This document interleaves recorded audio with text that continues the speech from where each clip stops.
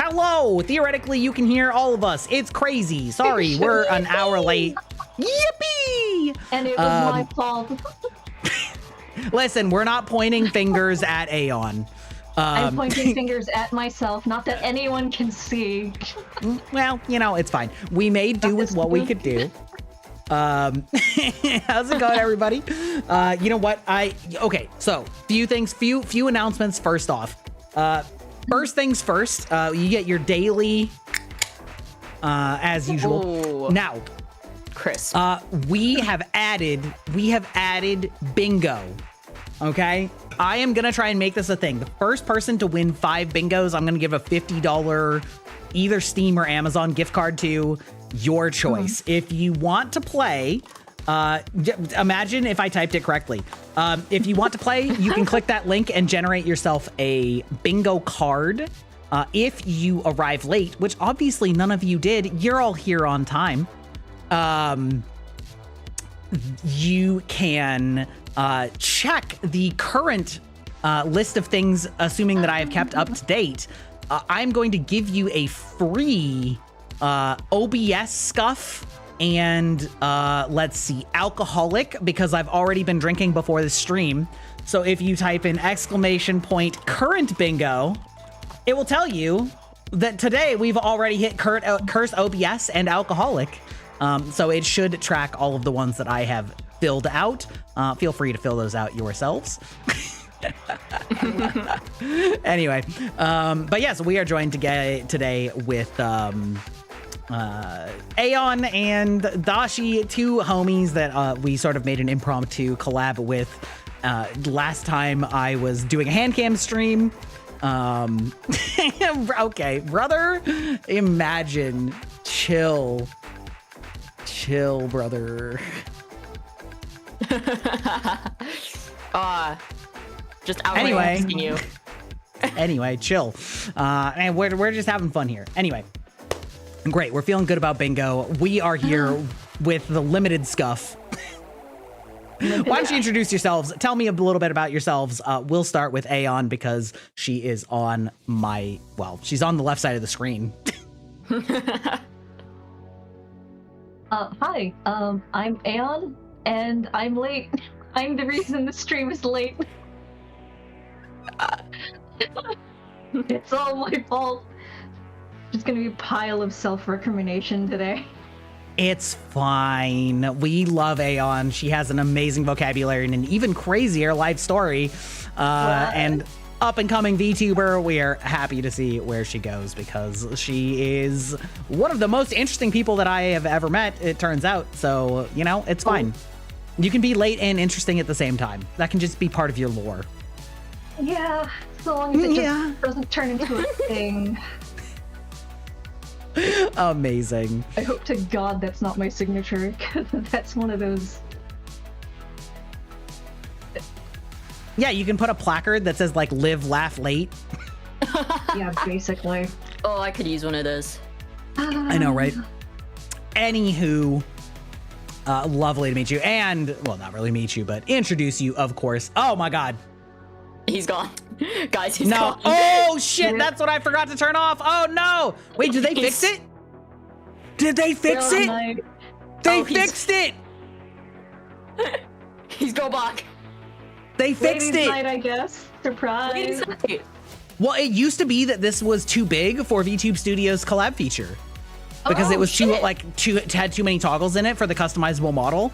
And remember, Dashi, an hour and a half ago, I said, hey, I need to turn that off, and then didn't.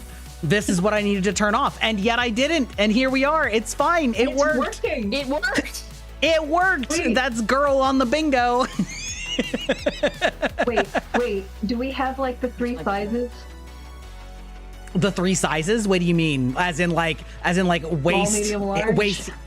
waist, hip, bone, Q, bone, bust, waist, hips. Is that what is those the 3 sizes? Yeah, the ratios. Look, we have 3 different ratios. That's true, actually. We've got a great mix and match here, right? And as we learned on the last hand cam stream, all sizes are great. Anyway, Dashi, do you want to introduce yourself? Yeah, totally. Howdy, my name is Pandashi. Most people just call me Dashi. If you've been on Gray's channel, you might have seen me around. we've collabed before. We've done like wild ass tier lists. We've yapped. And sometimes I just lurk in chat. Sometimes I am in chat. I don't know. But yeah, I'm a fellow VTuber. I actually wait. Hold on. I'm curious. Can I do this in chat? I don't know. Can you? Is it this? What are you trying to do? Oh, follow age. Damn. Let's go. Apparently, watch time is broken. Oh, it was watch time, bro. Yeah, it tells everybody that they have 0 minutes and 0 seconds. Oh, rip. Yeah, Rip. I've never watched Gaia in my life. It's so over. But yeah, I am a fellow VTuber. I self-plug. I do JRPGs, RPGs for the most part, but I will play anything once. But yeah, I'm here. Hi. Hi. Yes, these are my buds. I love their vibes. They're both incredible. Adachi is actively streaming, as we said, and Aeon is looking to stream in the future, I believe, or at least make some content. Mostly content. Streaming is going to be less frequent. There you go. From her mouth yourself, but she is very cool. And we honestly don't have a good plan. We are flying by the seat of our pants. And you know what? Pants are bullshit. You know what? I had a whole rant about that. Okay, so am I the only one that has an editor right now? Yes, I edit all my own content. Okay, so Yeah. I have an editor, and like he has a guaranteed number per week that we've worked out. And he was like, "Hey, by the way, I'm like, you need to send me more clips." And I was like, "Yeah. Okay." So I recorded like 3 or 4, and I sent him to him. He's like, "Great." And I said, "I okay." In full honesty, I did clip some stuff from a hand cam stream where I was a little sauced. But the clips are like 8 minutes each. Which is way too long for a short. That's like, not a clip. And I was like, well, but they were like one topic, right? I was like, so you could either turn it into multiple clips or try and clip it down or whatever, but I wasn't sure if you wanted to be sent something that long. And he was like, well, what's the topic? And I said, well, there was all sizes of booba are good sizes of booba, how to measure and fit a bra properly, and pants are bullshit. And he was like, okay, yeah, send them. Yep, that sounds about right. Yeah, it sounds about right. And I was like, literally, it was actually just like a 40-minute rant about pants and clothes, which is how we got here in the first place. Yeah. Yeah. I mean, what about fashion did we want to talk about? Are we just gonna go? Listen, wherever your heart takes you, if you want to draw up a topic, we threw out a few in the chat about like perhaps VTuber fashion versus IRL fashion. Yeah. There's like a whole area we could go there about, VTuber self-expression, so to speak, or things like that, Yeah. I mean, if we're going off of there, I would say, in terms of my outfit, because I did design my model. I did the OG design for this and then drew it, separated it, and rigged it myself. A lot of my models are actually very inspired by what I look like IRL. Minus the ears and tail, I would say I basically look the same. My hair used to be blue. It's not blue anymore. I dyed it back. But yeah, I don't own this outfit, but I would IRL. I would wear this. I actually do have the mask though. Actually, I don't know where that is anymore, but... Wait, the mask? Do you have a... Oh, you like the one on your belt. Yeah. Yeah, the one on my belt.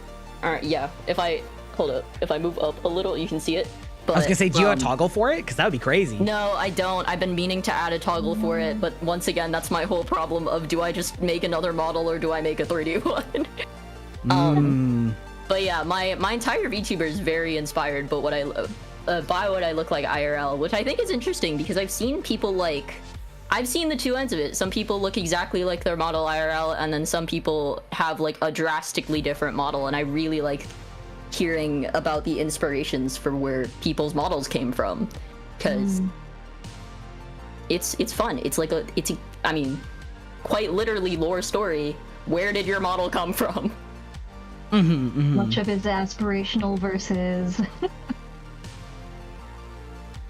Yeah, I know that there's definitely some like big... Some people have big differences in terms of like whether it's the style they wish they could wear or what they would wear if there was no societal judgment, or sometimes people just want something that's completely different just because it's completely different, Yeah. I would say, and I would say somewhat corroborated, I would say that mine does not really look like me, not the female model, I mean the male model. Yeah, I would say it doesn't really look like me. I would say that the hair length is about right, / my hair is slightly a little bit shorter. I have dyed my hair purple before in the past, but not very often. And I would say that the clothing is a style that I think is cool and don't have the confidence to pull off. You know what I mean? So I would say that that's like definitely my thing. And the closest, I think I actually linked you both the Cali jacket. bomber jacket. Yeah. So I did buy that and I have worn that. So like in a sense, that's like becoming a little bit more, but most of the time I'm usually pretty like casual baggy clothes. You know, I like things that are comfy and I don't really care that much about whether people are like judging my appearance, because to me that's just like a you problem. You know, like if you look at me wearing comfortable clothes that aren't, you know, they're not like disheveled, right? It's like a, you know, a button-up shirt and pants, right? But like, you know, it's like if you look at that and you're like, oh, you're not stylish, what a loser. I'm like, okay, cool, I don't want to talk to you anyway. Like, thanks for filtering. You know, but if I could live my true Kingdom Hearts, Final Fantasy, too many belts weeb fantasy, then I might. Too many belts. Sorry, every time somebody mentions too many belts, I think of Yu-Gi-Oh. But yeah. Oh, I think of Lulu. Oh. Final Fantasy. Do you know Lulu, Dashi? Yes, I do. Yes, I do. Think about that. Look at Yeah. her entire dress, but her entire dress is made of belts. Yeah. Yeah. I have had a couple people say that they like feel like my model fits my like personality or like vibe, but it doesn't really look like me. Thing to talk about, because well, I've definitely shown my model to some of my IRLs, and there's a lot of callback to what I look like. Like I actually, the piercings aren't updated, but all of these piercings are actually accurate. I have these earrings IRL all in these placements. I'm missing one. I got one new one after this. Yeah, I have an eyebrow slit. I don't wear these glasses specifically anymore, but I do wear glasses. Yeah, there's just a lot of callbacks to what I look like IRL, and a lot of people have told me that or at least my IRLs who've seen it have been like, yeah, Dashi, that's just you. Like, minus the ears, that's just you. Although I will say a coworker did call me Yassified Sonic at one point. And that's still stuck with me. That's been with me since she said that. Yeah. That's peak. Awesome, though. Yeah, minor lore break. I do not, or immersion break. I do not have any piercings. I've always like toyed with the idea, but I'm one of those people that like worries that I won't like it later. So I like the idea of tattoos and piercings, but don't have any. And the closest I have is like necklaces and rings. But the other lore break is I do have a beard, but I also feel like beards inherently look weird in anime aesthetic 99% of the time. Yeah, I agree. Right? So like majestic beards. Yeah, unless it's like truly, yeah. And I have like a trimmed beard, you know, not like I don't have a Santa beard, you know, I got like a close cropped beard, you know. Oh, Jason Statham, the eternal 5 o'clock shadow. No, it's bigger than that. Okay. Oh, you know what? Okay, why don't you talk about your aesthetic, Aeon, and I will find you two a picture of what my beard looks like. Okay. Okay. Keep the beard. Please show beard. Okay. My original idea, well, my current model that I'm still tweaking is was based on the idea that I would do mostly armor lessons and that sort of thing, and making of videos before, you know, tariffs. Yeah. And they just upped it up again because, like, maybe I can afford like a 25% hike. It's like, oh, it's 50 now. Never mind. Fuck. No, yeah. So I was like, oh my god. Like, if you make armor or you're involved in any kind of metal work or production for any kind of supplies, whether it's food or construction, etc., just everything. your supply lines will run through China and Canada at some point. There's no getting away from it, so it's just there's no good workaround. I see. Yeah. So yeah, and I was so upset because my favorite chainmail providers, like I can make chain links for chainmail by myself, but that is incredibly tedious. Oh yeah, 100%. I've seen videos of that. That's like an insane amount of skill and patience. Yeah, getting it consistent and cutting them so that they close properly is a lot harder than people give it credit for, and I can do it. I can do it better than most of the jewelry links that you can buy online. Dude, the kudos, that's insane. Yeah, the problem is that no one could afford me if I did it. Oh, right? My hands would die. Like, yeah, I think that's like a real. Oh, go ahead. Sorry? Oh, I was just gonna say, like, I think that's something that people really don't think about with anything that's artisanal, anything that's handcrafted. Like, people have gotten so used to mass manufacturing price cutting, right? Where they can make it really cheap because they go through a factory, that people just have no understanding of how expensive something that is personally handcrafted like that is. And it goes to anything like furniture, picture, you know, art, anything like that. And honestly speaks to the like VTuber scene with how expensive model art and rigging is, because they look at it and they're like, that's crazy, right? And you're like, okay, but it took me, you know, 400 man hours to do. That's like 10 work weeks. Yep. So what do you get paid in 10 work weeks? And they're like, well, like that much. And you're like, okay, so you understand, right? And yeah, so I mean, I just remember having multiple arguments over the years of like, oh, well, medieval's probably cheap because it's just a chainmail shirt, a tabard, and a helmet, and they had mittens. They didn't really have, you know, plate armor till closer to the Renaissance era, and I can do both, but I get lots of lunatics who argue about which they think is cheaper and how much I should charge, and it's like, listen, if you want your plate armor to be perfectly smooth and shaped properly, that's going to take dozens and hundreds of man hours of manually hammering it into shape and then keeping on going to make it smooth. Like, you don't just bend the metal and call it done. It's like I have to put the bend in the metal and then remove every little bend bit that you see or can feel. Yeah. Because one of the issues, so like one of the things that people take for granted is like, oh yeah, these the gauntlets, the plates that go for like the hands, the wrist, the fingers, they take for granted the fact that these things slide past each other with no problem. I'm like, guess who had to hammer them into shape and then get them perfectly smooth so they slide past each other? Do you have any idea how many hours that is? I mean, the short answer is no, right? Yeah. They just don't. Yeah, they just don't. Yeah. Yeah, and then there's the whole, I remember for a full suit, I would have to charge between 3 to 5K just to start. Why the variation? It depends on which era we're talking about. And that's just for getting a shape that fits you properly. That's not including any other details. No engraving, no lacquering, no etching.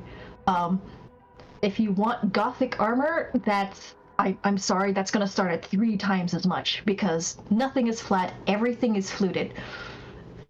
And that takes so much more math. Yeah, I've seen videos of that online, but I've never thought about the technicalities for it, and I guess I never even thought about the era. And I took art history, so that sounds fucked. Backpedaling a bit, I see some people in the chat talking about earrings, and I have, what was it? You said second lobe about 3 years ago. I mean, excluding the one that I don't have on my model right now, I do have 7 piercings. And I see people talking about titanium and silver. Honestly, try all of them. You'll eventually find one. I use both titanium and sterling silver. But yeah, I haven't had any piercing infected. Travel pillow, giant life hack for piercings. Peak. Yeah. How so? Explain to somebody who doesn't know shit about piercings. Oh, so usually when you get a piercing, it'll like be painful on that side for a while. I find that lobe piercings are less so. But I have 4 piercings on like my cartilage parts, and it's just that shit hurts. That shit hurts for at least the first like 3-4 days. So a good hack, well, for me, but I think I have a high pain tolerance. For me, I'll usually put you put the travel pillow down on top of your actual pillow, and then you just put your ear in the hole of the travel pillow. And yeah, that's the hack. And if you don't have a travel pillow, what is a travel pillow? Is that like the kinds that you use around your neck? Yeah, it's the neck pillow. Oh, so it's like got a hole cut out for your. Oh, I see. Okay, yeah, okay, so okay, that makes sense. You put your ear in there, and it's honestly best life hack when you get some like new piercings. Gotcha. Yeah, and then we were talking about tattoos earlier. I have 1 tattoo, and I'm planning to get another soon. But yeah. Yeah. I have who has tattoo? Yeah, you have tattoo. You have a tattoo. Aeon, do you have a tattoo? No, I have nothing. I'm way too active to feel safe with any kind of piercing. And in addition, I just wear so many different types of safety gear that I just really can't have piercings anywhere in the vicinity of my head. That's very fair. One of my biggest like irrational fears is getting my ear caught, or like one of my earrings caught on something, and then just like, yeah, it's fucked. It's over for me. It's done. But I would have to wear plugs if I wanted to keep jousting and have like ear piercings.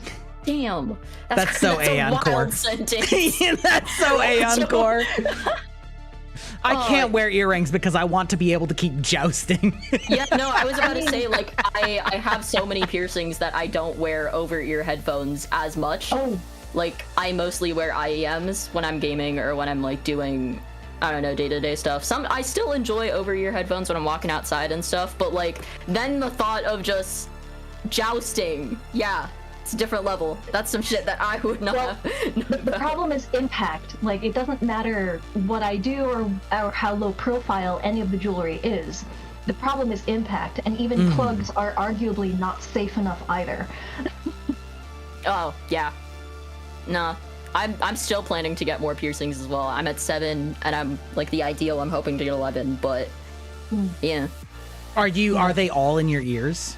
Yes, every single one of my piercings is in my ears. I debated on getting a facial piercing for a while, but I just don't think it would look that great. I will say, I do wear a fake lip ring around when I'm outside. I was gonna say that seems like I could see that fitting you. Yeah, or like maybe a nose stud. Who don't know or haven't asked, I'll like, whenever I'm in public, I'm wearing a lip ring, so a lot of people think it's real. But then I just like, I have to put lip gloss on, so I take it off and I put my lip gloss on, and they're like, wait a minute. What the fuck was that? And I go, yeah. I've debated an eyebrow piercing as well, but I just decided against it. I have an eyebrow slit, like, on my model, exactly where it is. That's where it is IRL. Okay. Is that from a scar, or? No, I take, like, a facial razor and, like, cut it myself every couple months. Oh! You have an eyebrow slit for style? That's peak. Yes. My god. I do. I could never. I will say, apparently it's been so effective that one of my roommates I used to live with, for at least the first 6 months of living together, they thought that I had an eyebrow piercing, but it was just my eyebrow slit the whole time, and they did not know. And I was like, what the fuck do you mean you didn't look at my face? You were just scaring them, you know? Yeah, you were clearly the top in the relationship. You asserted your dominance, and they just were like, you know. Yeah, no. But I've definitely debated the idea of facial piercings. I think if I do make another model, I would put like a lip ring on, just for the vibes. I mean, I wear one, but yeah. Ooh. I would also include my tattoo, but like even if I did, I wear sleeves. It would be covered. My tattoo's on my left forearm, so. Oh. Yeah, ink. Yeah, fun fact, my original model had a tongue piercing, and I was like, ooh, tongue piercings kind of squick me out. I wanted a tongue piercing for a very long time. I have too much of a tooth phobia because I have a recurring nightmare where I get hit in the mouth and then all of my teeth shatter into like shell beach textured sand, and then I like spit all of my teeth shards out. So I'm like, anything that would hit my teeth is like the anime is like the biggest no-go in my life. So like the idea of having a piercing in your mouth that like could hit your teeth, I'm like, no, that's not happening. I could never. I think for me, it's just I've definitely heard people say that even if you do get a tongue piercing, it'll cause long-term damage, like to your oral health. And I'm just like, yeah, I'm not willing to do that. Which is also the reason why I opted for getting a clip-on piercing and like lip piercing instead of an actual one, because eating, dude, so much easier. When I'm eating a meal, I just take it out and you just. Yeah, like okay, so fun story. When I was probably 14. I had a scooter, like not a electric scooter, just the old classic scooter. A razor. And it was not a razor, it was a full size one. It wasn't the like super dangerous one. However, it probably would have been safer if it was a razor because my buddy and I made a jump, which we took, but the scooter was like slightly too long, and so it bottomed out as I was clearing the jump. I flew over the handlebars and landed face first on the pavement, chipped my front tooth, and bit through my lip. Which may have been the start of my tooth phobia. That may have something to do with this recurring nightmare. Jeez. I don't know. I have an extremely similar story. Like, my upper lip's actually uneven because I bit through my lip in a different accident. Yeah. Oh. Yeah, very happens. fortunately, the chip is extremely minor, and most people think that's just the shape of my tooth because it's like really just the very corner. It's just like good. a little bit. If I point it out, you'll be like, oh, I guess that's like a little jagged, but it's very, very small. But I did bite clean through my lip, and at the time I was also irrationally afraid of stitches. And so I was like, I don't want to go get stitches. Yeah, and my mom was chip a like, tooth. we'll see. We'll see. Yeah, I didn't end up chipping a tooth, but I do have like a scar under my upper lip from said accident. Yeah. And you got any gnarly scars? You seem like the type. What? Yeah, you seem like you would have like some fucking scar. I have one from when a sword got put in my thigh. Told you! I was like, Aeon's the type of person that would be like, safety is always important, but also I did get impaled by a practice sword once. No, it was a tournament. It was live metal. Oh my god. Oh, stabbed.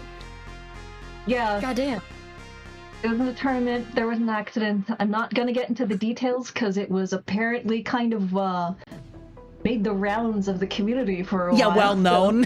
Well, yeah. Yeah, I imagine. Okay, seems like some kind of like cover page story or something. Well, I was very young. It was my first time at nationals. I was in grade school at the time, but I qualified for the young adult. I had a spot on Team USA, and I got better. There were a couple things that went wrong leading up to that moment. Anyway, I got stabbed at nationals and I still won, but it was extra memorable because I was the youngest to win and I was dressed in white. So the blood looked way worse than it actually was. Oh, okay, yeah, I can imagine. So, like, imagine a little girl in all white with blood just streaming down from an unfortunate area. I can like see it as a freeze frame in my mind. Yeah, there are a bunch of people that are like, oh my god, did they strike that, that artery? Because like, we need to get her to the hospital. She's like, god. Because you can bleed out. Bleeding. Yeah, like profusely. It was bad. But like, I remember the American judge was like, oh no, but the German and Japanese judges were like, oh, she's got spirit. She's seasoned. She's been stabbed and she's fine, seemingly. She's seasoned, holy shit. Excellent spice, I say. 10 points. Bonus points for grit. Yeah. Yeah, well, I didn't get a perfect score, but it was very high. Because like, I wasn't supposed to get stabbed, but you took it like a champ. So it's like, damn. I got as high a mark as I could get for a serious gaffe. That's crazy. I want chat to know I'm intentionally hitting bingo on this one. The first thing I thought of when you told me that you had a white outfit is that there was this like viral TikTok sound that is just literally the opening sentence of The Way of Kings by Brandon Sanderson, and talking about how the assassin wore white on the day they were to kill a king. And I'm just like, Aeon, son Vallana wore white on the day she was going to kill a king. I'm just like imagining little dressed up Aeon. Oh my god, what an image. Anyway, I'm just intentionally giving a bingo score on that one. So yeah, I had to switch tabs real quick. Sanderson bingo, ding. Yup. You know, now that I feel like my Scar story is just like Canadian. Like I was in a hockey rink and I was like I had my skates on. We were playing tag and I fucking figure skater left a pot in the ice and I over it. And it sent me fucking skidding, and I fell face first into the ice, bit through my lip, and it was worse because I had to skate back off to wash my face. But I was in the middle of the ring, so I skated off, but you could see a trail of blood. On the ice. Yeah. And it was just, yeah, that felt like the most Canadian I'd been, and then I stopped playing hockey. I have two other Scar stories. One was I was about 8 years old, and I don't know how many of you know Ninja Turtle lore, but there's the two mutant villains, Toka and Razar or whatever, the wolf and the horned back turtle. And so I had the toys of those, and one of them, the turtle one, had a spine ridge, basically like a Stegosaurus spine ridge, and it was the same color as the cushions on my couch.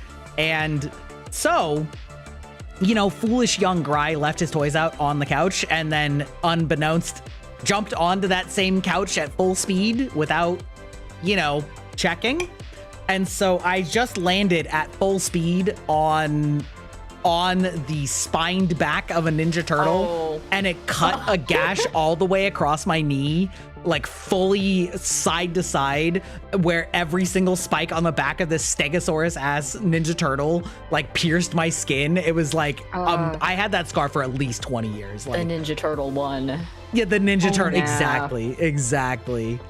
And then the other one, I was doing leg presses in gym, and I was pushing quite a lot of weight because I was a defensive soccer player, so I have very thick thighs and quads and calves from all of that. And then somebody pulled the pin out, and I pushed just as hard with 0 pounds on as I did with 250 or 300. And the leg press flew away from my legs. My feet then fell to the ground, and then the leg press smashed back into my shins. And maybe the bone was showing, I'm not certain, but it was a big deep gash right on the shin. Fun times. Yeah, it was good times. That seems like very American injury. Yeah. I was fucking around in the gym, bro. I did not get a scar from this story, but I do think it's worth sharing because of how fucking funny it is every time to me. I skateboard. Okay. But I switched to... That fits. I switched to longboarding a couple of years back because I used it mostly to get around. But when I first practiced longboarding, there's a roundabout / parking lot near my place that I would practice at, and it was on a slope. So half of the roundabout was uphill, the other half was downhill. And so I would go on the downhill and I would try to speed up, but I got speed wobbles. Context, if you don't know what speed wobbles are, it just means you lose control of your board and you start wobbling. Two options. You can either fucking bail and just jump off the board, or eat shit. Yeah, you can. Second option is take control of the board and just attempt to stabilize again. I don't know what my brain was thinking. I combined both those options. So I essentially just imagine Teen Dashie heading downhill on this weird slope to a parking lot, bail head first into the hood of a car, and then my board goes flying into the curb. And I still vividly remember looking up, because that parking lot's next to a public park. I still remember vividly looking up from the person's like hood of a car. I was like, shit, I really hope whoever owns this car is not in the vicinity. Isn't gonna sue me. Like, I ran to my board and then skated home as fast as I could, and I still, like, that's probably one of my peak embarrassing dashy moments. But yeah, I still longboarded. Y'all reminding me that I absolutely rear-ended, fucked up the front quarter of my friend's mom's sport car on prom night. Oh, that's a story. I mean, there's not much to the story. It was after prom, and we were having like a sleepover at my house so we sort of went, it's like a group of maybe, I don't know, probably 8 people, 6 or 8, probably 8. And, you know, we were all the like straight edge kids, so we weren't like all boning after prom. You know, so we were just having an actual sleepover, and then one of the young women at the time needed to go home for some feminine products, and I was like, yeah, no worries, I'll drive you home. Like, it's you know, we can just go pick it up. It's no big deal. And so we get in my car and we back up and then crunch, because the other friend who was driving his mom's sports car had parked it right behind my car, but like below the curb, so it wasn't like in any of my mirrors. And so yeah, it was like right in the blind spot. Absolutely crunched the shit out of that car. It was a very, very nice sports car, and the whole front quarter was like fucked up. Done. Whoops. Fucked up. Whoops. Anyway. No real hiding from that one. We told my parents, and they were like, go back to bed, we'll deal with it in the morning. They were like, okay. Okay. That's a tomorrow problem. Yeah, it's like midnight. It's like, what are you gonna do about it? Like, anyway. Whoops.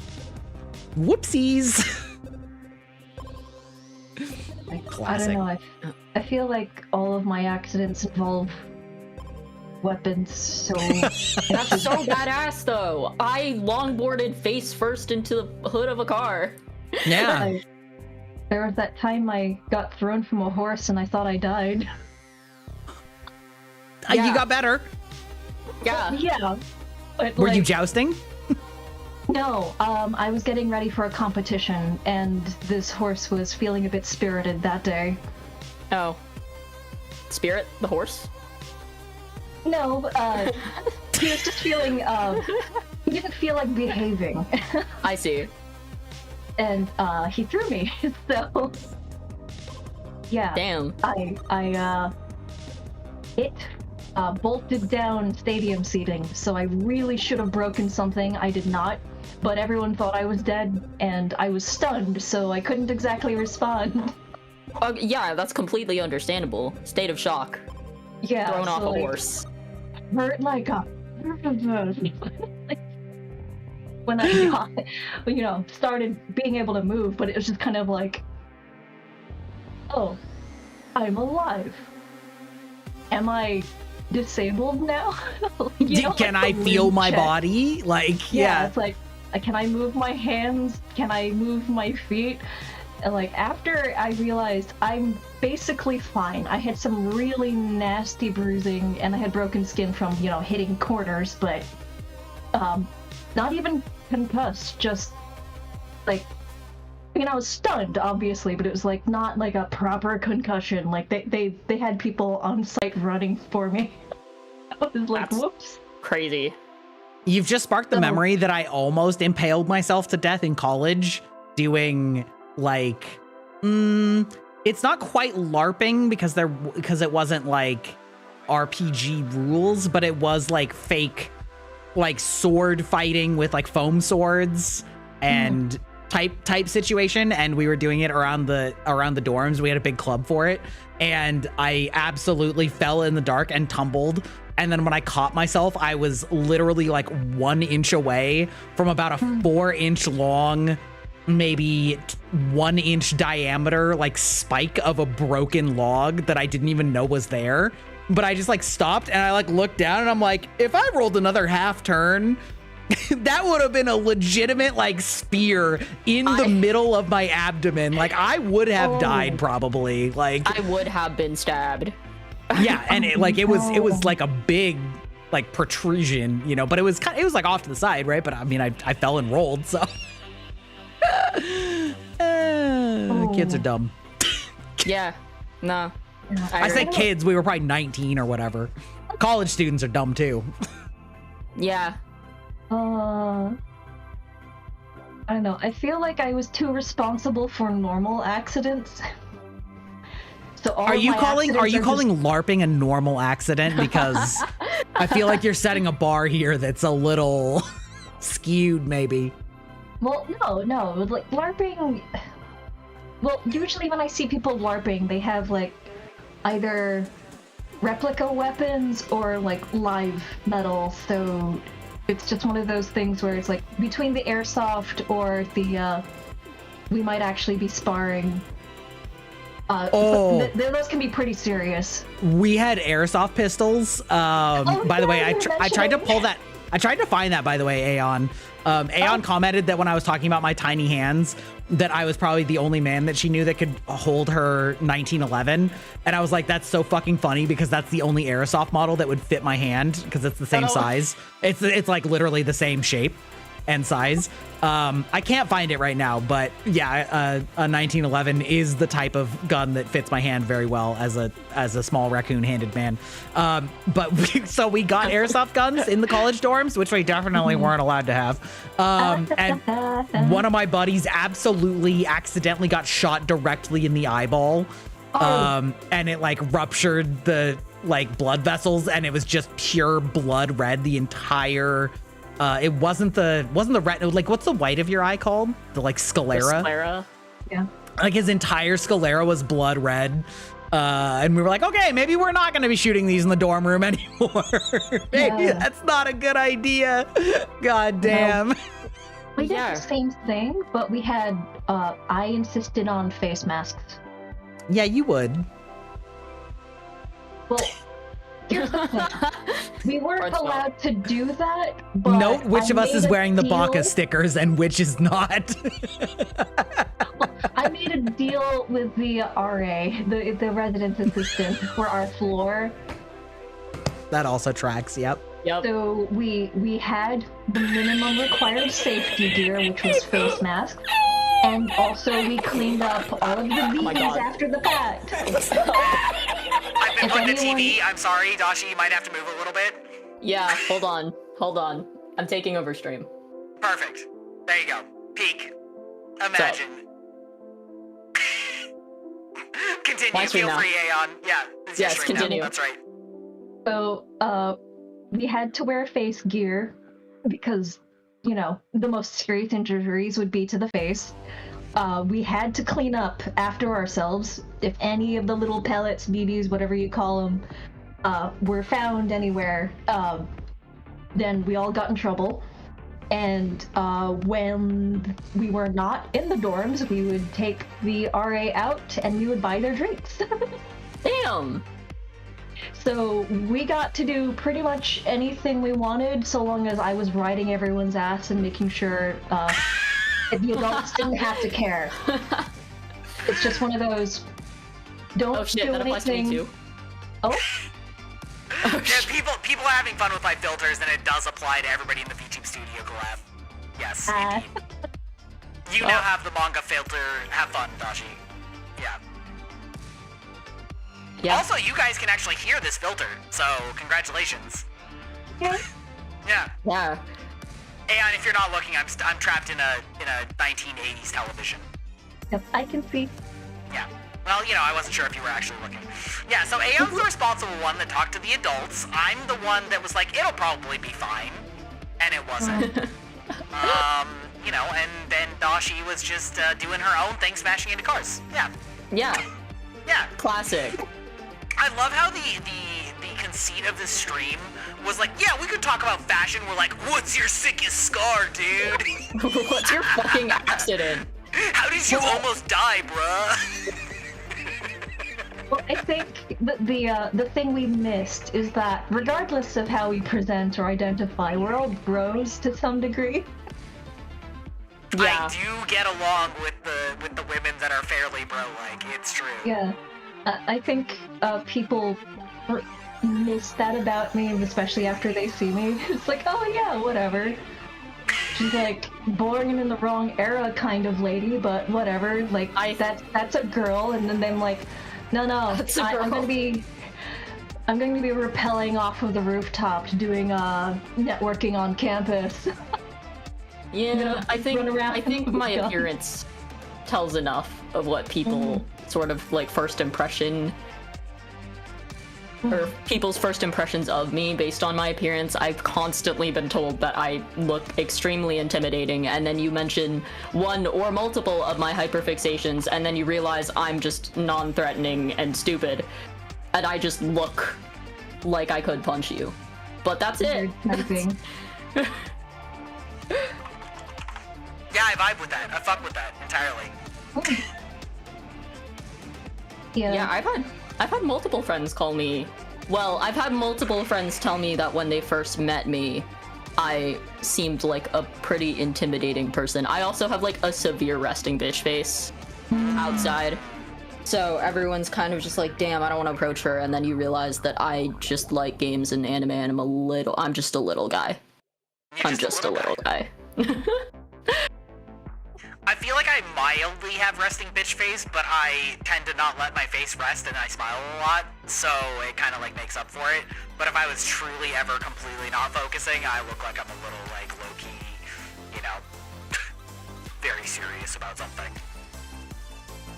Yeah, I don't think my resting face is like a true resting bitch face. I think it's like in between resting bitch and I'm very mildly pissed off at the world.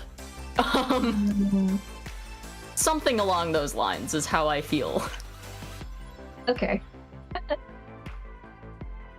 I don't think the piercings or the... Well, only when I roll up my sleeves does the tattoo show, but... Yeah. Oh, I also wear, like, aggressive what's your eyeliner. tattoo by the way? I could... Do I have a picture of it? It's, 3 stars in increasing size. I could probably take a picture of it right now. Okay, nice. Let me see. Yeah, I always feel like if I ever got... I've always toyed around with the idea of getting a tattoo, but also because I'm a person that's full of anxiety, I'm always like, what if I won't like it?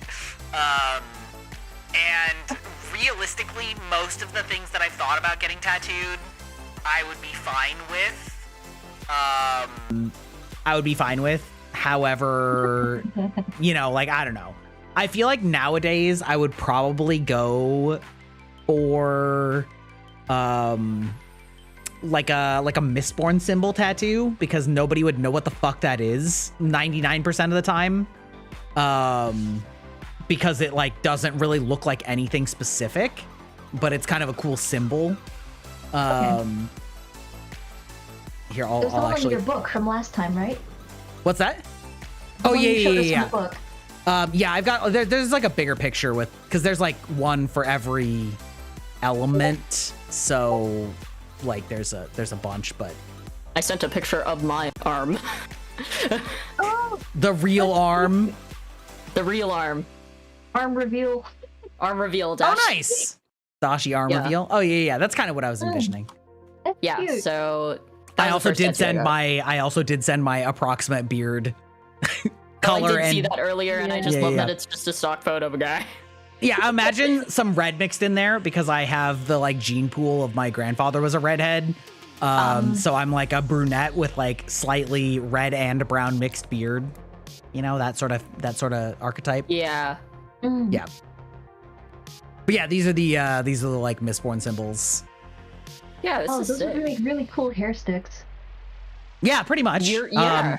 Yeah, those are nails that are driven through the bodies of people. Oh, never mind. Ah. Oh, goodness. Yes. Yeah. Pretty Well, that's- adjacent, I would say. I mean, you know, it's pretty much the same. Yeah, right? Right? Oh, Most notably through the eye sockets. It's fine. Don't worry about it. Man, I was thinking, oh, I would tie up my hair in like a messy updo and put those through it. Oh, Yeah, I agree. Well, you could That's not- absolutely. It's a dual function. It would work. You know? It's like those hair sticks in well, really like all the Chinese dramas, but I was thinking of Apothecary Diaries, you know, where they basically double as like an easy impromptu stabbing dagger. You know, if you really, really, really need to, you know? Oh, good depends. There are heavens. different types. Yeah, of course.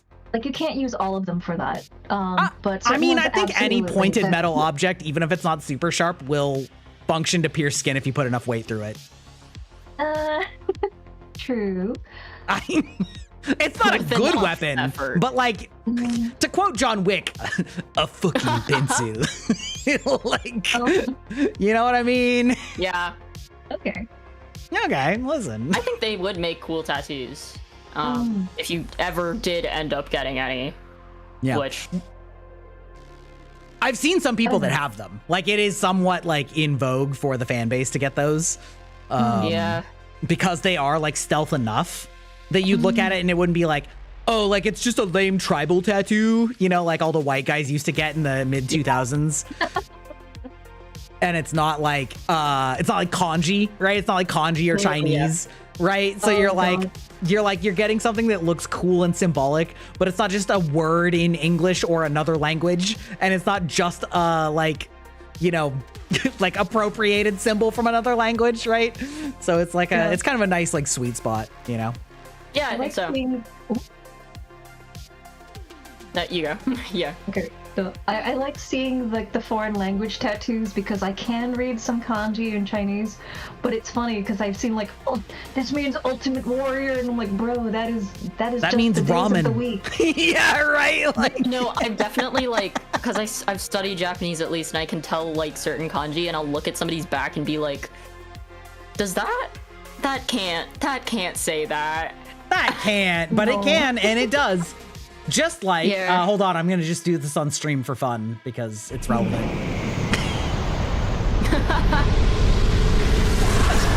I just, yeah, that Oh, is no. relevant.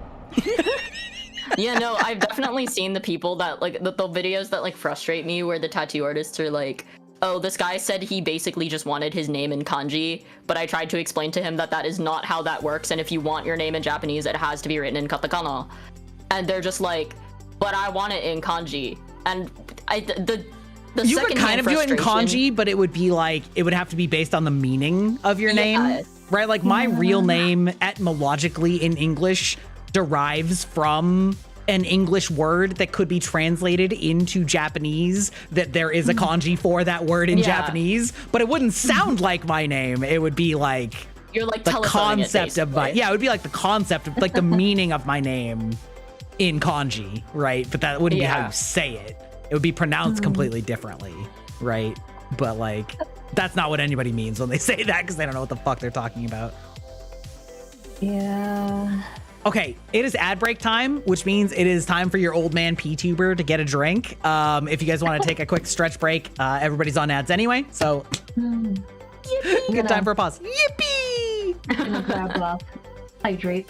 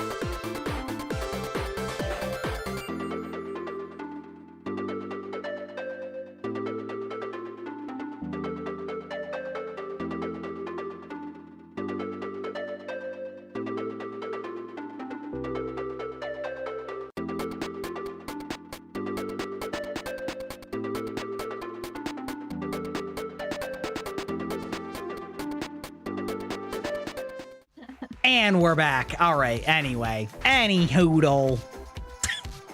Cool. Yeah. Yeah. Yeah. Awesome. I was just looking at the Mistborn symbols, and I was thinking, that'd be really cool if you could make them really small and then organize them like a constellation. Oh, well, I've got a picture for you because one of my favorite things about Brandon Sanderson is that he, not exactly as a constellation, but one of the things that he really likes is a fully fleshed out symmetrical system. And so there is actually a chart that puts all of them organized by subtype groups that are correlated. So like in this one, the top left quadrant are the 4 physical abilities, and then the top right are the 4 mental, and then temporal, and then enhancement.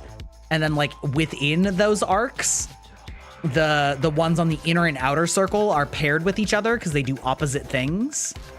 And then the ones that are also on the inner circle is like, there's like also a concept of internal and external.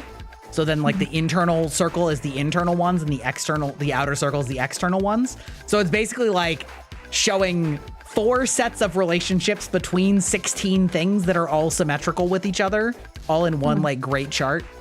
Damn. That'd be really cool on the brim of a hat. Yeah. Anyway, yeah. So just in case we weren't getting our Sanderson quota, here it is.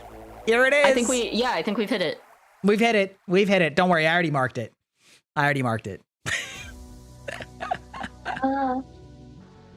Also, Odona said Scottish? What was that about? Probably about the red hair. Okay. When I was talking about my grandfather being a redhead. Okay. Honestly, I'm not certain. I like, my ancestry is sort of a mix of UK with some German thrown in there. So I don't know if there's Scottish or Irish or both. I think there's definitely some Irish. Like I said, I have a very extremely German surname on like my mother's side of the family 3 generations back. Which obviously I won't say here, but it is a very German name. And yeah, my family were some of the first, well, on my mom's side were some of the first settlers of Oregon on the Oregon Trail. So we got a grab bag of European ancestry there. Got a double hydrate. Hydrate? Imagine. Are you saying that I've been drinking too much? Vel, have you hydrated? Vel, have you had water today? Turn it back at you. Vel's one of mine, that's why. I'm gonna do the classic old man back stretch, which is where I just like decompress my spine via my chair. Vel's from my channel, and so I'm calling him out. Did you have water today, Vel? That counts as gremlin laugh. I don't think that's gremlin laugh. I think that's just like old man noises, you know? Okay. Yeah. Although I wouldn't be surprised if I had an old man or a gremlin laugh somewhere in the middle of this. I can, yeah. Anyway, Vel, get up and drink water. Vel. Hydrate yourself. I love this like Dashi doming her community side of things. Well, no, like, it's kind of bitch, it's just a joke specifically with this one guy. Drink. Vel is notorious for not drinking water. I mean, you don't want to look like a prune, do you? You did For no rude. reason. Okay. Good.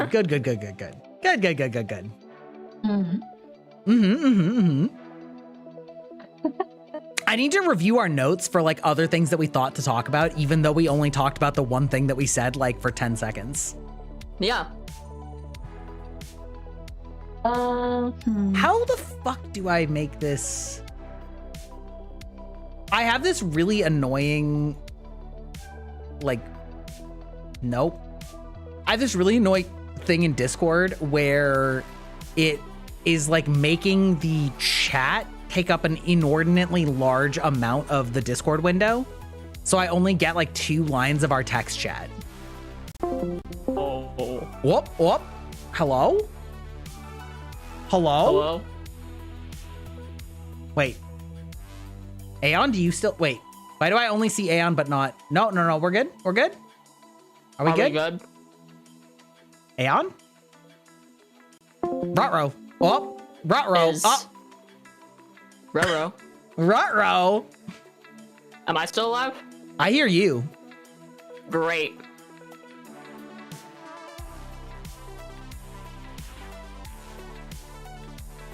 Did she die? I don't know, maybe. The sword finally got her. Damn. Damn, dog.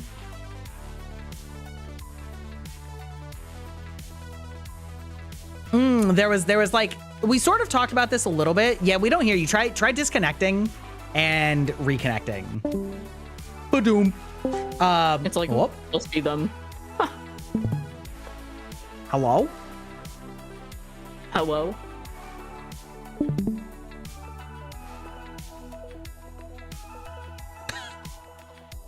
We're back. The scuff has returned. Still no. Still nada. This is how we started the stream, guys. This is how we started the stream. Hopefully it's not how we'll end it. Yeah, we had a topic in there about like VTuber outfits that we would or wouldn't wear based on like physically impossible, socially unacceptable, or just simply embarrassing. The scuff is like eternal. The That's right. stereotypical ones? Well, just in general, right? Like, are there any general things, right? I'm definitely not a like shows lots of skin kind of guy in real life. Which I realize is maybe at odds with standard VTuber male marketing. Actually, just in general VTuber marketing. Where are the tits? Where them titties at? Would you wear the potato? Wait, which potato? When you say the potato, the one that I think of is the one that Vivi-chan wears. Like Vivi the dragon. So funny. I will say, I think... I did meet her, by the way. She is a little tiny bundle of hilarity. Badunk. What about the pineapple? I don't know the pineapple. I don't know, man. Valuable. I will say I've definitely drafted up outfits for myself before, but a lot of them are, as I've said, my VTuber is very based off of what I look like IRL, minus the ears and the tail. So I look basically the same. I would say the style that I'm wearing right now is like, this is the ideal, like what I would like to own, but I definitely wear adjacent to this style. IRL, it depends on I guess it depends on like the season. I'm a very like button up underneath, like collared shirt underneath, big sweater on top, and then like baggy pants. Sometimes I wear a pant chain, I throw that in there. Cute belt. I used to be a big sneakerhead, but I'm not as much anymore, but I still own a lot of shoes. Nothing about this surprises me. And then, yeah, no, in the summer I'll usually wear like, literally today I like wear a crop, usually some kind of crop with like the like cargo pants or something, like tech wear pants almost. I do own a couple tech wear pieces. And then just like a zip up sweater, but I'll usually like unzip it. You know, like when you wear a sweater, unzip it over, like how you're wearing your jacket right now. Right. Like slung over the shoulder a little. Yeah. And on occasion when I feel like it, I actually do wear like a crop with like a pleated skirt, like a pleated mini skirt, and then I'll wear like, I actually own a lot of skirts that I wear a lot during hotter seasons. And then Unlike this. Yeah. The toggle I never use. And I wear, I usually wear knee-high socks. And then, yeah, classic skirt, knee-high socks. And sneaks. And crop top. What are your thoughts? Those are, yeah. What are your thoughts on thigh highs and or absolute territory? Okay, thigh highs. Thigh highs are a little iffy for me because I feel like if I were to pick over the two, I'd prefer knee highs over thigh highs. I just feel like thigh highs are too much. And also they slide down a lot and it just pisses me off. Okay, well, how about in general though, not necessarily for you? In general, I think they're cute. Cute look. Yeah, I would draw myself in those. I was gonna say, I've would you drawn make a myself in model? Yeah, I was gonna say, would you make a model with thigh highs? I think I would. I've drawn myself. Wait, hold on. I've definitely drawn myself in a maid outfit. I do not know if I put thigh highs on myself. It's literally just how high the stockings / socks go. So thigh highs go all the way up to the upper thigh, and absolute territory is sort of the joke / not joke name that they call it in Japanese for the zone in between the bottom of the skirt and the top of the thigh highs. Yes. Which is really just sort of encapsulating the generic look of skirt with thigh highs. Whereas like knee highs are just socks that go up to your knees, which are like soccer socks. I do like overall I think if I were to pick between them, I'm a big fan of like knee highs, and I think I do enjoy the combo of thigh highs with garters. Like, I think that's cute. I like that, or like, you know, like leg straps, something like that.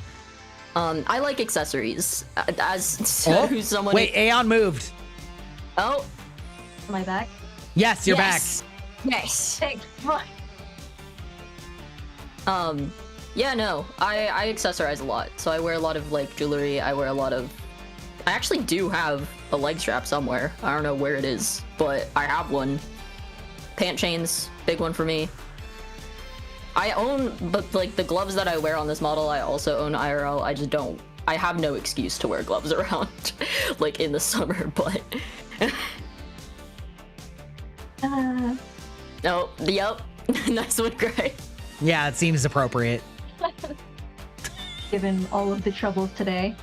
Yeah. And what are your thoughts on thigh highs, stylistically? Yes. Yes. Based. Oh, specifically what? No, I mean, as in like kinds. We were talking about like, you know, the absolute territory, thigh highs and skirt, standard anime aesthetic.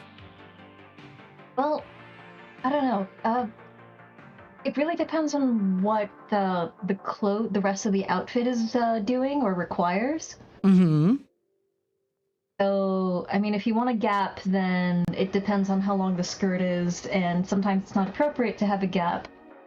And other times, well, you want to cover it all the way up. Except for if you start running around, maybe you don't want to see a gap, but maybe you want to see a strap. Sometimes you have, I don't know, the classic Cuban heel with the line going up the back. Other times, you see the thigh highs, but they're basically guards for your pants for if you want to wear like leg armor or something. So it's kind of like a false thigh high, but it's not really a thigh high. They're guards to protect your clothing from your armor, so it really depends. This is such an Aeon pilled answer. Like, Sorry, I have a fixation, okay? And these tariffs have killed my armor dreams. I did the math when I saw like the 50% hike and was like, what would it cost for me to make something for someone now? And I'm like, oh, I have to ask someone 10k for basic. That sucks. Yeah. What are your thoughts on it, Gray? I like it aesthetically. I mean, I think, again, if we're speaking like purely for anime / VTuber design, I think it's really nice. The practicalities of it are incredibly impractical because usually the skirt would be fairly short for that aesthetic, which is obviously problematic. And as you noted, like the thigh highs would, you know, fall down a lot on a real woman. So, but they're so annoying. Yeah. It really depends on the style of thigh highs, because some of them you need a garter belt, and some of them are stay-ups, and they have the elastic, and some of them have nothing. Yeah. So it depends on the type. But I think it looks nice for animated characters where it doesn't matter what the actual physics are. Yeah, no, definitely. Yeah. I mean, you can do the cheat where you have like skin-colored leggings, and then you have the thigh highs on top of it. Yeah. And then you just sew it on so that it can't possibly fall down. I did draw myself in knee highs. Never mind. Those were not that high. I was looking for the maid drawing that I did of myself. Like, wait, what does my maid drawing have? I don't remember anymore. Let's see if I Hold. can. Hold. Hold. Wait. I never Art. colored it. I really need to render that. Speaking of colors, I'm amused that we're in a similar color family with our current model. Oh yeah, no, it's cohesive. Lots of blue and purple. It's funny. Okay, so I actually have like no socks on mine. I just have combat boots and then bare legs. I was fully prepared feet. Just. No. You've seen it, right, Dashi? Yes, I have. Yeah. You know what? Listen, for chat, anybody who hasn't seen it, I'm sure you have, but like if you haven't, behold, Maid Gry.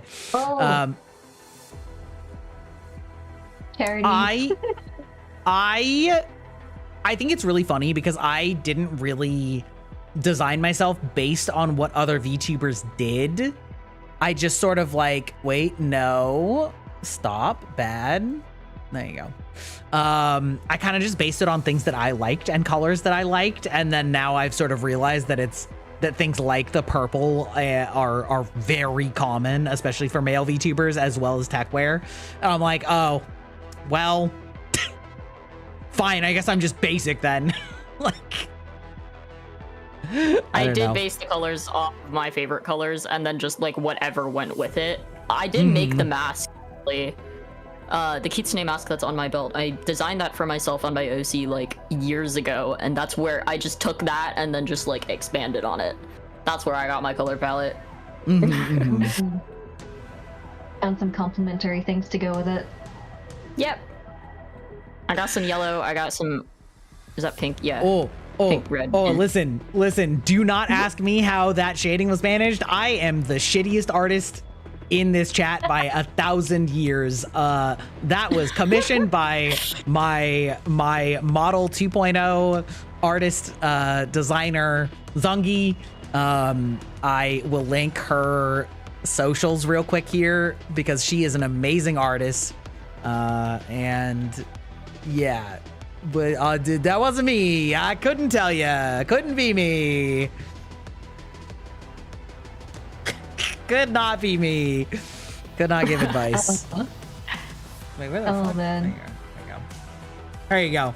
This is the artist that produced my the made model and my 2.0 design. So Oh. I'm gonna call that bingo for 2.0. Oh, Okay. yeah. Yep. 2.0 mentioned. Okay. But yeah, I don't know. You gonna have a maid outfit for your new model? No, I'm already paying so much money for this new model. I can't afford a whole second ass outfit that looks completely different. Jesus Christ. Yeah. I don't know. It's like, We're breaking the bank on that one. Yeah. And then meanwhile, I'm over here like, I can do texturing in Vroid. You know, treat it like The Sims. If I it's think all I flat- could. Mm. I think Well, I you would. can. You rigged everything by yourself too. So. Yeah. I think I would. I would like to make a. I think it would. I think people would demand a made model at some point for me. Anyway. Well, it's a lot easier if you made a There you Vroid go. to do a made model. Yeah. That is like one of the big benefits of 3D is it's way easier to get outfits. Oh yeah, totally.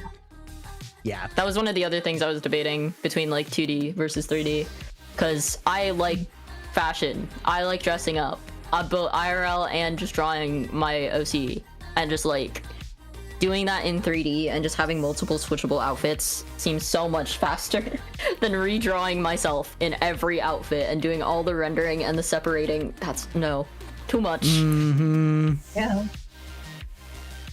It's Sounds true. like a lot. And it's just one of those, oh, yeah, no, I'm just gonna, if I do a Vroid, it's even more simple than trying to do it properly in, say, Blender.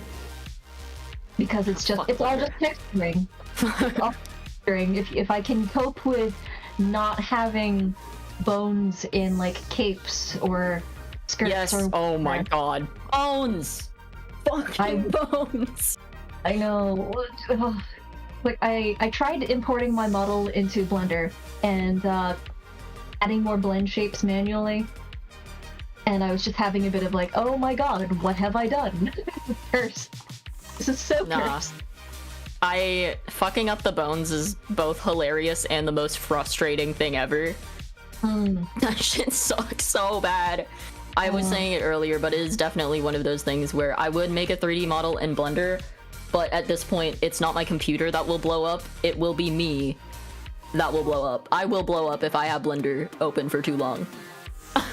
Yeah, I discovered that I am crazy enough to try worrying about fabric collisions, especially if I have layers, and I realized I spend time coding and boning this thing from scratch, or just cope with the clipping so I could have movement. It's not like anyone's gonna see my entire model most of the time, right? I just ignore that it's clipping. Or I could just texture things in Vroid and live with that. Yeah, I think the Vroid is always the easier option. Blender, oh, that's just too much. Wait, Dashi, what's your Twitch handle? At Hey It's Dashi. Hey It's Dashi. Oh, okay.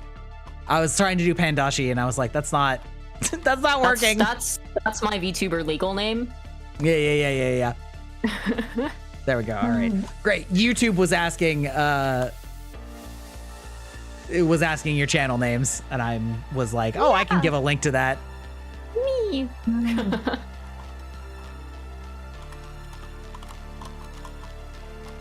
As a fellow artist, I was reading. It was way too early. Yeah, they were talking about the the other model and I'm like, ain't me, couldn't be me, never.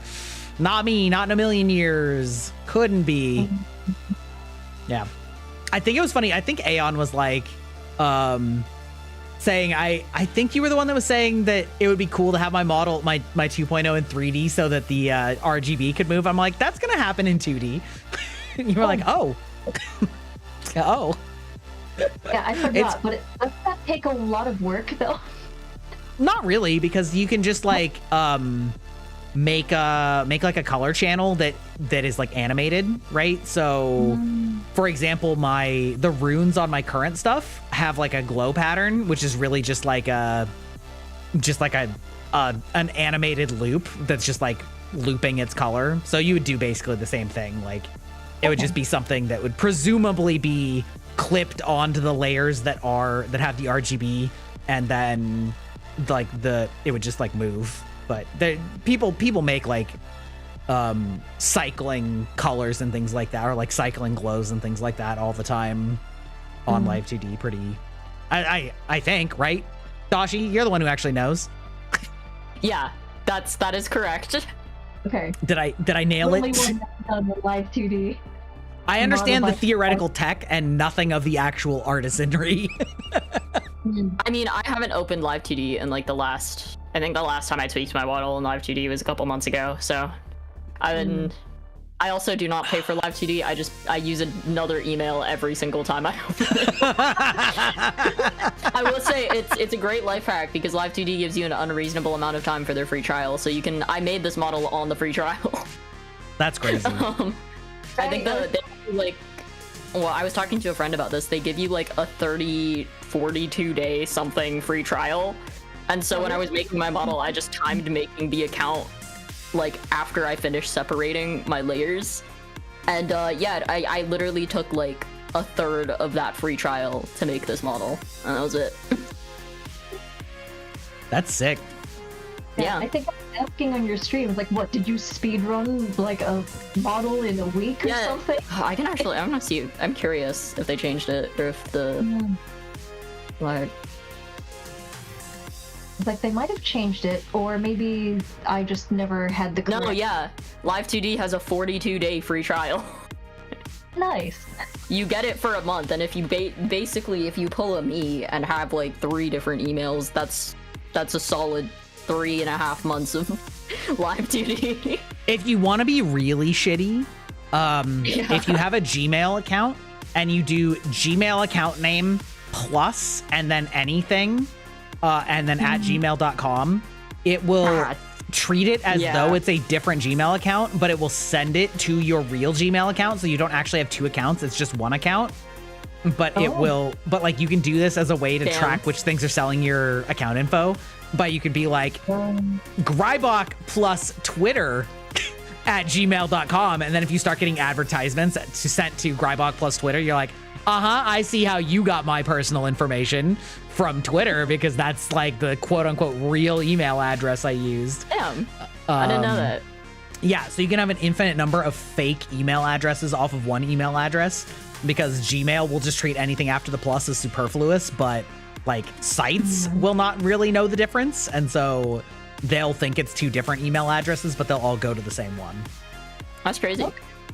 Yeah, no, I will say I will probably end up paying for Live2D, but it's insane to me that it's a 42-day trial. It's a really specific number too. I don't know why it's 42 days. It's the answer to life, the universe, and everything. Fucking... Yeah. Anyway, I will say, I think the reason I didn't pay for it at first was because I didn't know if I would start streaming or not. I learned how to 2D rig for game dev purposes, not to be a streamer. But then I was like, you know what, fuck it. I'm just gonna, first project, I'm gonna make a VTuber. And yeah, now I'm here. Now I've been VTubing for 2 years.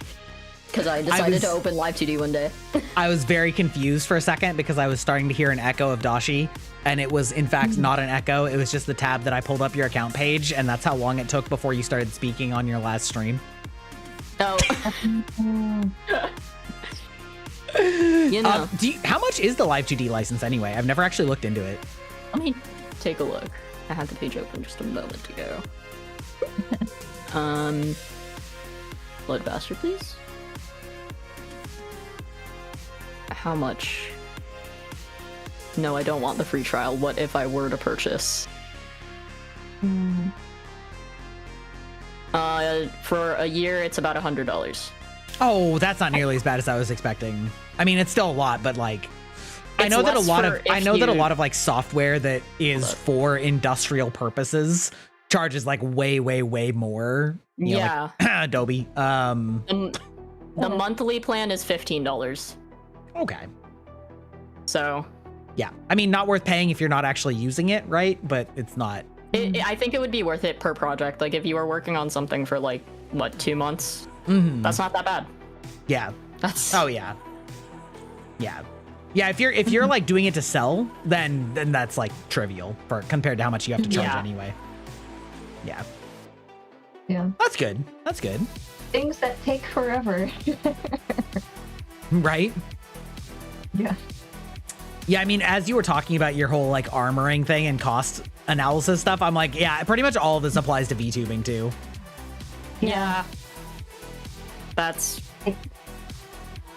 I remember someone explaining the different ways that people commonly cut up the models before they send them to whoever's doing the rigging, and all the fighting that happens when the rigger and the artist doing the cutting don't know each other's workflow. Yeah. How trivial is rigging? Dude, rigging is very non-trivial. Oh god. Okay, let me pull up like a Live2D rigging time lapse. Oh my god, the deformers! I can see them in my mind! No. I will say, I think that was the one thing that like partially motivated me to do it myself. A, because I didn't have the money. I was like, I don't even know if I'm gonna commit to streaming, so I'm not gonna spend money on a model that I'm probably not gonna use. Fun fact, I thought I was gonna stream for 2 weeks and then quit. I'm still here. Anyway, I remember making my model and then just being like, if I separate it wrong, it's on me. Like if I do the rigging wrong, at least it's on me and I can go back and fix it myself. It will be tedious, but it will be on me. And I did gain valuable skill from that, so. You learned how much it sucked. Yeah, I learned how much it fucking sucks. I would do it again though. It's not like the worst thing. I've experienced worse, especially someone who works in like content creation and stuff. But like, I would say Live2D rigging, I did find it fun. Like overall, as frustrating as the deformers and like rigging was in general and keyframes, it was fun overall. I did enjoy it. It was great. And it's nice seeing everything. There's a rewarding feeling at the end where you get to like actually put the physics, like the auto physics on your model and see it move and then do the fun expressions. And you're like, wow, it works. Okay. To the question of how non-trivial is it? This is a extremely compressed time lapse, and the section you're looking at right now is just them working on the bangs. So imagine doing this at much slower speed in real life as the you amount program of corners that I cut. Oh. Yeah, as you program every single layer and how it moves as our bodies move left and right, and you have to deform every single layer to like match so that they don't look all fucking wild. Flashbacks, the flashbacks. Nah. It's definitely like 1,000 years there now. Yeah, so this bang section is going at this speed for 10 minutes for just the bangs. Yep. Then we get to the body, you know? We're like, ah, yes, look at all these shapes. So imagine doing that forever. Yeah, I cut so many corners to the point where like you can see them in this video doing like the legs and the feet. My body's a half body model. I do not have legs at the moment because I got too tired to rig the legs. But yeah, no, I just like, I think I could definitely do it better next time, but yeah, rigging, y'all, crazy. Well, it's interesting how like exponentially harder it gets, because I remember Cecilia Immigrant, the hololive vtuber, she was a rigger beforehand and has rigged some real hololive models before she joined hololive, and she rigged her mascot live on stream once, and it was like not actually that intimidating because it's a very simple model and it like doesn't have that many layers, and so it's like, oh, okay, I'm seeing how she's like drawing the like 3D image lines around the main circle of the body and how the face like pivots left and right, you know, and the eyes are just like 2 layers, right? It's very simplified pupils, and like there's little like cute cartoony arms that don't have very many. So like that aspect took her a couple hours probably, and it like came very far. But when you look at our models, anything that has shading, like look at my jacket and look at how many colors there are that are shaded. Many of those are their own layers, and you have to do it for every single layer, because the idea is that you want to make it so that the like shadowed and highlighted layers move independently so that it gives an actual illusion of being actually 3-dimensional. And so the more complex your clothing looks, the infinitely more times you have to modify things and like make them all look good together. And when I first got my model, there were all sorts of like little weird things that I had to send back, that where it was like, oh, well, if I turn to the left, my hood unclips from the jacket, right? Or things like weird things like that, where it was just like, it wasn't that big of a deal, but I would find it the more that I went. I think I also just recently found one when I did a cheek puff, where like the cheek puff partly clips if I turn one way but not the other. Let's see if I can do it. Yeah, so my smile clips through the cheek puff when I look right. Oh, I see it. Yeah. Okay. Right, so it's like take that times every single number of layer of gradient and color, and like a full body, and like, yeah, I mean, it is an astonishingly time-consuming and detail-oriented process that is exceedingly complicated, and the more complicated the model, the more complicated that process is. And a big thing that riggers have complained about lately is how there's been a big inflation of expected or desired toggles, and all of those toggles interfere with things like the ability to lean. And if you do like a lean, then the lean interferes with literally every rigging parameter on the body. And so like there's like all these different weird like combos that you have to redo and redo and redo, and it's like every time you do an arm, right? If you have like an arm toggle and a lean, then you have to redo the arm for the lean. So if you have 5 arm toggles and a lean, you have to redo all 5 of them with, so it's like, there's just like layers and layers and layers and layers and layers of complexity. And so that is why if you ever look at getting a live 2D model and it seems expensive, like that's the reason it's expensive, is because there is so much that goes into it. And yeah, I could never. I could never. I remember there was that thing a few months ago of like some VTubers were showing off and I can turn my head almost 90 degrees. And I'm like, oh God, the deformers for that. Yeah, the deformers, oh my God. Having to do that, and this model was the first time that I'd ever used live 2D. My only adjacent experience to doing something like this is working in motion graphics and keyframes. And so I had a general idea of what I was trying to get myself into, but it was a little more different with the fact that I was using my own drawing and the amount of times I had to flip between Clip Studio, go back because I fucked up a layer, and then re-import another layer into Live 2D. And there were definitely points where I gave up. Like, I noticed post-finishing my model that in my original design, I have like face markings and then I just never put them on. And I was like, I'm giving up. That's not going on the model. It's over. That's for like whenever I choose to make another model. But like, there's even, as Gray said, like clipping, sometimes when I blink too fast, the top of my pupil clips a little, or the top of my iris clips a little. And I don't know if you can see it sometimes, but I partially fixed that problem by making it so that my eyes don't fully open in the parameters of live 2D. You can't see the top of my iris. But it's insane just like the amount of times I had to flip back and forth, doing this for the first time, reading tutorials, watching a YouTube video on how to do it. Yeah. I got somewhere though. So but I mean, you did fantastic. I mean, that's for somebody's first time live 2D model, like it is a very excellent model.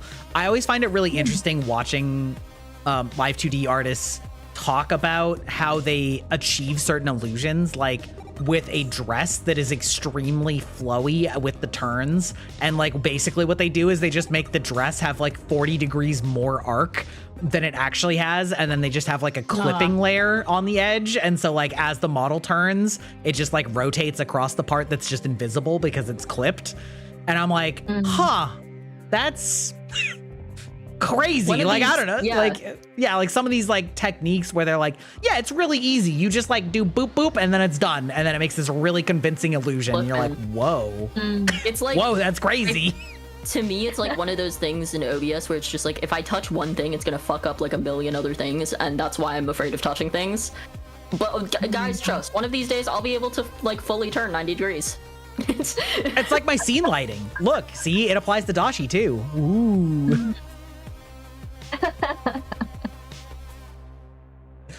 Speaking of OBS filters. Yeah. There will be a day where I will be able to rotate 90 degrees both ways, guys. Honestly, I kind of feel like 90-degree anime rotation looks kind of weird with live 2D. I've seen it be done well, and I've seen it be done like very funnily. I like seeing mid-process live 2D rigging because half the time they're bald and I think it's hilarious. True.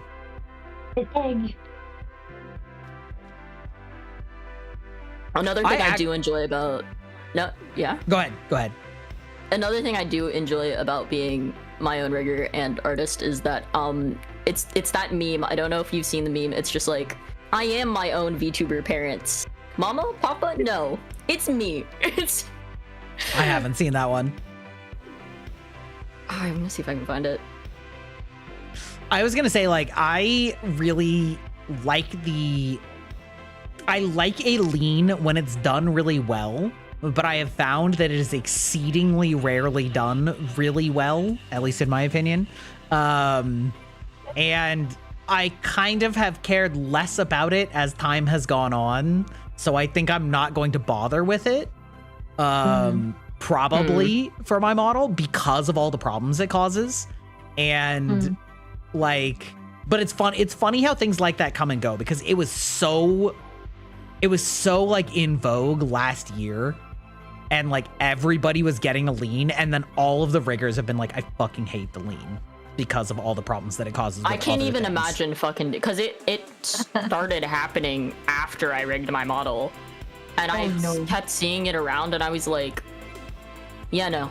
I mean, it's one of those things where it's mostly just a graphical illusion, where really all they're doing is just like increasing the scale of the upper third of the torso, and like sometimes lowering the scale of the other, and it just sort of gives the illusion of it, and they're really like not doing that much more. But the line between that looking good and looking really cheap is like razor thin, and there's a few people that I have seen that have really, really good leans, and there's a lot of people that I've seen where it's like, yeah, that's kind of just like tacked on and doesn't look very good. Like, do you guys know Callisto? Is he the one that has like the peck? Yes. Yes. Okay. Yes. Yeah. That guy has an immaculate lean. Him and then like the original person who did the lean, which is Ophelia Valentine, the like cowgirl vampire VTuber.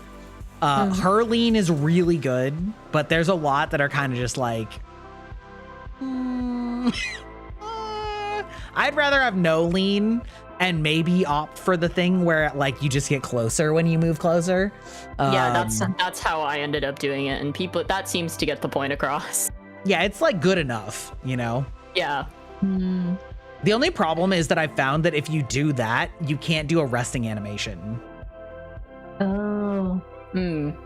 Because the problem is that VTube Studio operates kind of weird, where if you have the like distance-based thing like this, or the side and the side to side, it like modifies that based on its base position of you. And so when you lose tracking, it basically, you lose tracking and then it reverts you as though you had no information. And so that's why if I like cover my camera, I zoom in, because that's like what the difference is between what like this is like me without any distance information versus, and so like if I do an idle animation, then that means that it ignores tracking, and then I like zoom in like that. And so I can't do like an idle animation. So yeah, like there's like weird tech stuff like that. Yeah. I'm just curious as to see, because I know I have another model loaded on to live. I don't know if I'll switch to it though. It is Shadow the Hedgehog. I did not make it. There's somebody on Twitter who was just put it up after the Sonic 3 movie came out, and they were like, here's a free Shadow the Hedgehog model if you want it. And I downloaded it immediately, and I have it. I have all sorts of weird assets. What if I just be Shadow the Hedgehog for like a moment? Is this gonna work? Oh. Now it does. Guys. Oh, it's like so oddly. Oh. Speaking of Shadow the Hedgehog, the one thing I remember about Shadow the Hedgehog is that he has a gun. I know there's toggles for this. Wait. I don't remember which ones are which. Oh, I can whip out the Chaos Emerald. I don't know what else these toggles do. I'm playing target practice with Hex. Oh, I can change color. Oh, you can do like RGB stripes. Yeah. Okay, I love that. I can be RGB shadow. I don't know what these ones do. Well, that's that. Manual for that? Is there a manual or something for that? They kind of just like uploaded it to their coffee, and then I went, yeah, why not? And then I read nothing else about it. And then I saw all the overlay buttons, and I just started clicking. I just wanted to see what all of them did, and I think it's so funny. Oh, the parameters are so fucked up, though. It's okay. I'm no longer gonna be Shadow. We're switching back. Where is my Not That's me, right. not Shadow right. Shadow jump scare. shadow jump scare? Yeah.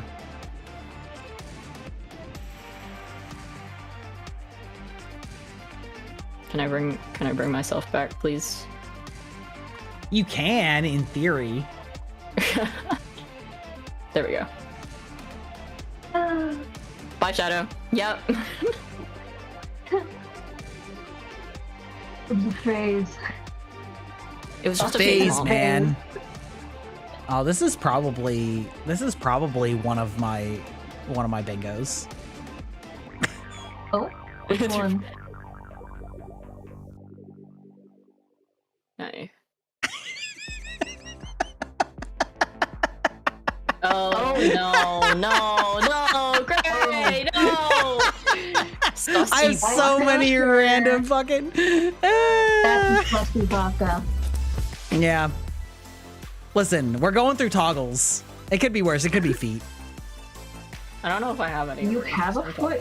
Do you have a toggle for feet? No, I don't have a toggle for feet. I just joke about feet all the time. Oh, okay. Yeah, That would be hilarious if you had a toggle for feet. Well, you know what? Maybe that's on the 2.0. God. Guys, we may not have money for a maid outfit, but we might have money for feet toggle. You know what? We're talking about it enough now that it's on bingo. Okay. Feet call. Yeah.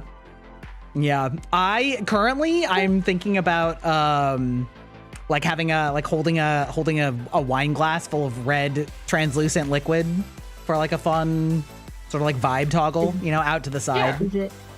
Yeah, the whole. Is it wine or is it blood? Yes. Depending on your age rating. It's cranberry energy drink, obviously. Raspberry pomegranate. Kool-Aid. Gamer Kool-Aid in a subs. wine glass. Oh yeah. Incredible. Incredible. Oh. Wait. Speaking of drinks and suspicious drinks, how many drinks are you in, Gryva? Because you had like 2 before you started the stream. I didn't have 2. Oh. I'm in the middle of my second. Okay. Oh, okay. I thought it was worse. Well, okay, one worse? of those can opens was a soda. They're not all booze. Oh, Okay. okay. Uh-huh. Yeah, so I before the stream I mixed Bow's or Shy Lily's Blowhole Blast Gamer Sups with coconut rum. The non-caffeinated version, don't worry about it. But it was roughly, I think, what did I say? Like 175 milliliters of rum and 600 milliliters of water, which I think is a pretty reasonable dilution. Right? That's not bad. Yeah. Right? That's pretty diluted for like rum, right? That's yeah. Right? Yeah. Right? Yes, I think so. 2/3 of a cup mixed into 3 cups of water. That's fine. For a big mixed drink. And then this is a cider. I'm 2/3 of the way done with a blackberry hard cider. Yeah. Sounds delicious though. Blackberry. It's very good. God, I love berries. I love like tart fruits, you know? I like raspberries, blackberries, crab apples. Ooh. Mm. Have you guys ever eaten crab apple? Yes. Maybe. It is extremely tart, but it makes an incredible pie or cobbler. Yeah. I don't know. Usually when I find tart apples, I just bake them. Well, yeah, exactly. Yeah, baking it into it. I do like them tart anyway, though, like even unbaked. But most people would find a crab apple too tart to eat raw. Huh. Oh yeah, totally. Yeah, but I used to. We used to have one in my parents' yard, so I would just like get a bunch of them. They delicious though. Pink Lady is my favorite apple type. Do you guys have a favorite apple type? Not really. I will eat any apple given to me, for the most part. I don't know. I like following Apple discourse more than I care about eating apples. Apple discourse? What even is that? People fighting over best apple. That's Have you amazing. seen the Jaden Animations video? About apples? No. Yes. She has a whole video on apples and how she like tried a different apple every week when she went to the grocery store. It was a really interesting video. I gotta watch I learned that. a lot from that video. I love Jaden Animations. Yeah, me too. If you ever get a chance to try Pink Ladies, you should try it. They're sort of a sweet tart apple from, I think, Australia. They're nice. I think I only ever eat Gala and like, what's it? Red Delicious? Is that what they're called? Ugh, Yeah. Red Delicious is the worst apple.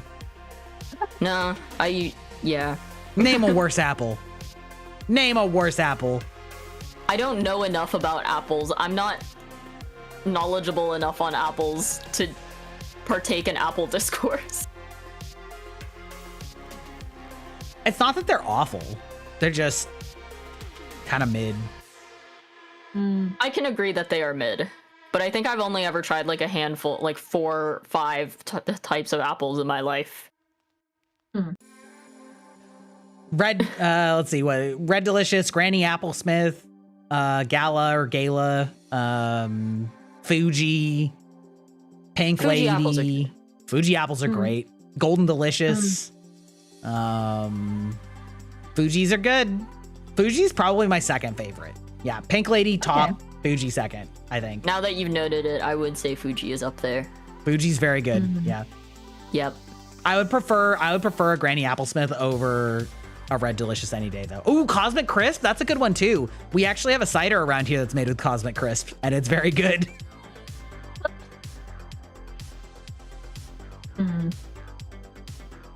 I like, okay, listen, welcome to the database, Kaitsudon, but also you're fitting in here perfectly by immediately jumping into the nerd argument among apples. You're fitting I in will perfectly. say- I love that you're throwing in input immediately. Excellent I fit. will Welcome to say- the community. Kaitsu is one of mine, and that is very Kaitsu coded of him. Well, you know what? Welcome in. A friend of Dashi's is a friend of mine. You know, Dashi's got a very cool community and vibe, you know? So, I'm glad he thinks. I was saying to these guys offline, I feel like we would like be the kind of friends that would just like hang out IRL and just like chill Yeah. and get a beer, like play video I games don't or drink something. beer. Well, whatever. but I don't would. drink beer either, but it's just it's a stand-in for like, you know, get Yeah. something, Get a drink. get a drink. Figure out, you know, if the bartender figures out it's my flight of whiskey versus someone else's. Are you a big whiskey head? Also, my wife Whiskey informed me person. that the glass that I was pouring the rum into is a whiskey glass. I pour whatever drink I'm fucking drinking into whatever glass I can grab with my fucking like grubby little paws. Oh, no. I used to bartend, so I'm a bit particular. Of course you did. Ah, Well, okay, so to be clear, this is a very special whiskey glass. It's not the stereotypical one from a local cider place where, so it's like not the standard proportions, but it's the correct volume. So that's why I was saying it's like shaped kind of like a shot glass, but it's like way taller and a little bit rounder, but it's not like standard whiskey glass proportions. So that's why I was having a hard time identifying like how much it was. So I was like, it's more than a shot, but it's not like a full, you know, it's not like a full tumbler glass or something like that. Anyway, I walked in there and she's like, it's a whiskey glass. It's like, oh, okay. It's a non-standard whiskey glass. Yeah. I most of the time default to soju, and when I drink soju, I drink it straight out of the bottle. Let's So fucking go. Me too. Great. What's your favorite soju flavor? yogurt. Yogurt. Ooh, that's a good one. Wait, hold on. I need to look at them. I mean, I like a lot of them. I like peach soju a lot. I'm tired of the peach one. I mean, fair. That's fair. I mean, they're all good though. The Green pineapple grape? one is new. I know they just introduced watermelon. As much as I love strawberry flavored stuff, strawberry soju kind of tastes like ass. I don't like it. Fine. I think it's just like way too like artificial to me.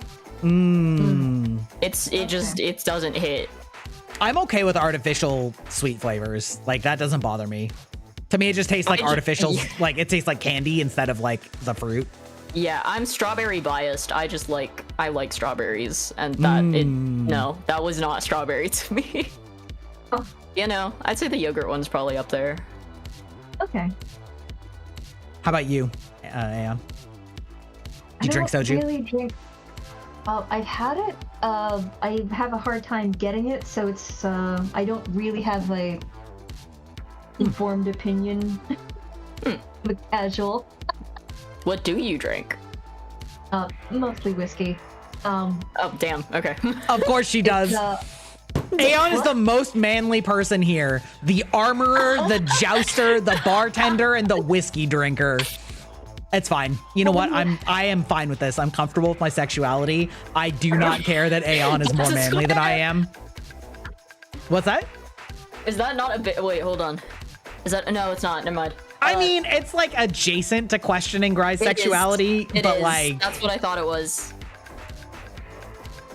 Oh.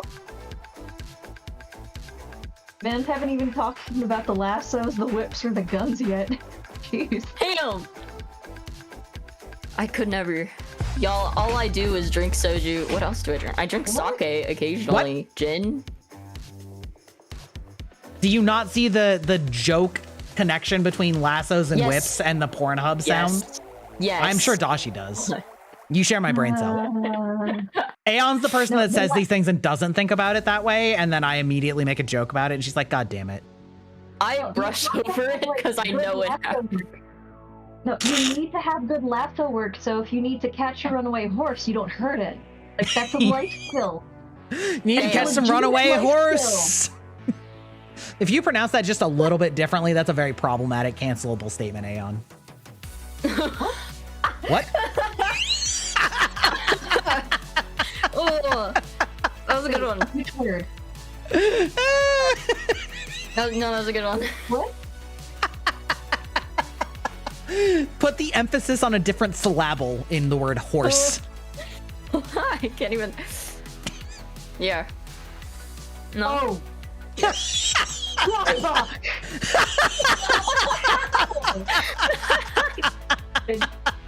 The disdain in the voice. Crybox. Oh my god. Oh, I love hanging out with people that are like just a little judgmental. It was Apparently that's what my friends want from me, though. You're just the straight man, you know? Scotch? Scotch is good. I mean, I don't really drink that much scotch. Oh, scotch can be nice. Sake. Okay, hot take incoming. I kind of don't like sake. I think it depends on which brand I'm buying. But I don't think I've ever had a brand of sake that I like. I've just got brands of sake I can tolerate. Oh no. Are you partial to sweet or dry? In general, sweet. Yeah, just like okay. Sweet or like okay, so there's a lot of ciders that are not dry, but like the sugar content, the actual sugar content of them is actually not very high. Because mostly they're a little bit more tart, and I really like that a lot. Like a lot of the ciders that I drink, one can has like maybe between 10 and 14 grams of sugar, whereas like a sweet cider is often like 25 or 30. So, and then like a dry is like 8, right? So it's like I like it a little bit above dry, and I like sweet, but like try to avoid it because the beatus. Yeah, yes. But like, but when they can like mix it in with something that's like a nice like sour taste, then I really like it. Like I really like tart and sour, like lemon or like sour berries or things like that, to sort of like be almost like a stand-in for sweet things. They don't really taste sweet, but they are a good sensation, and I really don't drink bitter things because like I don't drink coffee at all, and I don't drink beer. I'm definitely in between. I don't like dry, but I am, well, I'll drink dry. Not my choice, but I'll do it. I'm in the sweets. I do like sweet. I like coolers. I'll just pick up anything that's sweet. Am I the only one that prefers dry? Yeah. I'm not against dry. I'll drink it if offered. I'll drink whatever if offered to me. Okay. I guess it just wouldn't be my first choice. If it was on the table, I would pick sweet. Okay. Yeah, I would also. Okay. Yeah, I'm quite partial to what are they called? Highballs? Yeah. Listen, diversity makes us stronger. We need someone to be bitter and dry to round out the Dashi Grai single brain cell, like getting hammered on drink coolers. Okay. Okay. We need that Aeon to crack that whip on us with like that coolers. bottle of whiskey. Aeon, you feel like the type of person that would casually smoke a cigar. I don't really like them, but I do have opinions on them. See, that's my point exactly. I walked into that one.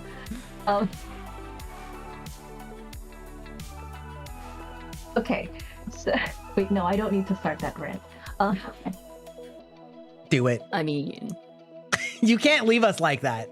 You can't leave us dry. yeah. Sure, you can solve it on your own. Oh god. It's the way you look straight at like the quote unquote camera. It's worse because I have live 2D open so I can get like the real time, and it's just like you staring directly at me. Sorry. Yeah, I'm looking. Yeah, no, sorry. Well, listen, I'm looking at the audience. It's not just you, Dashi. There, I'll look at you, Dashi. How's that? Does that make you feel better? I'll look over at you. I'll be like, yeah, Dashi, you hear that? The judgment.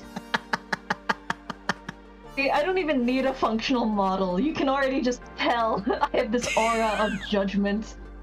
Aura of judgment. Yeah, it's there. Yeah, couldn't be me. We hear it. Oh This god. This is such a like perfect comedy sketch trio, though. I feel like. Oh. Perfectly balanced. Yeah, I As all mean, things like. should be.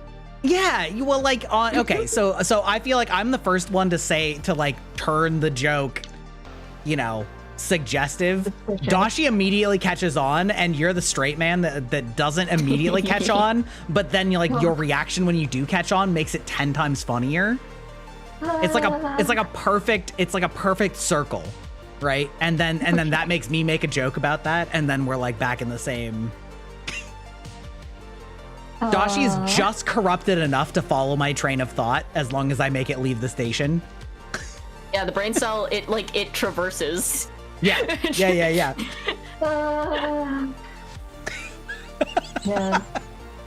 I don't know how much of this is like personality versus like trained professionalism, because like I had to not think that way, because if I reacted to certain things when I was in the middle of having people in vulnerable situations that made people uncomfortable and I couldn't work with them. I mean, that's fair. Yeah. Like there's a time and a place. Like Yeah. with costumes, Yeah. like, you don't want to be making inappropriate jokes or comments or having your brain think inappropriate thoughts, because you are handling somebody when they are mostly undressed and they are very vulnerable. Also, like, weird thing, apparently you don't need to get somebody drunk in order to get them to spill all their secrets. If you can get people physically naked, you can Yeah, you just get them to take their clothes off. Yeah. Yeah, I heard the wildest things when I was making clothes for people. It was just one of those, I don't think you should be telling me this. If you're quiet and I'm quiet, we can get through this normally. Well, I do think there's a certain aspect where like people cope differently, right? So some people, when they're in that situation, it's kind of like when you're doing like an Uber, right? Some passengers want to talk, and some people do not. And like the best drivers are the ones that can find can vibe off of both kinds of passengers, and the worst ones are the ones that have to have it one way. And the other person's like, bro, shut the fuck up.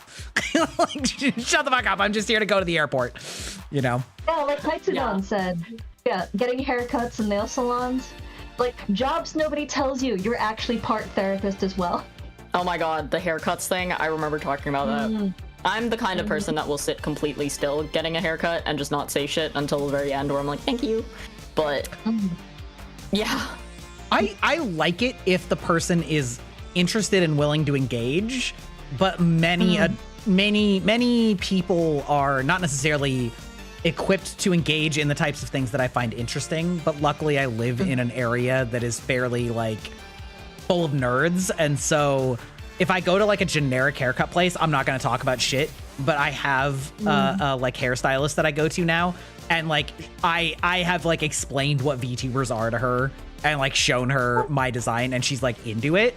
Like she didn't like know about it, but she knows enough about like video games and enough about like anime and stuff like that we can have conversations about like, yeah, like what shows have you been watching? Oh, did you check out, you know, whatever, this movie lately, you know?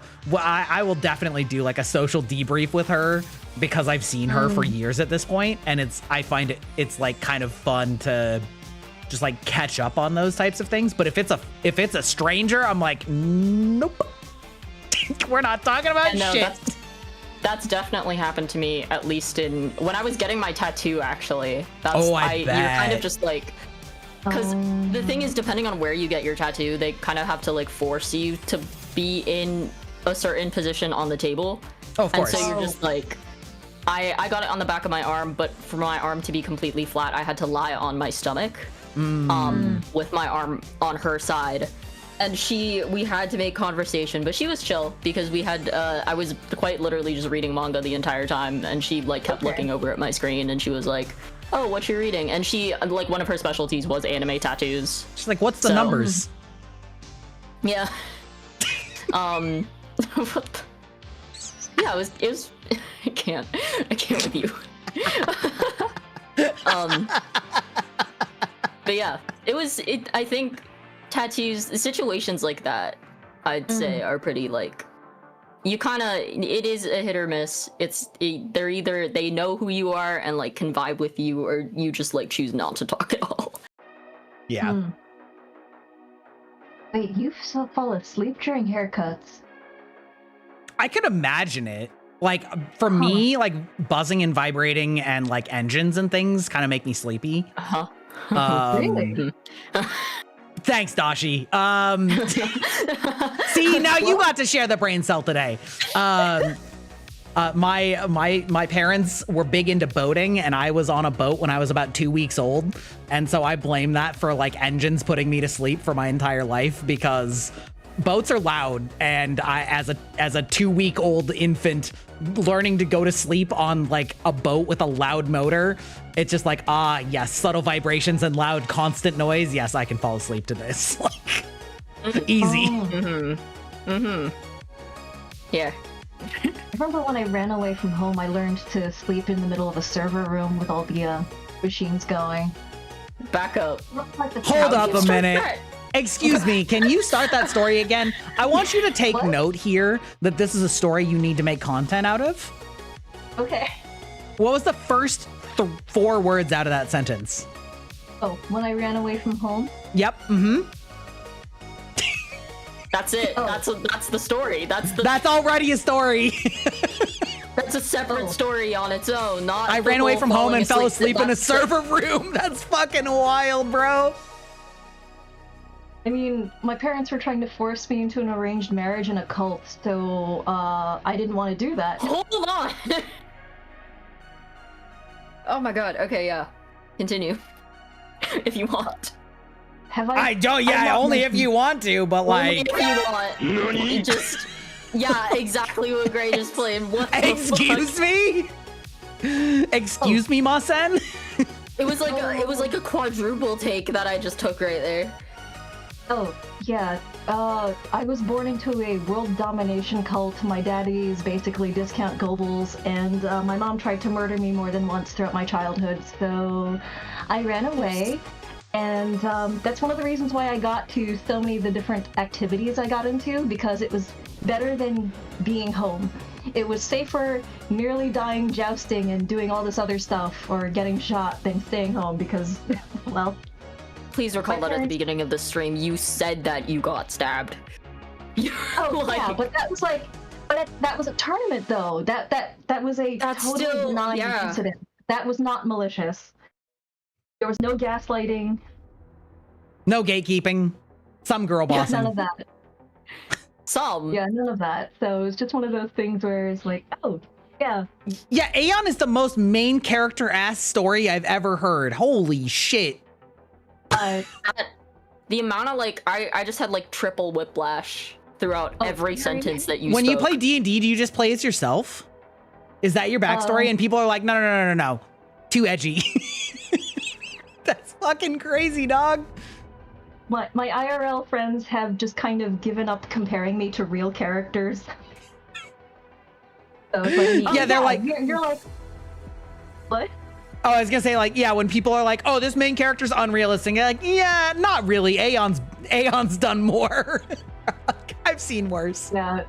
I mean, I remember when House of Cards came out and people were like, is Washington really like that? And I was like, yeah, it was pretty realistic. And then, you know, the Spacey allegations first dropped and I went, oh, it's just more realistic now. And I got into so much trouble for saying that. And people were like, you can't say that, that's horrible, blah, blah. That's and then, so fucking true, though. Accusations started flying and I was like, I said, it just made it more realistic. It's not good. That's not what I said at all, but like... Wait, do I have a politics?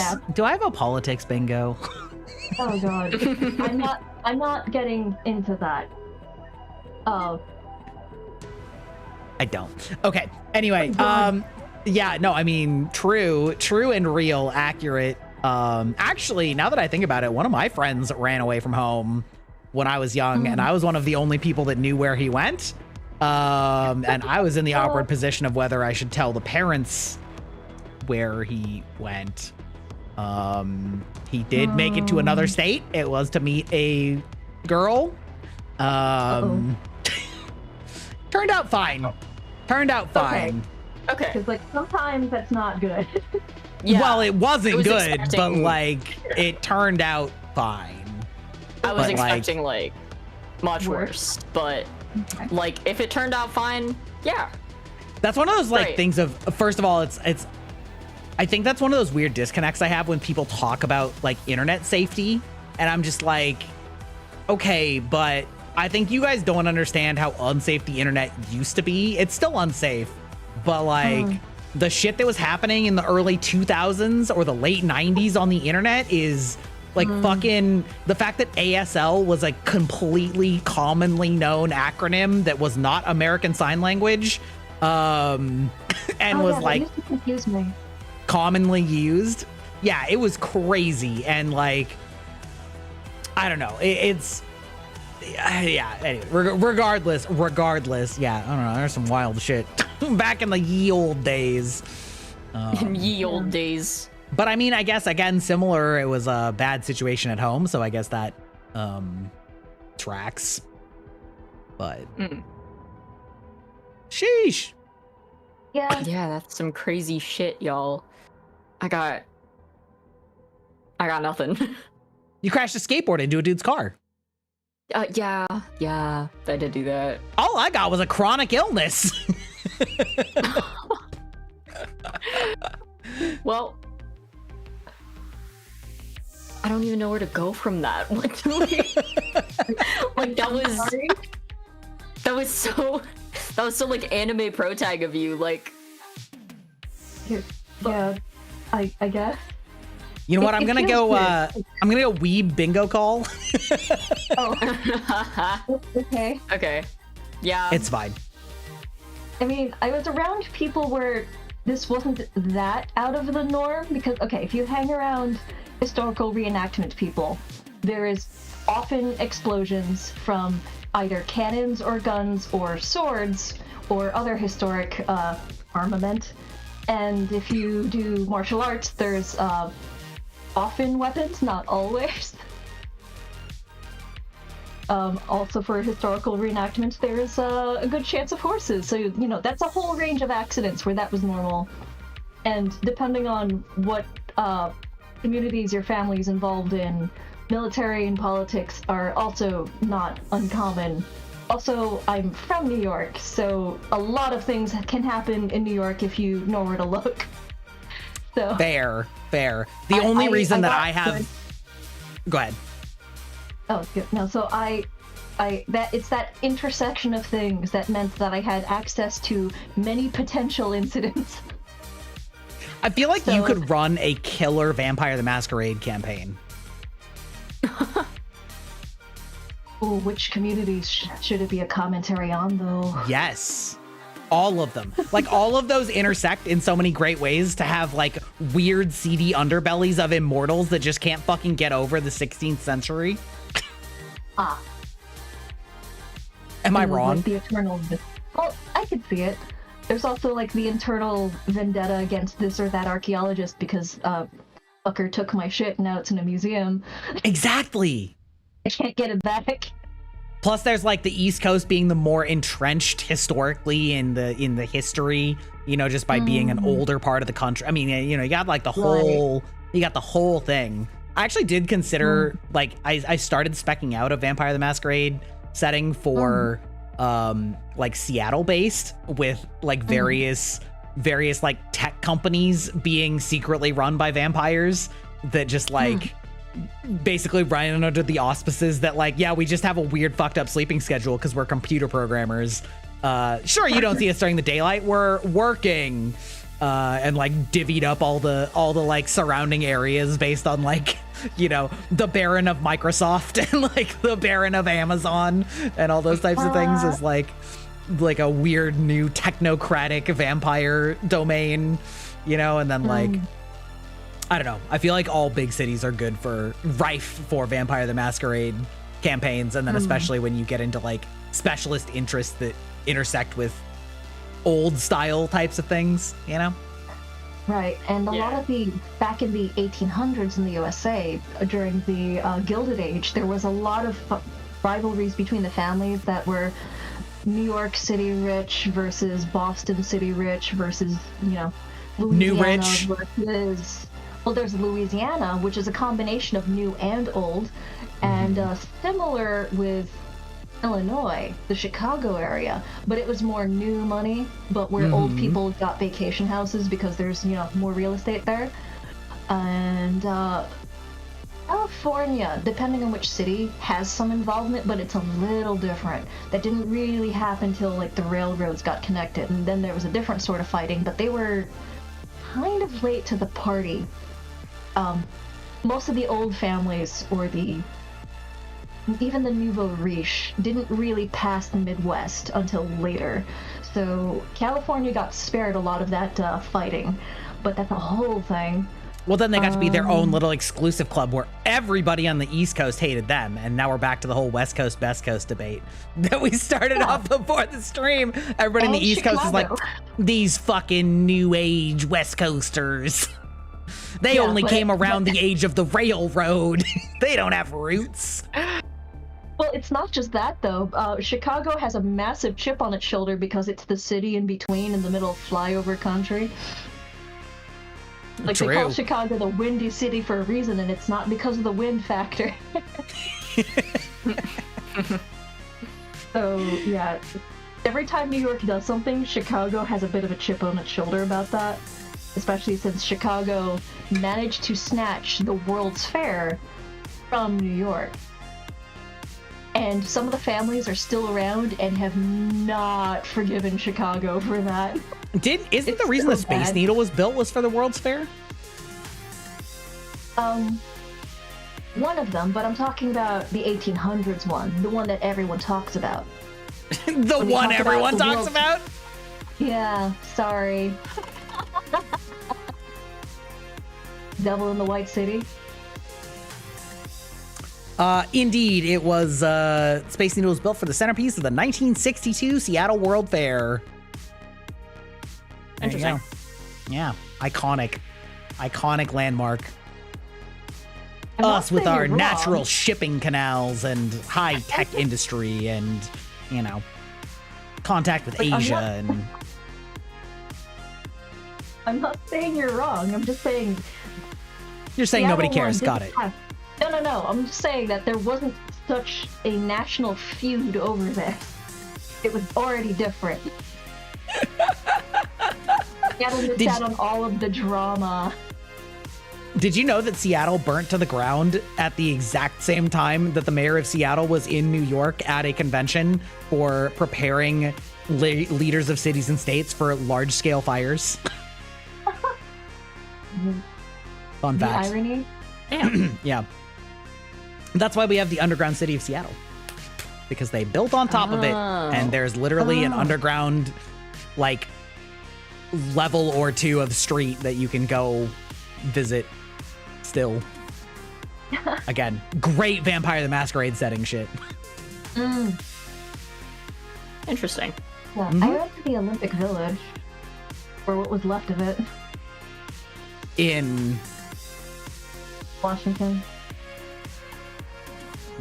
where was that? Wait. I think it's Seattle. Was it?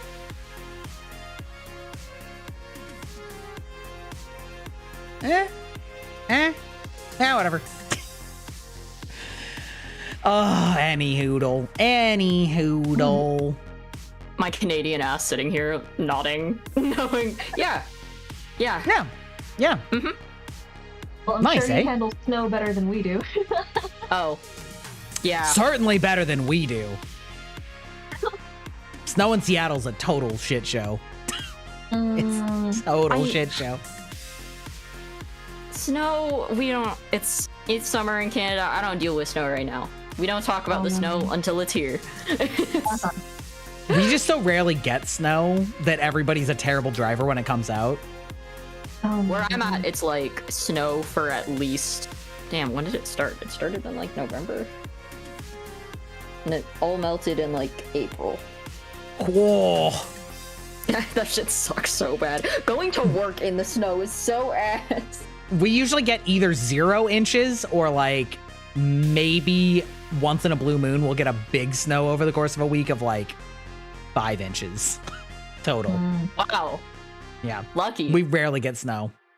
We get a lot of rain. I mean, there's a lot of people that suck at driving in the rain because, you know. I always love the I was in Canadian memes Boston. of people who get like snowed in and then they open the door and then it's just like at least like 3-4 feet of snow and then they stick like a bunch of drinks in the snow and then they close the door and then they go back to open it to grab the drinks. Nice. It's great. Yay. Have you ever done the pouring syrup on the snow? Yes, that is a thing. I did it when I was in Montreal. Amazing. Back. I honestly, I think it's sort of the, like, it's a one-time kind of novelty thing, because it depends on what kind of snow they're using, and I'm scared. I remember when I was visiting, I was told not to do that because the snow wasn't safe. Yeah, it's not sanitary. So usually what, like, the people, at least from when I was in Quebec, they had a separate, like, tray for it overnight, which like makes it slightly more safe since it's not like immediately touching the ground, but it's not like it's generally still not the just most not safe. the safest thing ever. Yeah. But I will say I think it's worth it, the like 1 or 2 tries of trying like maple taffy, or not taffy, but you get it. Maple snow cone. Yeah. For all No, intents the and maple purposes. snow cone is what you get when it's you fuck it up. Oh. Okay. Yeah. I mean, I've done the drizzling of like melted sugar caramel on like a cold plate. So it's not quite the same, but you know. I don't really know what you're talking about. It's like how do I even describe it? It's like I have to make sure I'm referring to the right thing. Okay, what I am talking about is maple taffy. I was right. So... Maple taffy? But it's not actual taffy? No, it's like, okay, it's like cold as fuck snow, and then you like put a popsicle stick on it, and then you drizzle some like maple syrup on top so that it covers the popsicle stick, and then once it like sort of solidifies, you can roll up the popsicle stick, and then it's basically just taffy, maple taffy on a stick. But like when you fuck it up, it's what you were referring to as like maple snow cone. Like that's what you get when you fuck it up. Which see. Is basically the same, but yeah. Maple taffy is just like a thing that you can get when it snows, and there's just like people outside, and they'll just have like a tray of snow, and they're like rolling taffy. It's a fun little like novelty thing, but I think it's just like a 1-2 time try. But you can do it on plates. I know that. I'm assuming that's what you're referring to, Aeon. Yeah. I dropped a link in the chat of like decorated versions. Well, interesting. If you do like line art real fast. Yeah. Then it's basically like that. Yeah. Makes sense. Makes sense. This is cool. This is more sophisticated than how the Canadians do it. Sophisticated. Well, how is that sophisticated? Did you look at the video that you sent? Those are really cool like designs of fully formed bunnies with shading and like line art. I'd say like even like just relative to how Canadians do it. We just like pour it on the snow, roll it up. That's it. No, I have a bad case of like eldest sister syndrome. Okay, so New Year's would roll around and I had to come up with I was the combination of like oldest and most responsible, but also the artist, so I had some leeway with how responsible I had to be at all times.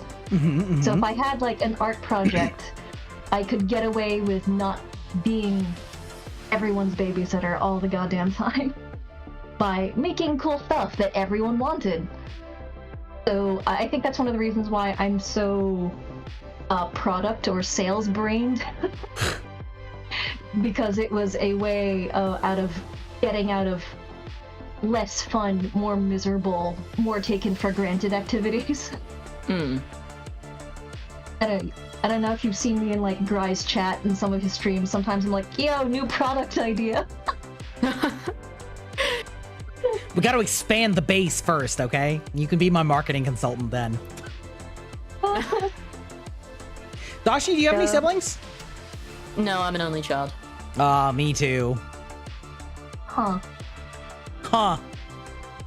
What's that supposed to mean? Wondering how that affects our dynamic.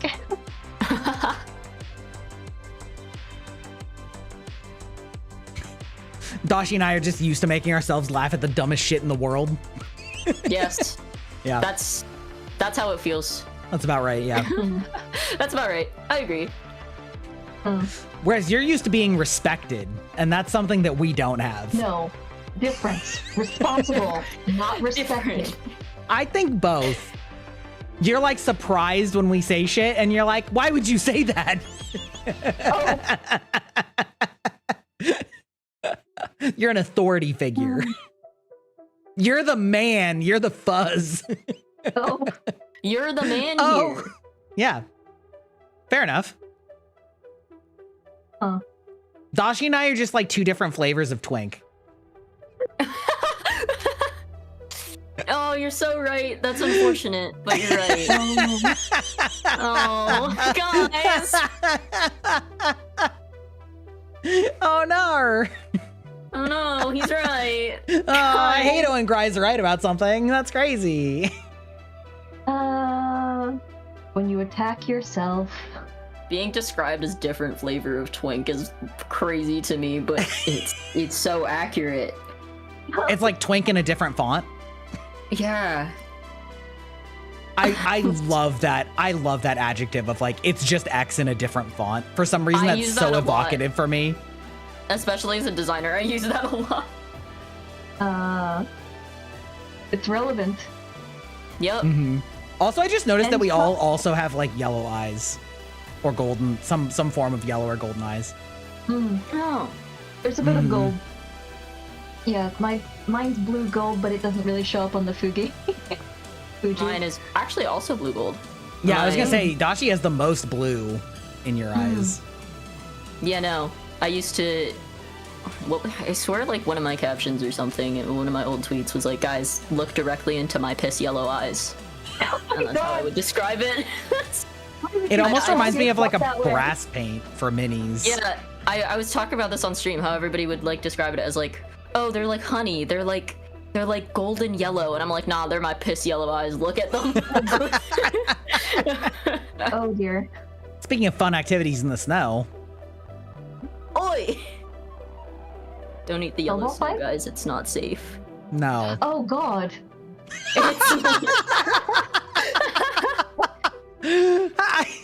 God, you can't make this shit up. It's so funny.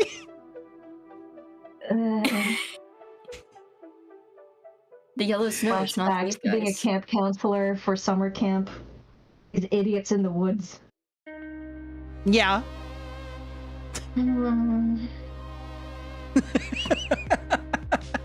Peeing in the snow is just like a standard male pastime. Oh, listed as a pastime, guys. One of my hobbies is peeing in the snow. That's so fucked. I'm a snow artiste. It can't. No. Are you trying to work out the logistics?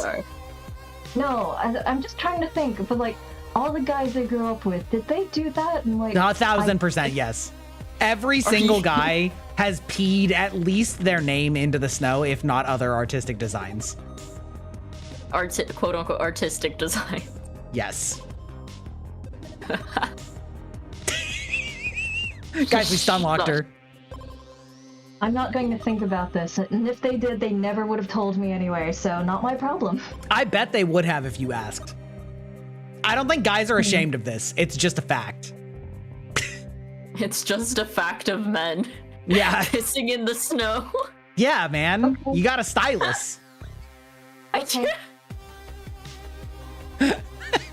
Oh, guys. It may only have one color, but like, we make it work.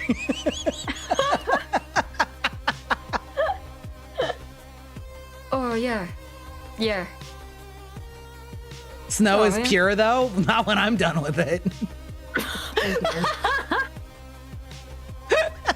Oh, that's... 1,000%.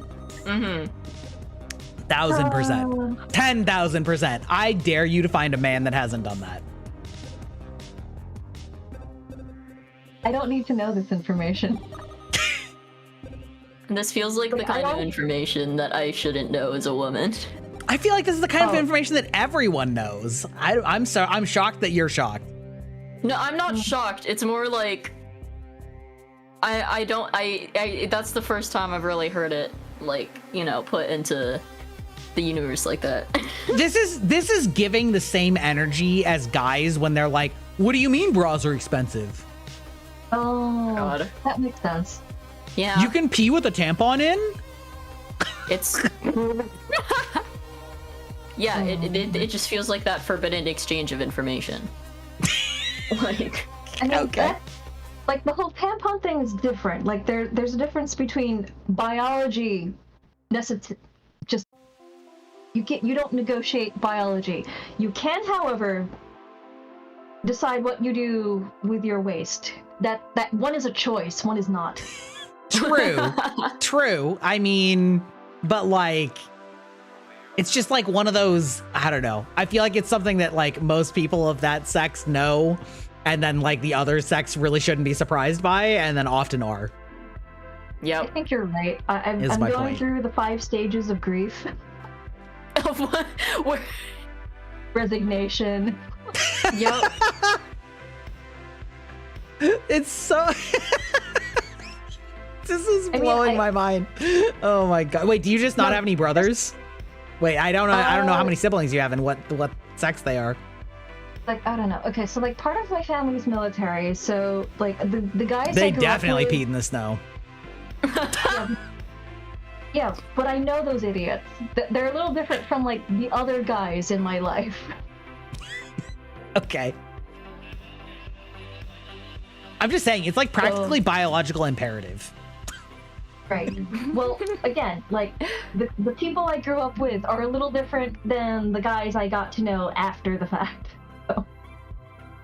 Okay.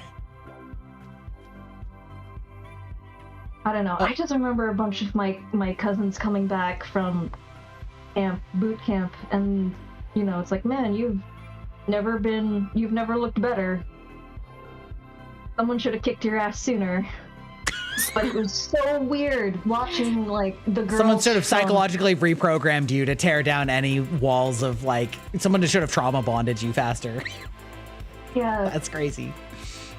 Like, no, because for a brief while, they would make their own beds, they would shine their own shoes, and they would take care of their own damn clothes, and they went to the gym. They got up on time, and they did things on schedule for a brief period of time. And for a while, like, some of the girls in high school and also college were like, oh, man, your cousin's hot. And I'm like, I know that idiot. I know the bombs that he would leave in the bathroom. the foul Dumbass. Like... it's like, yeah, sure, he looks great in the uniform. Unfortunately, I knew him before then, so, like, I am unaffected by this. I am immune. So, like, I remember some of my cousins would just give me so much grief over the whole, like, oh, so you like planes and, like, astronomy and all that stuff, so you're into pilots, huh? And I'm like, no, because I've met them. Yeah, fair enough. The cockiest motherfuckers in the world. Like, to be fair, they have one of the coolest skill sets in the world. If I had, like, half of the skills that they do, I would be a cocky shit. But it's just one of those things where, just like, you'd be a lot hotter if you kept your mouth shut. I'm pretty sure, for the record, Aeon, I'm pretty sure that you do have at least half as cool of a skill set. Being a blacksmith, jousting, martial artist. I agree. I think you actually have a cooler skill set. So, evidentiarily speaking, you wouldn't be as cocky if you had as cool skill set because you Your character tree do. is cool as fuck. That's right. She's got that OP isekai build. I was reincarnated as in another world as a blacksmith, jousting, fighting, motorcycle riding, horse flipping. Oh God. The flipping was not intentional. I never trained for that. Listen, goes on the resume, okay? Really died. Okay, fine. But you didn't. You got better. Yeah. Isn't that like the standard progression for every isekai, right? Where they like almost die and then they become godlike because of it. It's like the standard Goku power progression. Yeah, I agree. I think so. The problem with heroes is that they suffer, and I don't like that. True. Yeah. It's not a great deal. I'd rather be like a mid-tier villain that the heroes go, we don't want to kill you. You're actually kind of funny. Is that not the most accurate life or what's the light novel title? Yeah, basically. I mean, heroes suffer, so I would rather be a mid-tier villain that the heroes enjoy. That sounds like the most light novel ass sound title ever. Yeah, no, I still remember when the Avatar TV show first came out, a bunch of people were like, oh, you're Azula, and then like the whole thing with the Agni Kai came out, and the nervous breakdown with Zuko, and everyone's like, oh, we thought aesthetically you look like Azula, but story-wise, you're actually Zuko, and we're so sorry. Yeah, you don't give Azula to me. No, definitely not. I'm not one image of Appa standing. No, wait, That's what? how I feel. That one image of Appa standing. With the armor? Is that the one we're talking about? No, wait, where's that one meme image of Appa standing? That's how I feel constantly. I found it. I love this image so much. Wait, let me send it. Which image? This image of Appa standing is how I feel 24/7.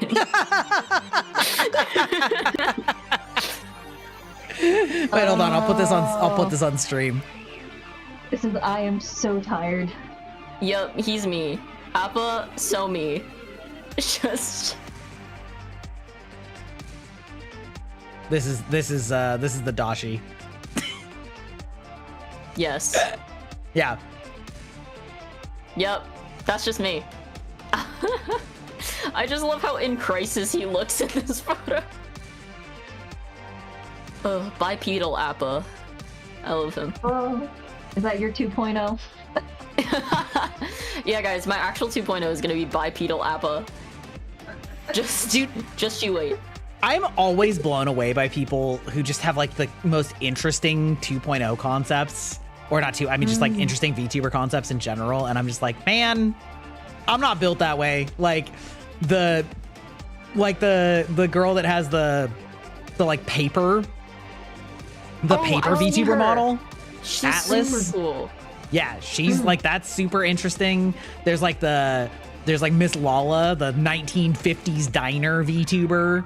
There's the like 1920s black and white cartoon VTuber. There's somebody whose VTuber model looks an awful lot like it's out of Pumpkin Potion. Yeah, Pumpkin Potion, that is the one I was thinking of. What's the one with the genie? It's a 2D side scroller game. It's a fairly like modern one. Oh, what is her name? I feel like it starts with an S, but I can't think of the name right now.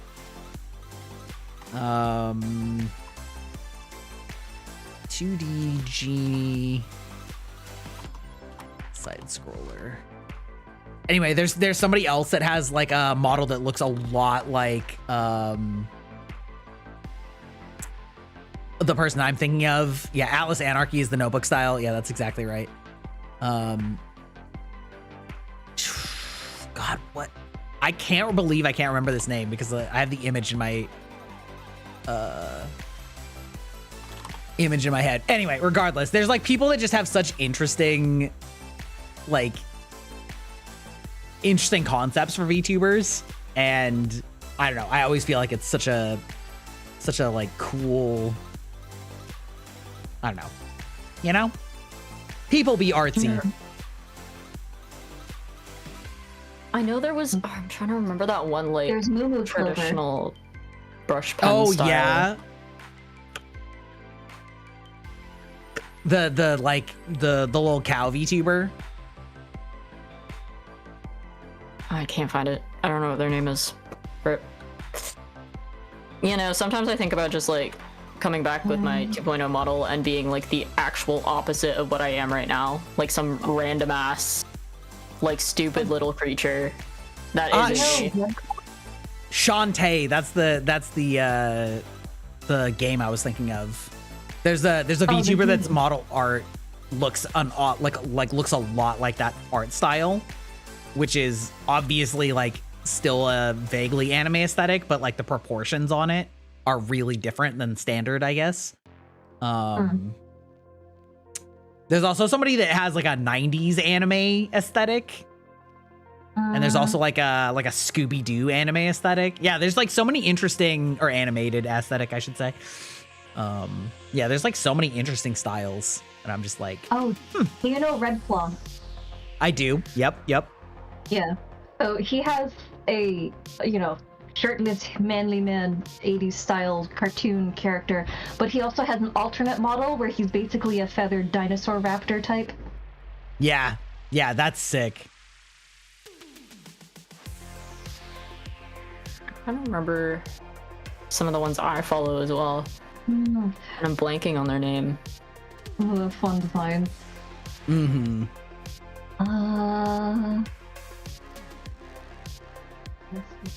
I feel like, there's also that one that looks like, I'm probably gonna get the wrong era, Aeon, don't hate me, but like kind of vaguely a Renaissance painting. Oh, I know who you're Fairy talking Sammy? about. What was that? Fairy Sammy? I'm having a hard time picking out exactly how I would spell that. Let me see. Where is...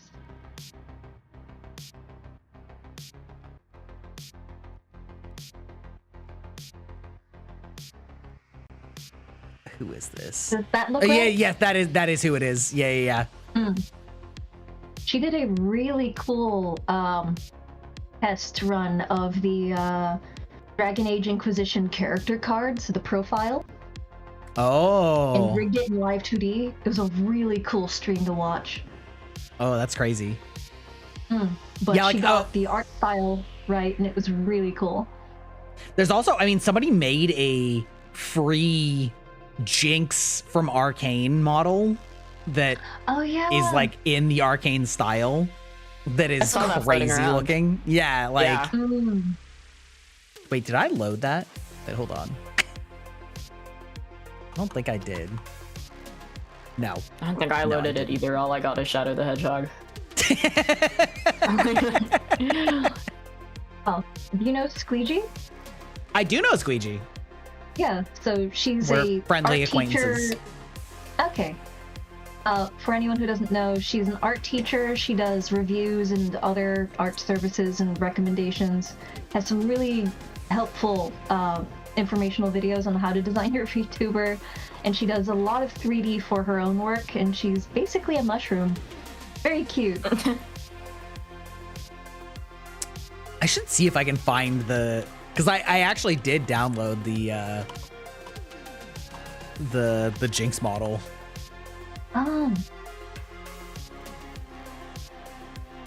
Because it's one of those things, right, where it's like they have to make it free because it's not, you know, it's not their property. Yeah. Yeah. Let's Trying to think. see. Oh, do you know Zoran the Wizard? I do. Yep, that's another good one. But he's a fun 3D model, but he's like the classic tabletop RPG guy. I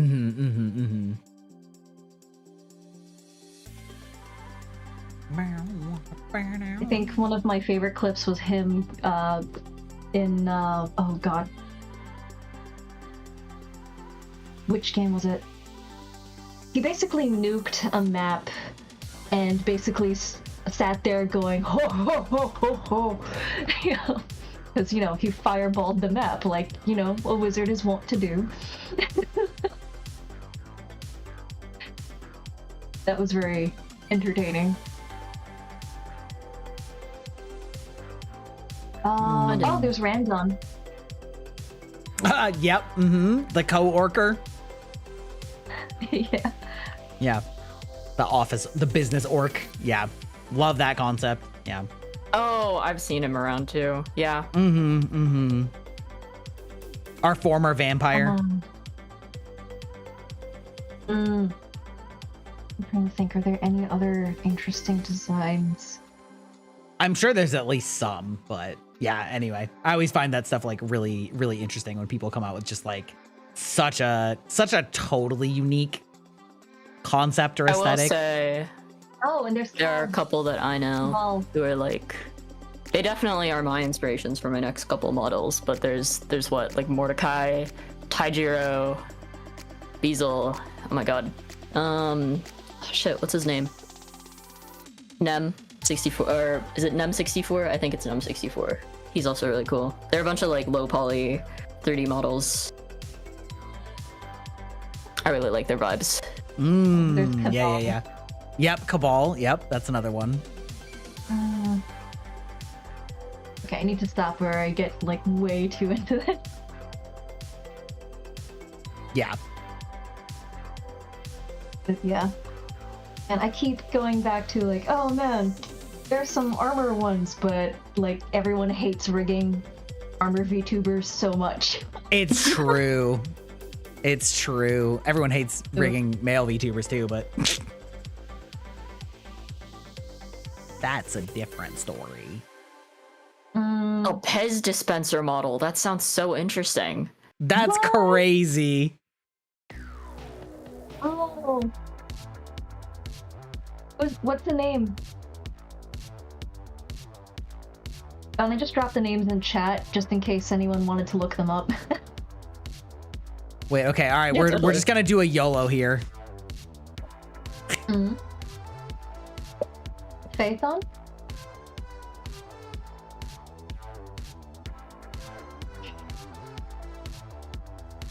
Wait, is it gonna go? Did you? Oh, did you find it? Oh, I clicked the wrong one.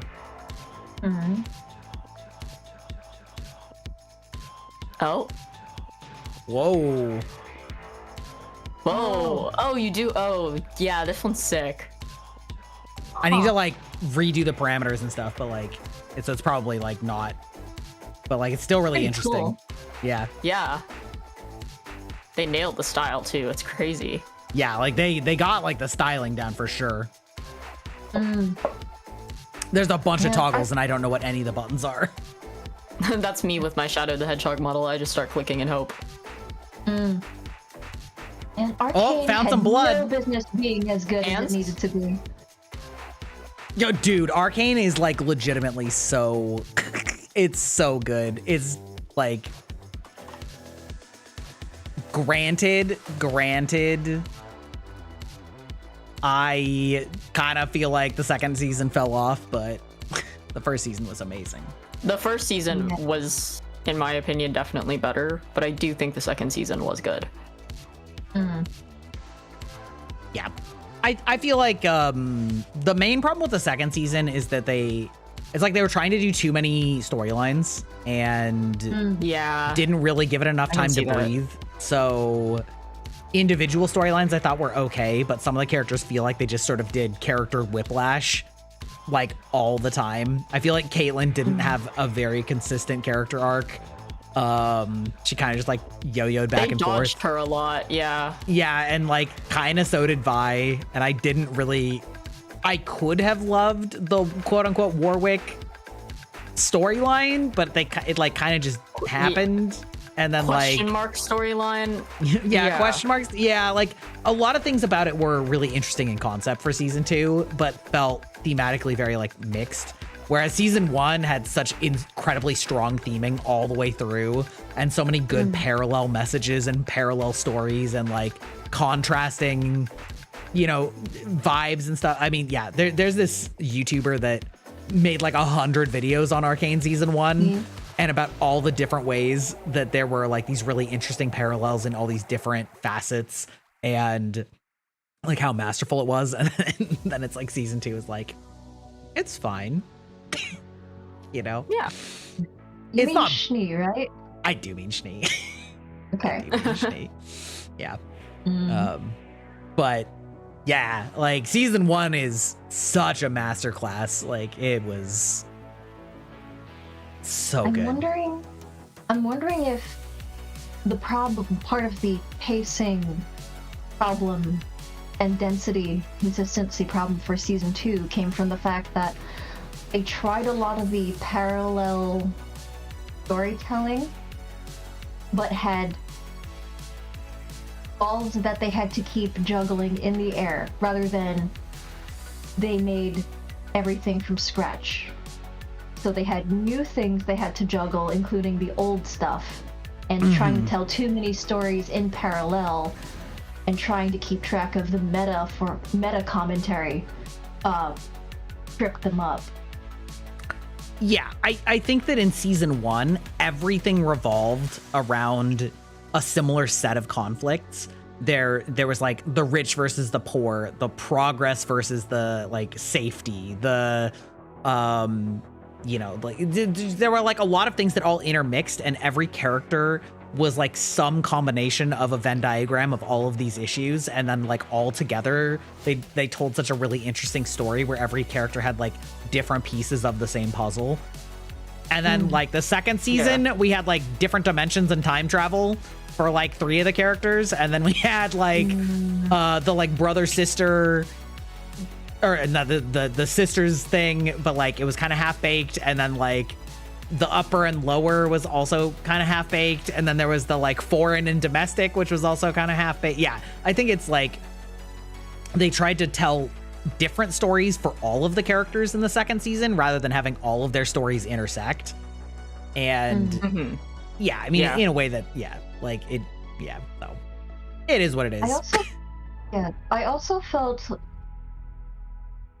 tell me if I'm off base.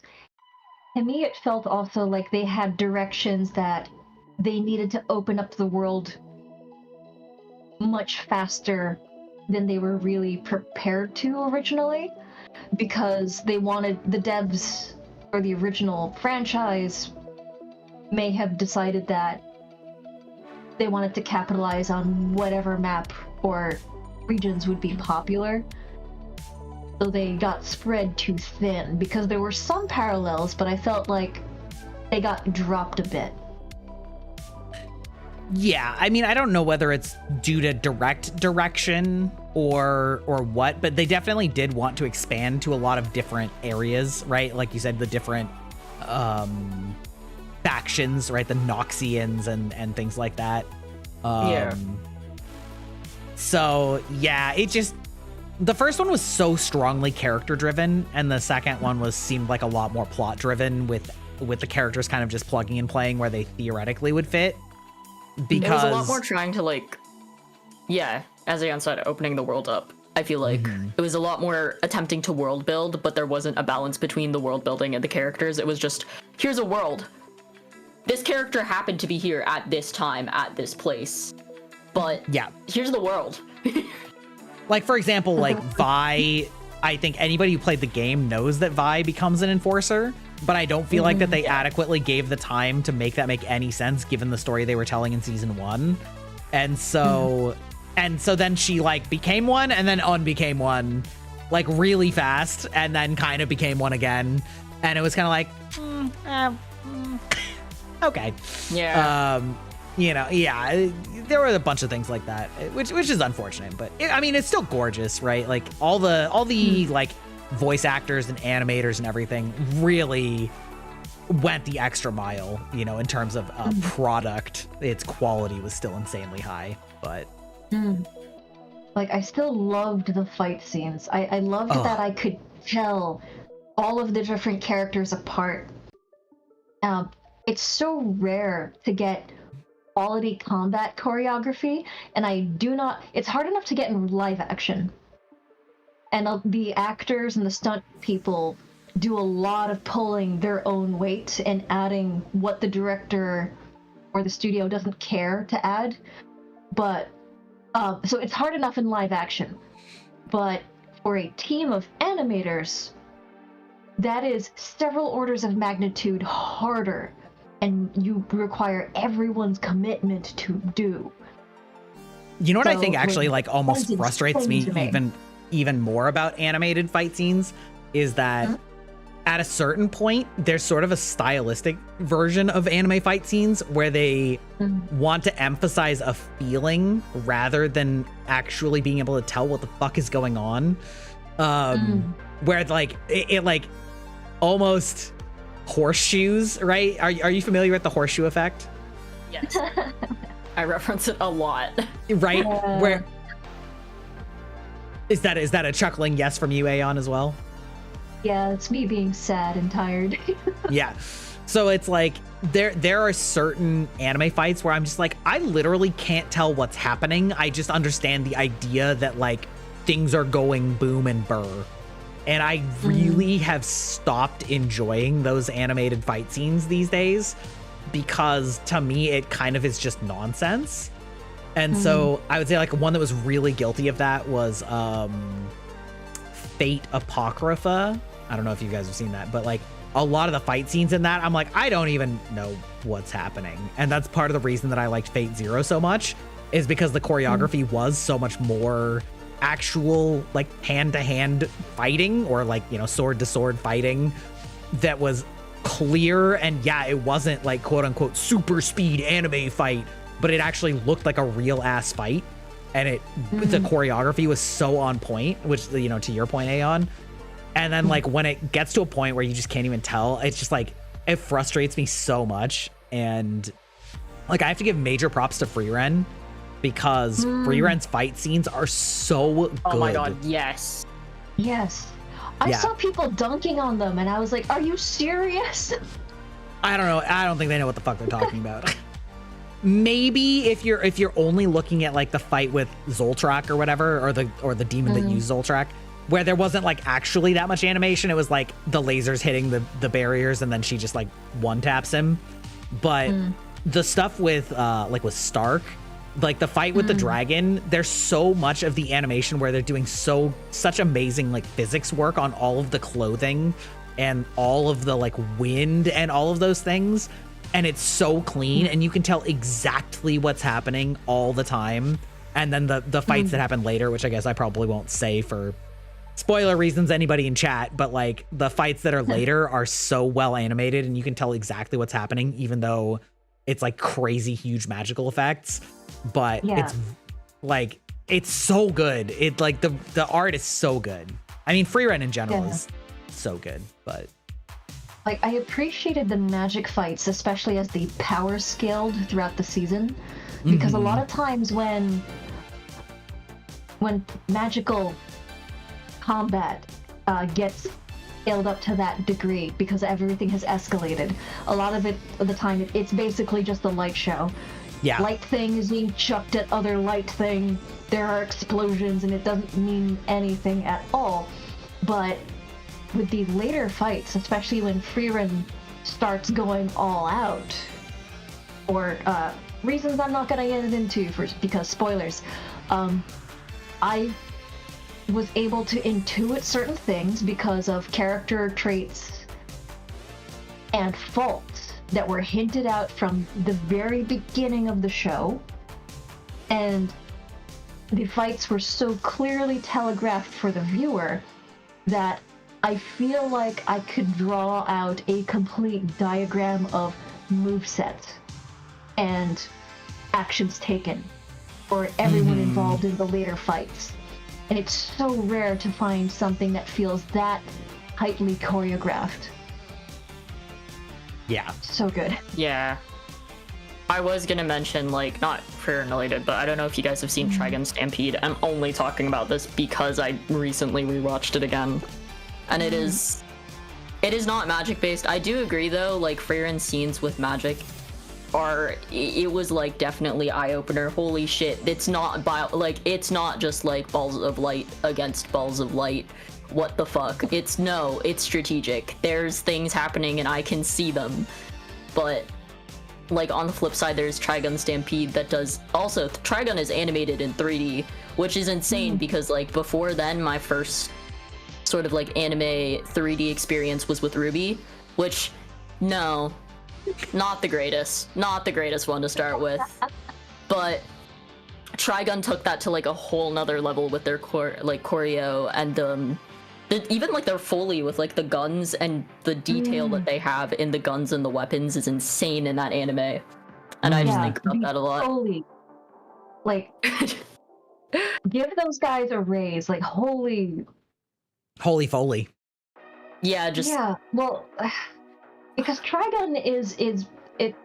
You think Trigun and you think guns, so that means lots of different kinds of guns, all sorts of explosions, all sorts of things just breaking down. That is a lot of sound design to do, and it was so clear. Trigun Stampede did like an amazing job, especially with the fact that throughout the anime I would think to myself, holy shit, it's so good, and then the second step of holy shit, they did this in 3D. Holy shit.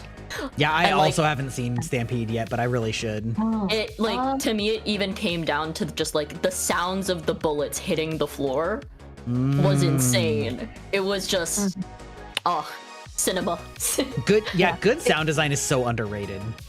Yeah, and totally. It was like, in a lot of shows that have like similar combat setup, they just chucked a bunch of objects in a box and threw it down the stairs. No, that's not what happened here. Oh my god, it felt very intentional. So I felt like there was a point where in multiple fights, I felt like I could identify who was taking an action. Even I could hear each individual bullet on the ground is how I felt every time Vash would be like, my 22 caliber bullets, please. Like, that's not what they sound like, but you know what? It's fine. I'll forgive them. They're at least internally consistent to the system that they designed. They were consistent enough that I felt like I could identify individual characters even when I didn't see them. I don't know if they were actually that intentional, but it felt they did a good enough job that I feel like that could have happened potentially, and that is way better than usually happens in these kinds of shows. Yeah, totally agreed. So, like, I have a thing about that. Which kind of reminds me, I'm gonna go see Ballerina this weekend, which is the John Wick spinoff. Yeah. Yeah, I'm really curious how it turns out because I was a huge fan of the first John Wick. I know we were talking about this just the other day, but like, I loved the first John Wick so much. And also, movies bingo call. Yeah, movie rant. But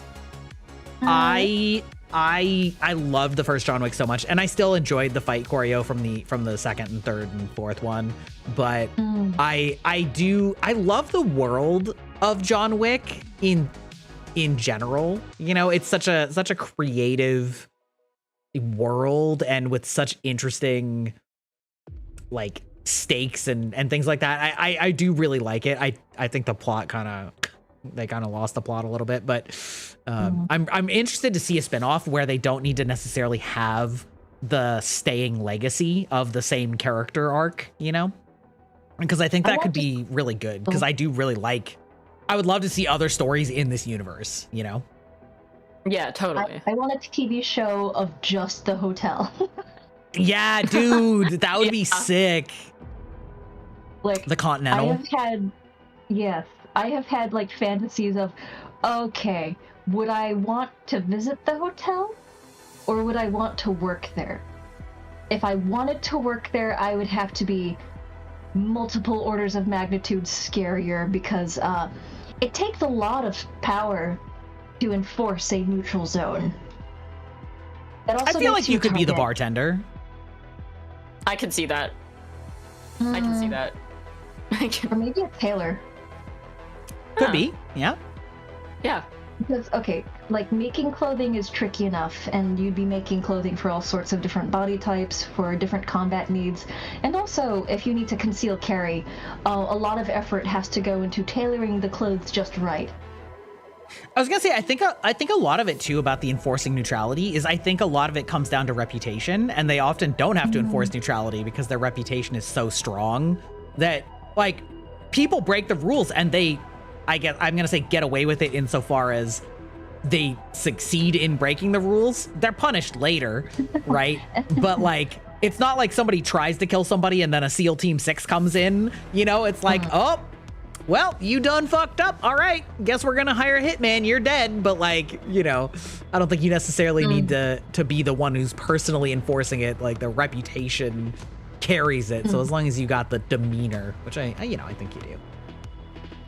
Yeah. I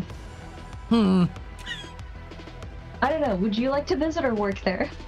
I don't know what I would do to work there. I don't feel like I have any skill sets, but I'd be the IT, Jesus Christ. Could you imagine just how much in that job? I just like come into Hitman's rooms where they're all bleeding out and they're like, nah, it's fine. Just get my internet working.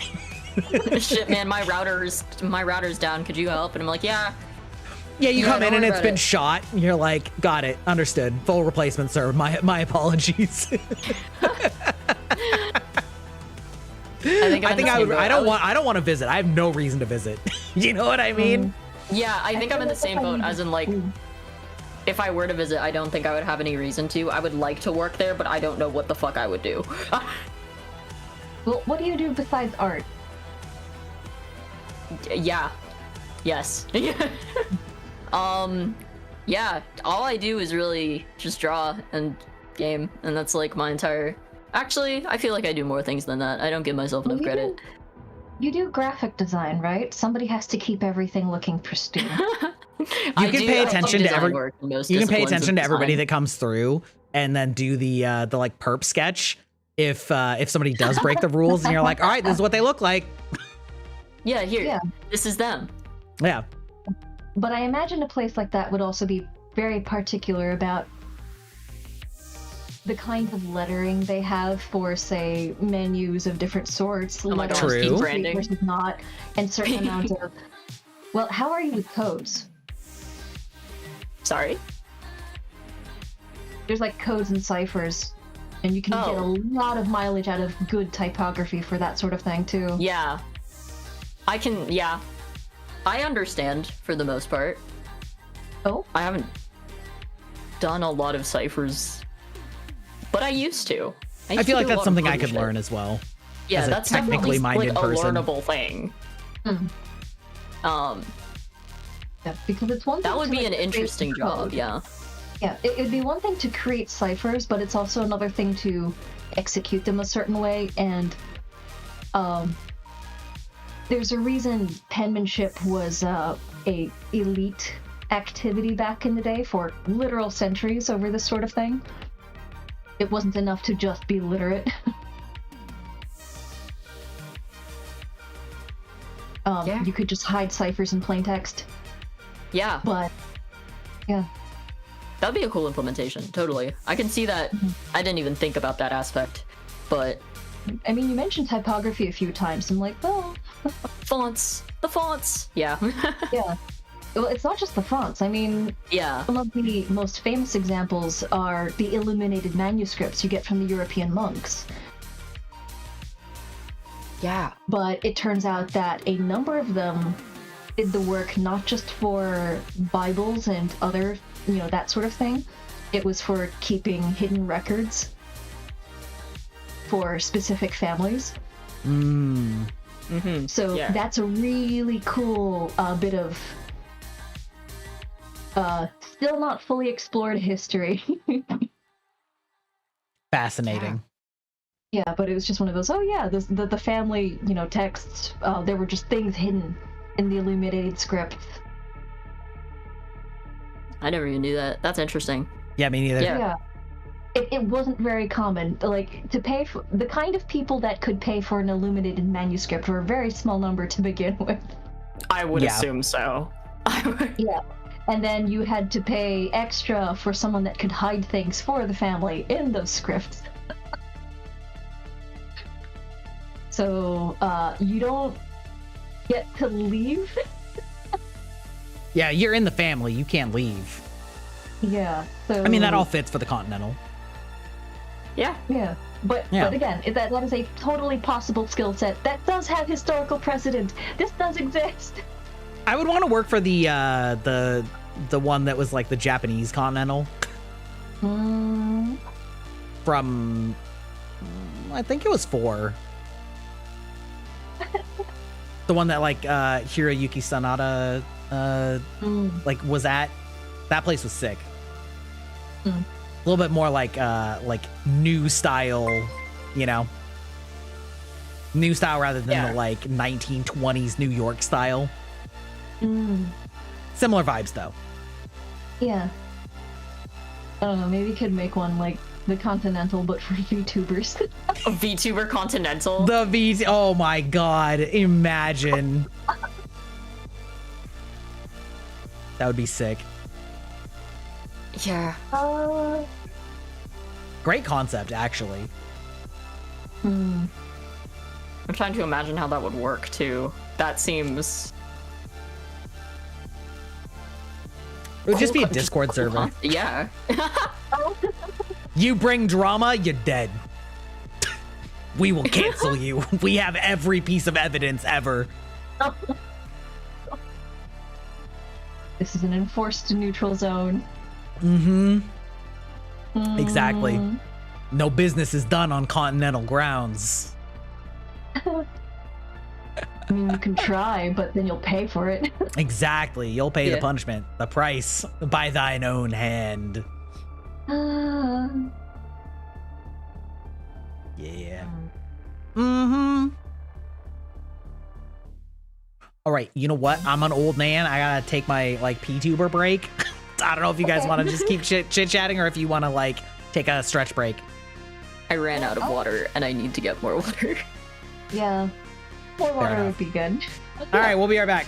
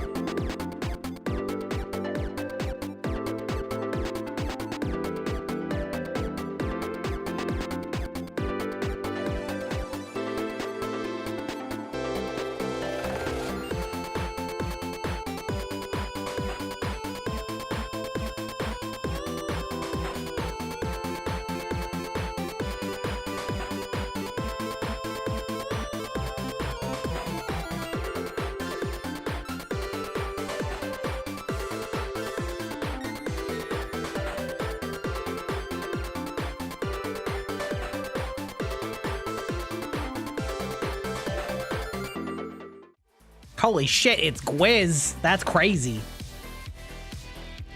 Quiz. What's that? Whoa. Whoa. The unhinged ass comment he made when I showed him my grilled cheese today. Oh. That's crazy. That's crazy, dog.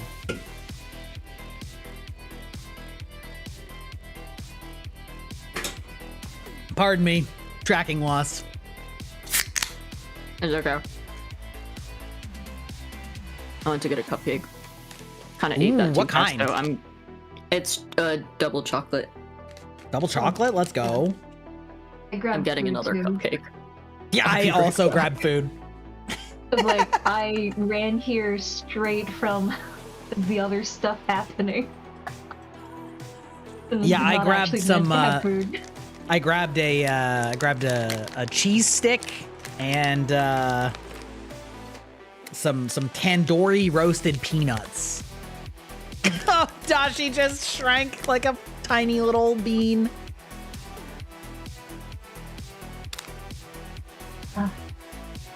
Okay. I just went to yoink another cupcake. I mean, seems They're reasonable. on the counter. They're free for the taking. Yeah, what's your favorite kind of cake or cupcake? I'm a fan of strawberry shortcake usually. Ooh. Strawberries and cream usually, something like that, something along those lines. I do enjoy a good cheesecake. I love cheesecake. I fucking love cheesecake. Yeah. No baked cheesecake for the win. No baked cheesecake is good as well. That shit's damn, guys. Food talk. Food talk. Wait, did I already bingo food? If I didn't, here it goes. I think so. I mean, We were talking about drinks apples. earlier as well. And Drinks is apples. different. That's alcohol. Oh, okay. Yeah. We were talking about apples. All right, let's check our current bingo. Ooh, these are kind of spicy. What the fuck are you eating? Tandoori roasted peanuts. That sounds delicious. They are delicious. All right, our current bingo hits are Curse OBS, Alcoholic, Girlbach, Sanderson, 2.0 Talk, Sussy Baka, Feet, Weeb, Movie Rant, and Food and Drink. Did we not talk about Final Fantasy though? Did we? We're talking about Lulu and the men. We very briefly did touch on Final Fantasy. I don't think I'm going to call Lulu a Final Fantasy mention. However, good segue. Final Fantasy Tactics Remaster. Yes. Okay. Final Fantasy There call. we go. There you go. Have either of you played the original Final Fantasy Tactics? No. You have, Aeon? Good. Good for you. Yeah, I didn't get to finish though. I was so mad. Oh, yeah? I was borrowing it from a friend and then he moved. Classic. You got a It's like, bingo? Let's go. Oh. Hey, Damn. congrats. First bingo down the hatch. I was one away. Rip.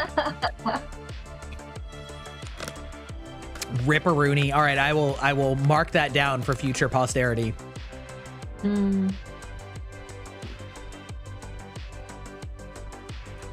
How'd you feel about you're upset that the Steam version will be saddled with Denuvo? Ugh, disgusting. Disgusting. How did you like the story and characters, Aeon? I had mixed feelings about it. I know some people were complaining. It was like, oh no, it's too fussy. It's so text heavy, and I'm like, this is my jam though. Give me the drama. The tea. He was like, I want to kill things. I'm like, yeah, me too. My goal is to reduce all the HP to 0. But why? I want to know why I'm doing this. Because otherwise it's just like a simulator interrupted by a visual novel occasionally. Yeah. Yeah. Update for Dashi, I got my mattress back. Congrats. Oh, Oh. I'm glad you What? got your mattress back. How did you lose your mattress? Yeah. Liz, do you want me to explain or do you want to explain? That's crazy. I mean, earlier he just sent me a photo of the bed frame, but no mattress. That's it. I can't type and walk. Oh, I see. I see. Earlier in this stream, midstream, he texted me a photo of the bed frame, no mattress, just the bed frame. And I go, oh, and then also immediately, like, after that photo, he sent another photo of what I assume is his mattress in the middle of the kitchen. And he's lying on the mattress. And I go, this feels like a story told in 2 parts. Is there a reason your mattress despawned? And I will word for word, not gonna lie, can't remember. All I remember is my roommate chasing me to the bathroom with a belt. I locked myself in there, and during that time, they took my mattress. It's been an evening. And that's where the text ends. How high is your roommate? Oh. That's wild. I'm glad you got your mattress back. Was it just now, or was it like a while ago?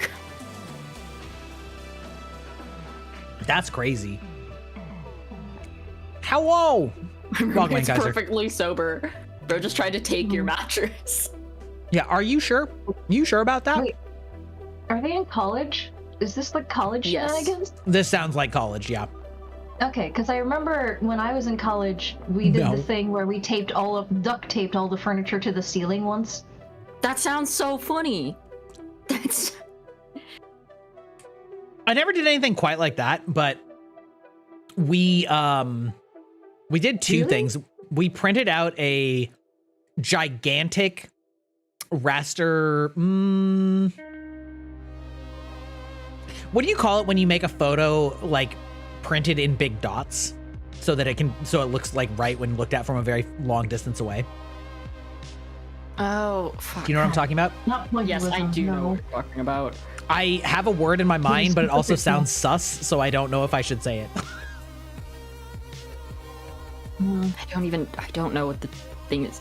I know what you're talking about. I can see it in my mind. We printed out a giant one of those that was like, I don't know, 6 by 6 or 8 by 8 pieces of paper of William Shatner yelling "Con," and then we taped that to our balcony door so that everybody on campus, when they walked by the door, could see the giant "Con" face. And then the other thing was that I started making a wall of cans for out of the like Pepsi that I drank, and I just completely filled my entire windowsill with it, to like bottom to top. That's about the kind of like shenanigans in the rooms that we did. We never like messed with each other's furniture or anything. We did a lot of LAN parties not really technically LAN, but like all playing Guild Wars in the same like duplex room or whatever. Yeah. Is this when the podcast started?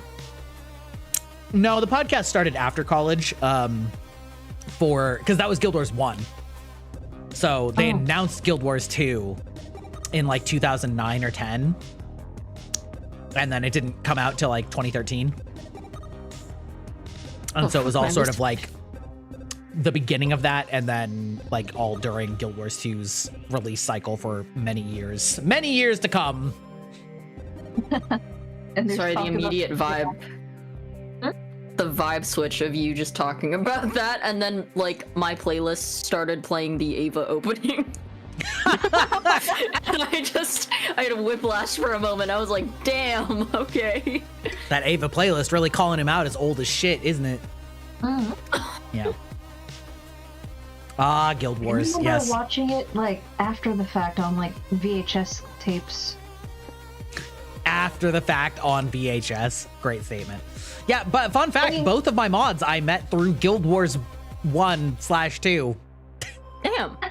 In 2011 or whatever. Wow. Yeah.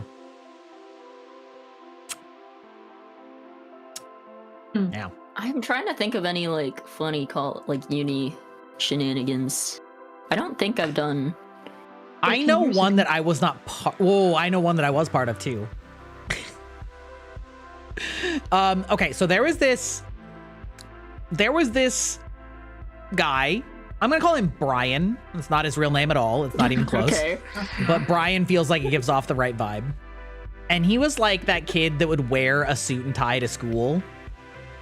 Very straight edge. And maybe that doesn't sound, I don't know if that sounds weird to East Coasters, but it's sure as shit weird in Washington.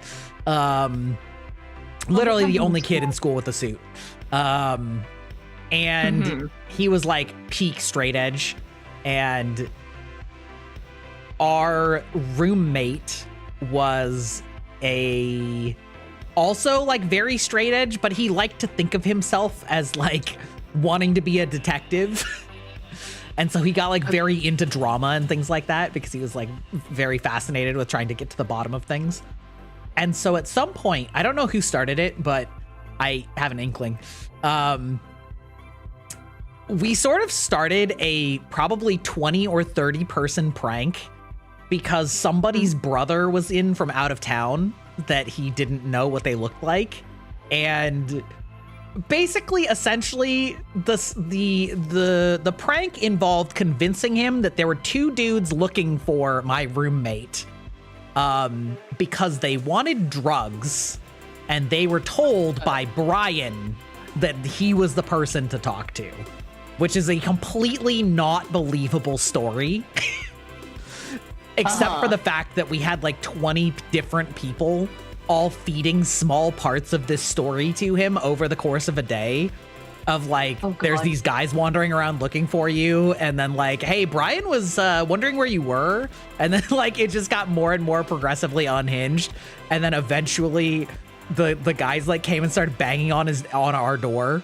And I like handed him a pocket knife. And I'm like, bro, I don't know what's about to happen. And he just like stared at me like he was gonna, I don't know what exactly was going through his head, but he fully believed that there were two like druggies there to get drugs from him when he, Mr. Straight Edge, has never done drugs in his life. And like, we had so many people in on it that he completely bought it hook, line, and sinker.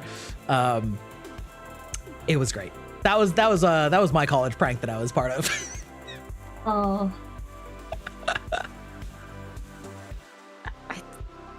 I don't think I got it. The only like silly stories I've got is I've always been that one friend that was like, yo Dashi, I'm going on a date with a random Tinder guy. Can you sit at the table across of us or whatever? I've been on like, you've been like the stealth scout. Like, yeah, I've been like 3 or 4 of those times.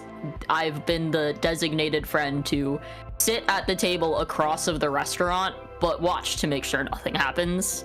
And at some point, I do remember one of my friends walked into the restaurant and they were like, oh, what are you up to, Dash? And I'm like, I'm just here making sure my friend doesn't get fucking kidnapped. And I have this like hilarious photo of just, she whipped out like a mini canvas from nowhere and painted them. It was so funny. It's not a great painting either.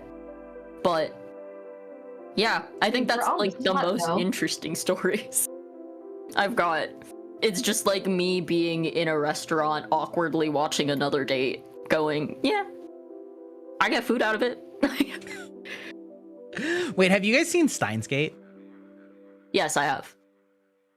Aeon, have you? It's been a while though.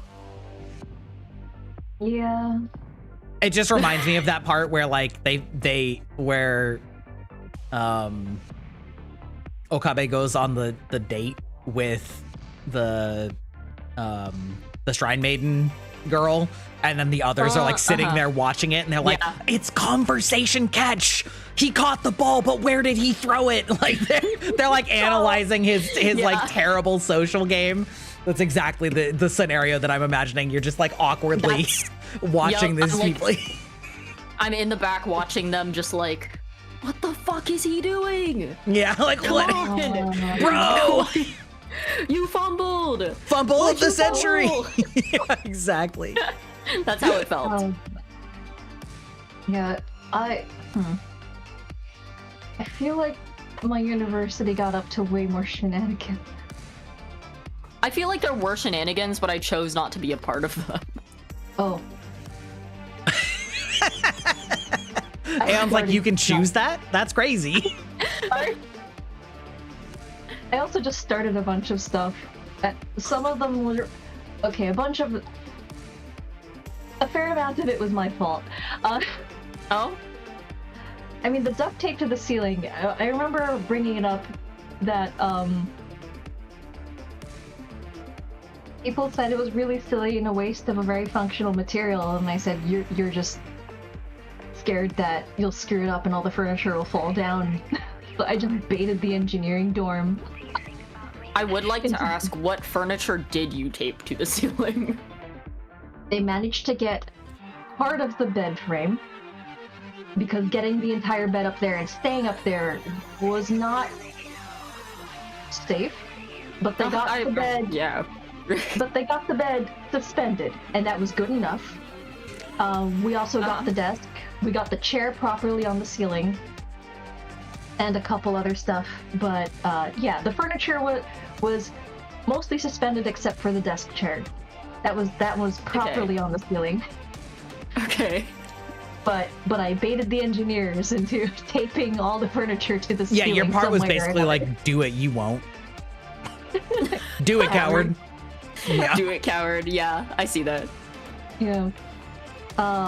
There was... You're a waste of functional material. Yeah. I remember one time I got in trouble because in a class that I wasn't even in, because I got everyone else in the class kind of yelled at by the teacher. I ruined an excuse for everybody. So you know how in engineering... Wait, Gry, did you ever have to take a CAD class? Nope. Okay. I don't know if we had CAD classes when I was in university. Mm-hmm. Wait, you're older. I am older. So... Oh, Gry's age gets forgotten. Oh. Oh. Okay. Okay, so... Because I remember all of the engineers, electrical, chemical, mechanical, like everyone, regardless of whether or not they could reasonably expect to do CAD in their job, had to do at least one CAD class. And it was, I think the argument was, the school paid a lot of money. And also, we're probably going to be working with a team doing various things, so we should at least understand what the heck everyone else is talking about. So one of the projects that everyone had to do, that everyone in every engineering department absolutely hated, was we had to make a functioning clock. Oh. Oh, okay. And I was that asshole that, Gry, I think, has heard part of this before. I wanted to be a watchmaker. That was like one of the first things I wanted to be as a child. So all of these engineers in this CAD class were struggling with the 3D. And then I showed up on presentation day having built an open-face clock that worked. Did someone just throw a bit at me? I wasn't Wait. even in the class.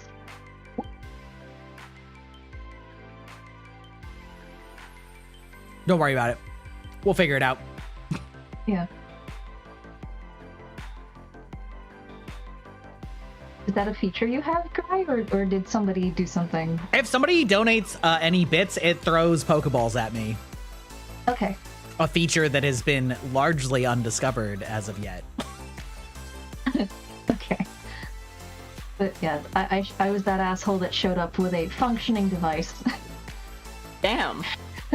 And everyone in the class is like, screw you. The teacher was like, see, she's not even in this class. Wow, just totally So flexing on people like that. I just did it for fun because watchmaking is one of my other fixations. That one's a cool one that I wanted to get into at some point. I do think it's a cool one. I think being able to build your own watch looks like just a fun thing. I would like to build my own watch. Well, I can't make a watch because the tools for that are very expensive, and Yeah. I don't have access to a workshop. But I can make something clock-sized, not watch-sized. Uh-huh. I mean, yeah.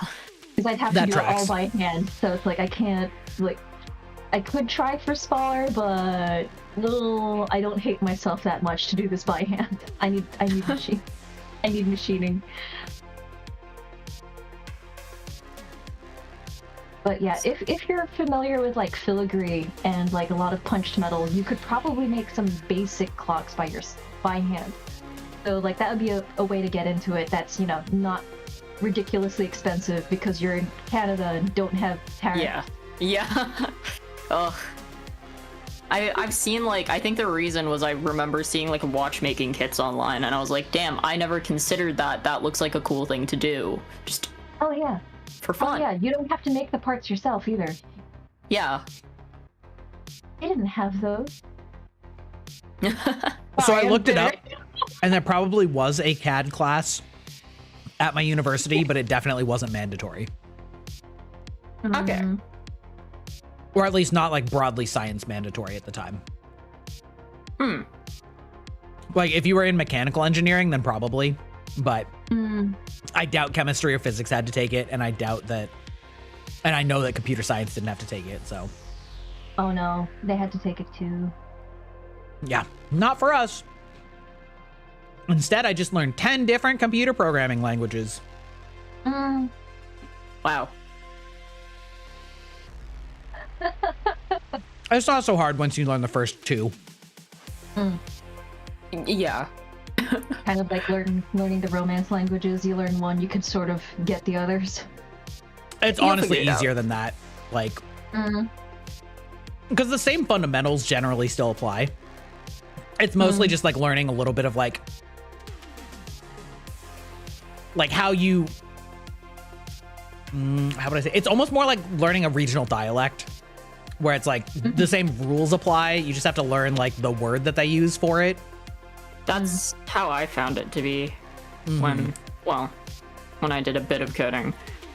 It was just how do I format this Yeah. in the right way so it'll There's read. certainly some that have like more exotic properties or whatever, but those are pretty few and far between.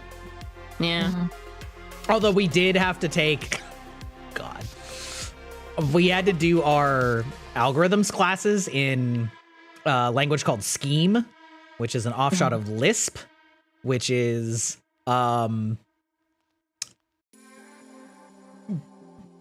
basically the way that it works is all operations are in the it's kind of like learning Japanese if you only know English. All operations are you do the operation first and then you put the left side and then the right side. So 5 plus 6 would be plus 5, 6. Oh. And that works for literally every operation, including basic math, loops, arrays. Literally all of it is operator and then left and then right, and it heavily uses lists. And so you would end up with these like 30 deep parentheses sets of like, you know, So it's like assembly. It was like wildly difficult to read, and it was very often used like recursion, where you would put like a parenthesis and then you would call the function itself and then like its first parameter as like its first argument. So you would like pass the same thing to itself over and over again and like do all these weird, I think there actually weren't loops in it. It had to all be in recursion. So it taught us like a very like roundabout way of thinking and structuring things in order to like teach these concepts. And then, like I said, it was for an algorithms class, not for like regular programming. So it's really weird, and it's really it's like it's so ugly. Like it's so hideous. It did I'm not trying that to, one. like imagine it in my mind, and it looks shitty. Okay, you wanna know the funny part? I am one of those computer hoarders. I think I actually still have some of my college assignments on my computer. Oh no. Did I get this right? Am I correct? No.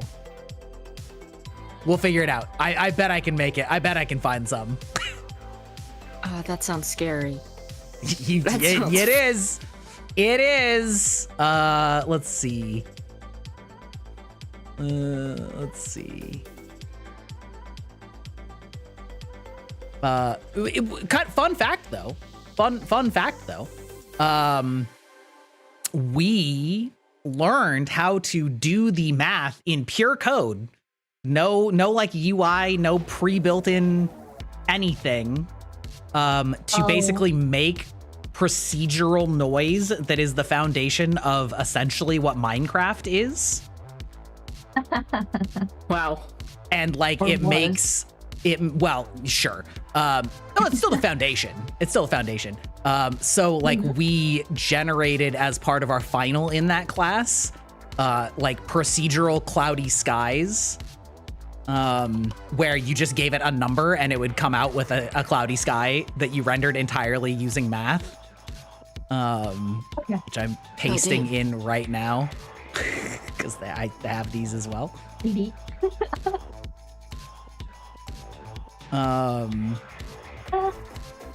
And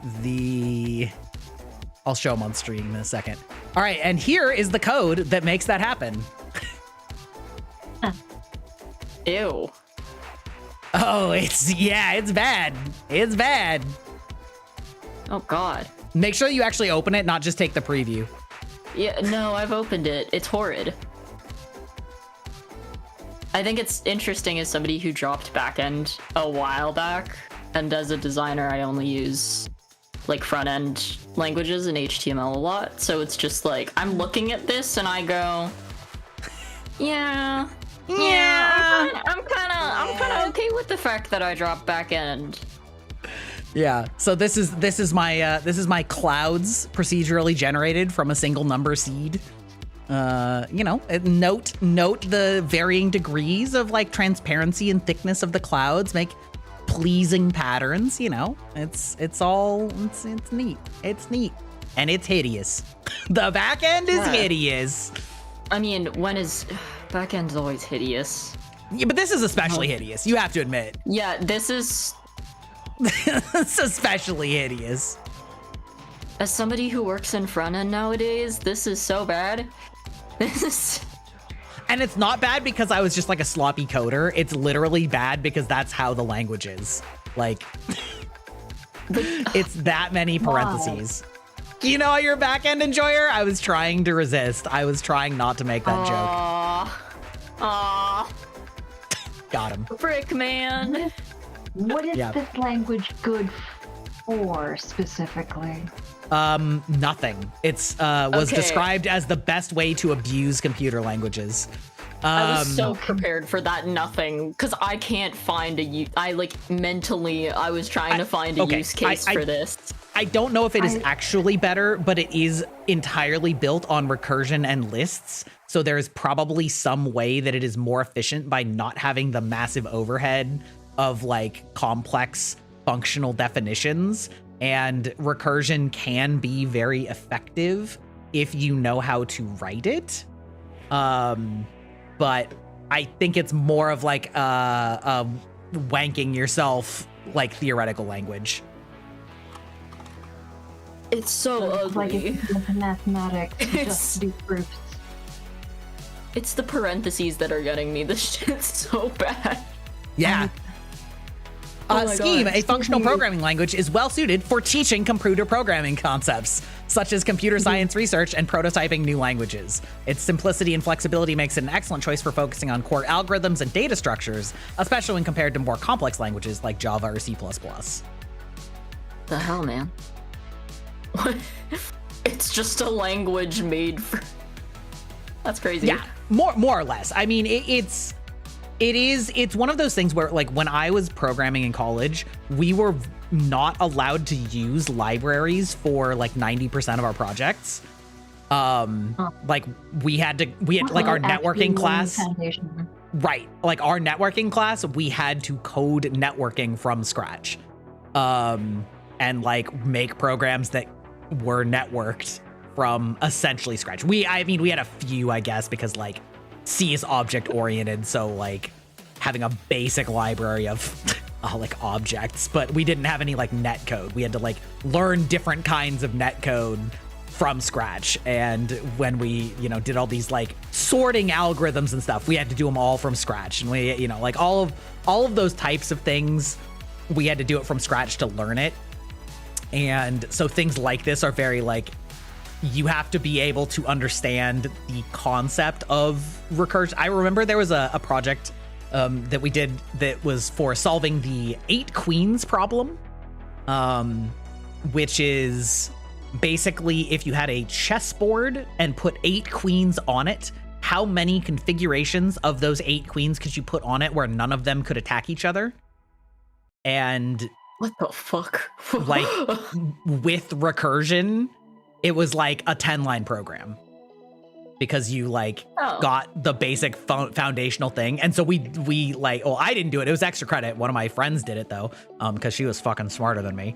And yeah, it was like 10 lines of code. Wait, no, I actually did do it. I accidentally came up. I didn't do it quite right, but my answer actually was correct if you counted symmetrical patterns separately. Right, so if like the same solution was rotated 90 degrees, my version counted it twice, even though it was like the same, kind of.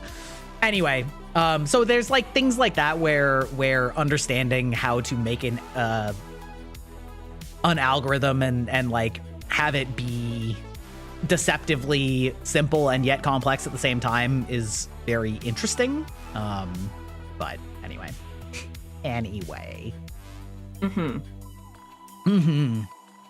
Also, though, I feel like it maybe gave me a complex for professional coding because I'm like, everything seems terrifyingly complex. And like, how could I possibly learn how to do this? And I think the reality in the modern coding is like, well, there's just a library. You don't need to know how it works. And I'm like, don't I? All I learned was to learn how it works. And it terrifies me to learn how this works. And then they're like, well, don't worry about it. I'm like, oh, can you do that? But what if I don't know how it works and it does it wrong and I don't know that it does it wrong because I don't know how it works? Interesting. Yeah, I don't know. Everything is so complicated nowadays with computers, right? Like computers built computers to build computers to build computers. So, you know.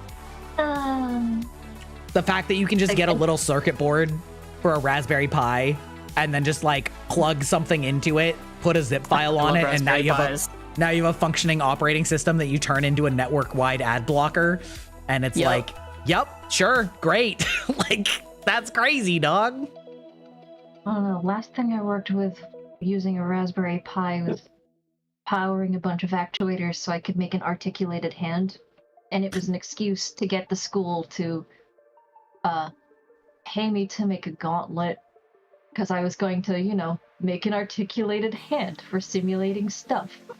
Don't worry about it. That's amazing. I love that for you. I don't even remember the last time I worked with a Raspberry Pi.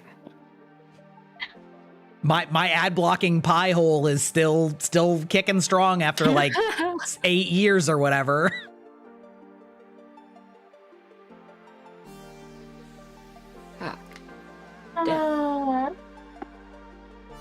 Love to see it. Yeah. Actually, sort of interestingly, this probably has some crossover with Aeon. Stream Deck just released like plug and play Stream Deck modules that are meant to like hook into each other extensively and have like basically the idea for building them into things, like building them into machines for like control panels and things like that. Okay. Pretty cool. Pretty cool. I could just imagine you coming up with some sort of crazy like cosplay bullshit with a Stream Deck control pad that you can like press a button and extend your mechanical wings and like, you know. No, because I'd have to model all of them in 3D. I'd have to do it in Blender, and I'm already struggling as it is. Well, maybe it's not entirely your project, you know. Maybe somebody's like working with you or something. But yes, I could see that being possible I just I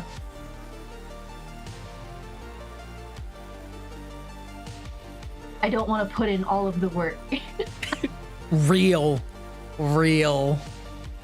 Like, I've already got a lot of things to do. My schedule is already nuts, and I have so many things I need to learn in addition to the stuff I am currently learning, and like I am drowning in work that I made for myself.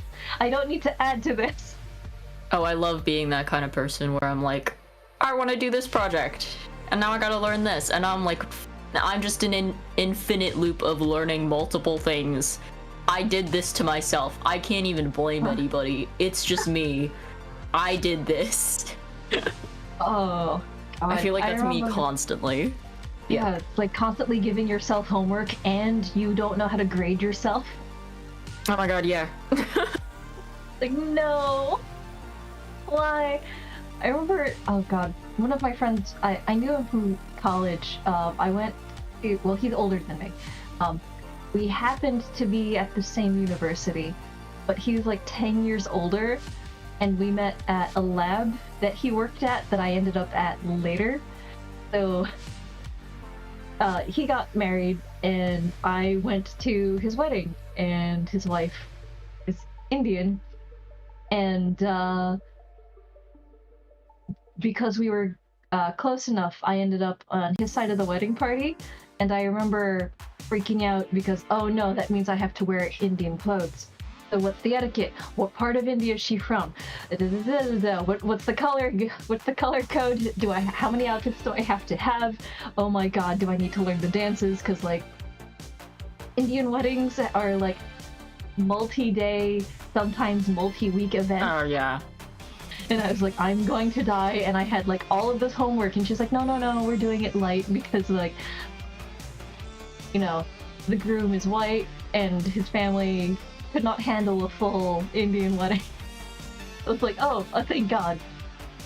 I mean, I feel like that's one of those things where even if he wasn't white, that's one of those things where you're like, okay, listen, bride's family, I'm gonna need to outsource a little bit to you guys because you're the ones who know what the fuck you want. Yeah, but you know, depending on how you wrap your sari, your dupatta, or like whatever it is you're wearing, there are different regional ways of doing your clothes. And India is, for some people, not nearly as famous as the Italians for having feuds from town to town. So, but parts of them are very famous for that. So I just absolutely was just trying not to trip over everything. So I was that crazy person for like 2 years out in advance with like the red string and like the map. Like, how do I connect the dots? I was just going nuts. And I remember I showed up to the wedding rehearsal in full dress, and one of the aunties who was helping, you know, everyone who wasn't Indian not look like an idiot, she helped one person, helped another person, and she stopped in front of me, looked me up, looked me down, and then walked away. Said nothing. And it was like, I just feel like I was in a Bollywood movie and I am in trouble with the auntie or something.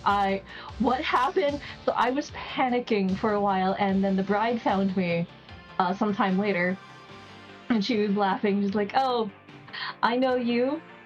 We're probably freaking out. Don't worry, you got a good grade. It's okay. You're the only person she didn't help because you were fine. Oh, there you go. And I don't know, I was really happy though, because apparently I had done enough research and done enough practice that I was invited to actually help the wedding party themselves actually get ready. And there's a video of it somewhere. It's like, I'm like the one conspicuously non-Indian person helping everyone get dressed, including some of the Indians, and it was like, I got a good grade, definitely. I can stop panicking now. You got that little gold star. Yes, I did. My friends were making fun of me for weeks afterwards, especially since like some of the other Indian ladies were like, you did a really good job, could you help style me? I was like, what?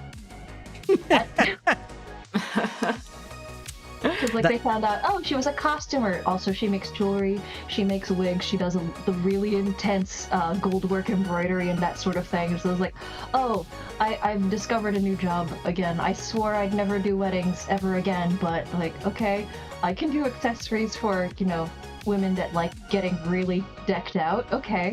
Yeah, that would probably pay really well. Yeah. They can outsource to India.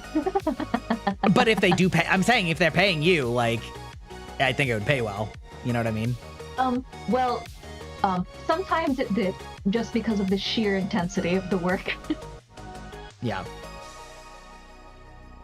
Yeah, because like they could order custom clothes. Custom jewelry was harder. Yeah.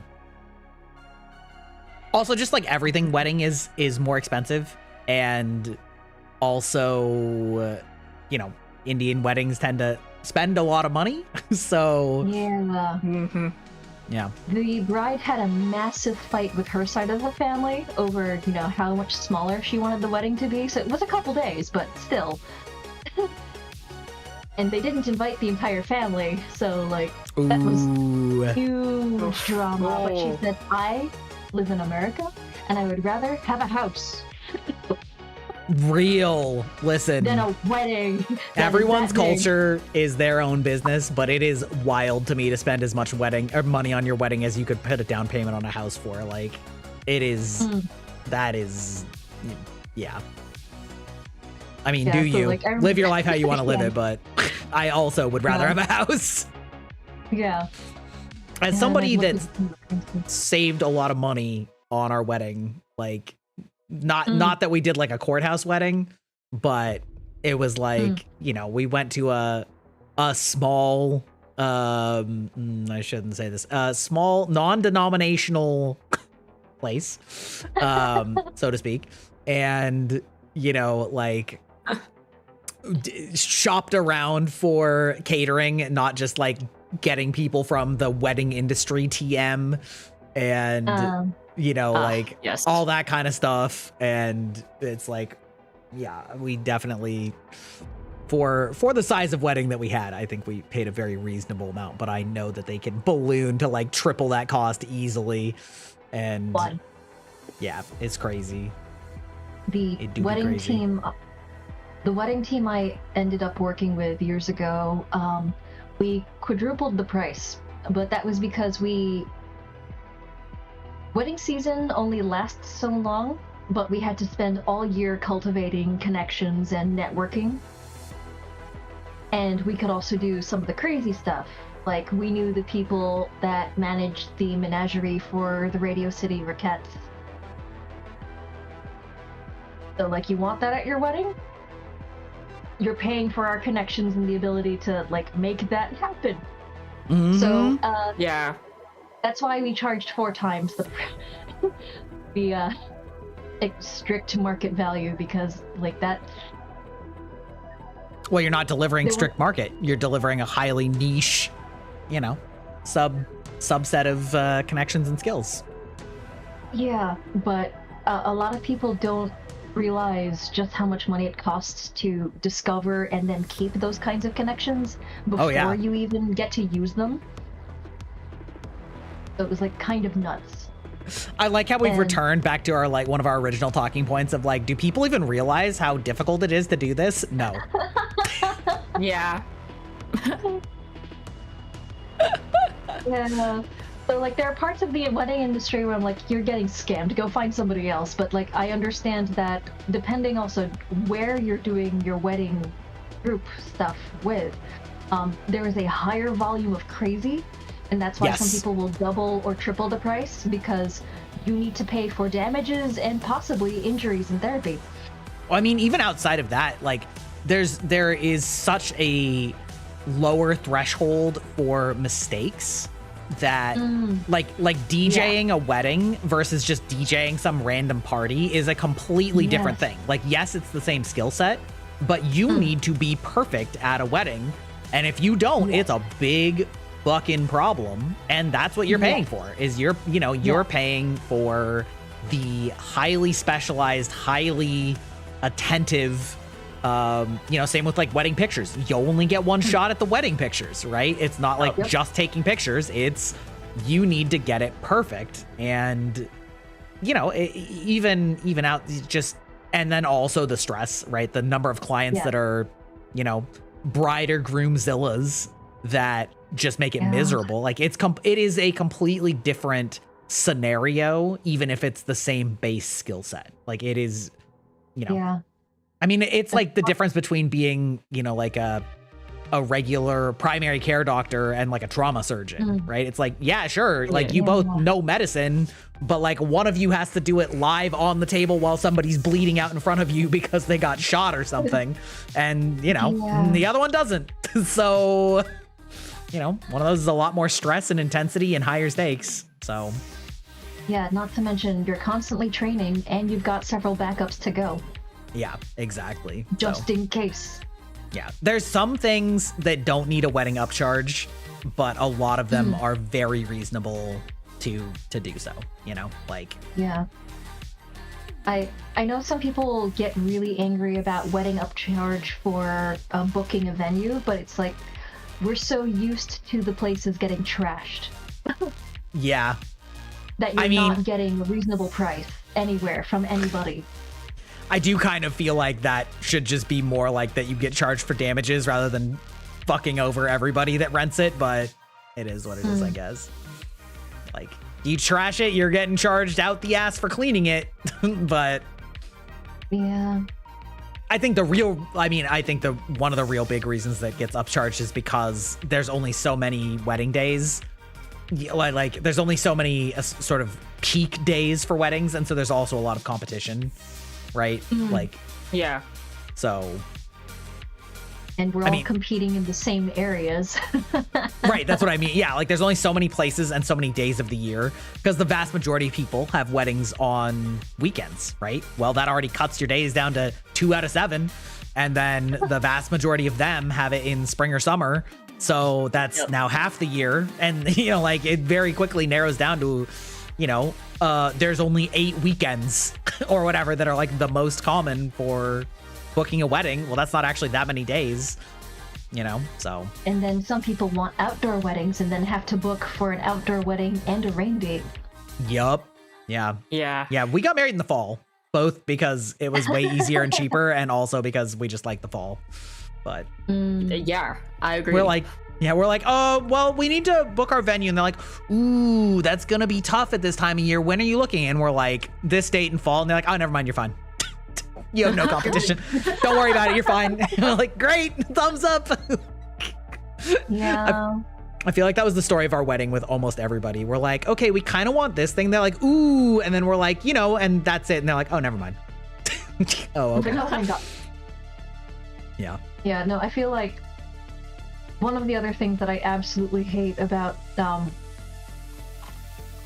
certain categories of weddings where like everyone has to be a certain minimum standard of dressed up, a lot of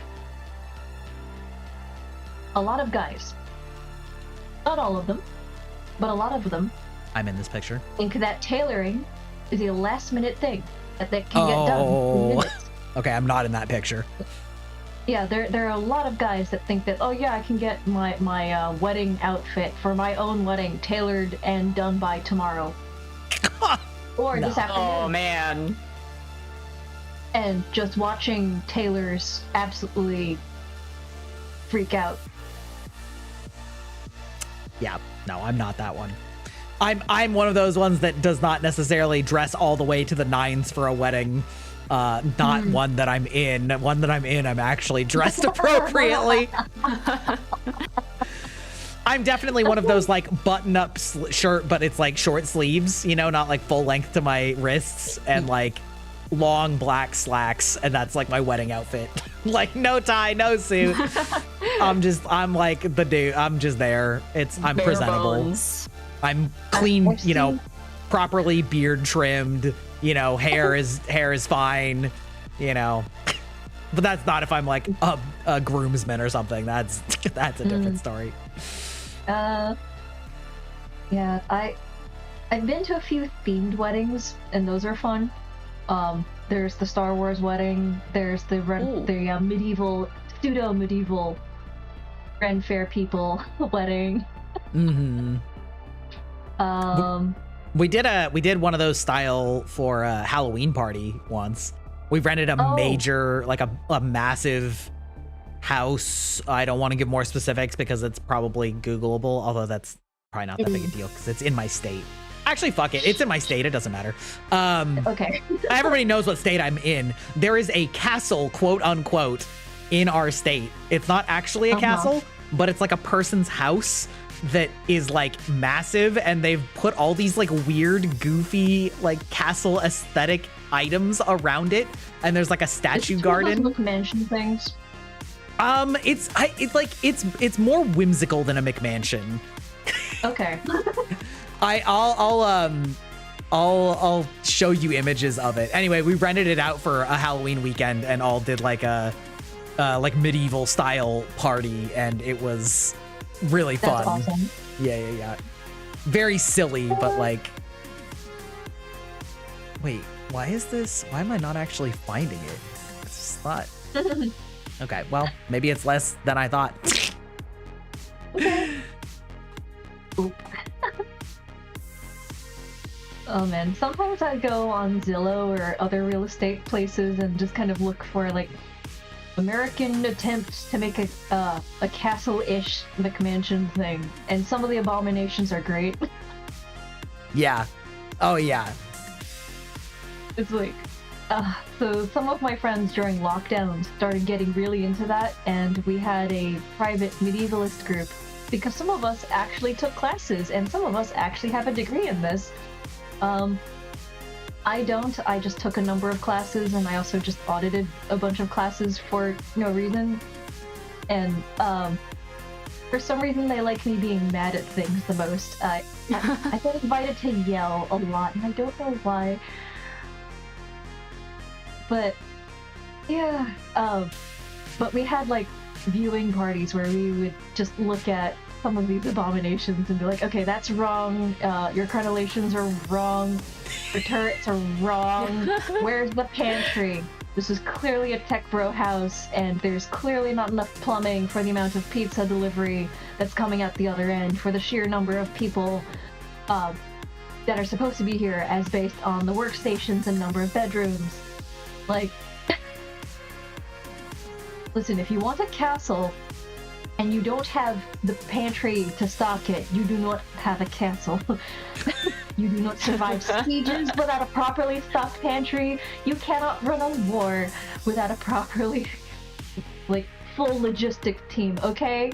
Like, there's a reason that the phrase, an army marches on its stomach, has existed for millennia across every continent. Well, maybe not Antarctica, but all the inhabited ones. Like, but there's a reason every culture has a variation of that phrase. You clowns need logistics. The sheer number of wars and sieges that ended because everyone ran out of food, yes, including the invaders. Okay? It's just so embarrassing. Okay, like I finally figured out what over. I finally figured out what area it was in, so I can get you some pictures. I actually legitimately forgot. Don't worry about it. I'll get them in a second. Okay. But yeah, it's like, war's over. We won. Well, nobody won. Everyone won. Why? What happened? Did you reach a truce? Is there an agreement or something? It's like, no, we ran out of food. That. Okay. Accurate. We starved them out, you know? Yeah. It's like, that's just so... What was the point of this? Okay, here you go. Nothing was gained. Here's the Airbnb entry. Okay. Oh. Okay. That's hilarious. It was very fun.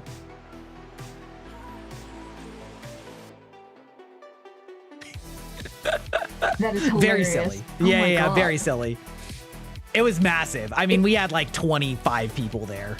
Like, it was that we all stayed. How do I put this? It's very 90s dollhouse. Yeah, it's like obviously not accurate. It's like I said, it's it's like upping the whimsy, right? It's very silly. It's very silly. The more I scroll down, the sillier it gets. There was definitely a sex dungeon in the basement. What? There was like a huge bathroom where all of the doors were just transparent glass and like had like naked body outline indentation frosted on them. And there were like some handcuffs and stuff. Like there was a hot tub in the middle of the downstairs, no doors. It's like the first thing you see coming down the stairs. Open hot tub, like surrounded by 6 rooms. Yeah, it was definitely, listen, it was a multi-use multi-use abode that we used it for totally wholesome reasons. Is that a sink? What is okay, wait. No, I figured it out. We're fine. I was looking at the preview photo and I thought it was co-op shitting. You thought it was what? 2 toilets. I thought it was like 2 toilets. Oh, okay. Jesus. It would have been great to play Clock Tower there. That was before Clock Tower came out, totally. Though. Yeah. These photos are cracking me up. It gets worse as I scroll down. Yeah, it was really funny. Like, I got like a Jon Snow cosplay and took my real ass sword because I have a nice sword that my wife got me. I mean, I have lots of swords, but this one is actually sharp and actually good. As opposed to like the $20 things you could get in Chinatown. Yeah, I was gonna say as opposed to either the like really, really like bad ones or the ones that are like obviously really bad, just like stainless steel pressed or whatever. Like this one's like actually, you know, good. Like, okay, we've gotten to a point where you can create decent enough steel swords from a press, but the odds of you getting a sword from one of those presses is very low. Yes, we can do it. You're not likely to actually get one. Yeah. There is a really fun place that I have played Clock Tower in that is that I can't say on stream, but I can show you images of that like rents out private rooms and they're all themed. Like all the private rooms are themed, so you can like rent it by the hour. And it was a lot of fun. I actually would love to do it again. I probably had to have like a $20 cover charge to basically pay for it, but whatever. That's not too bad.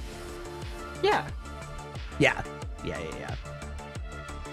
I know that they have like a couple of these different rooms, each with different themes.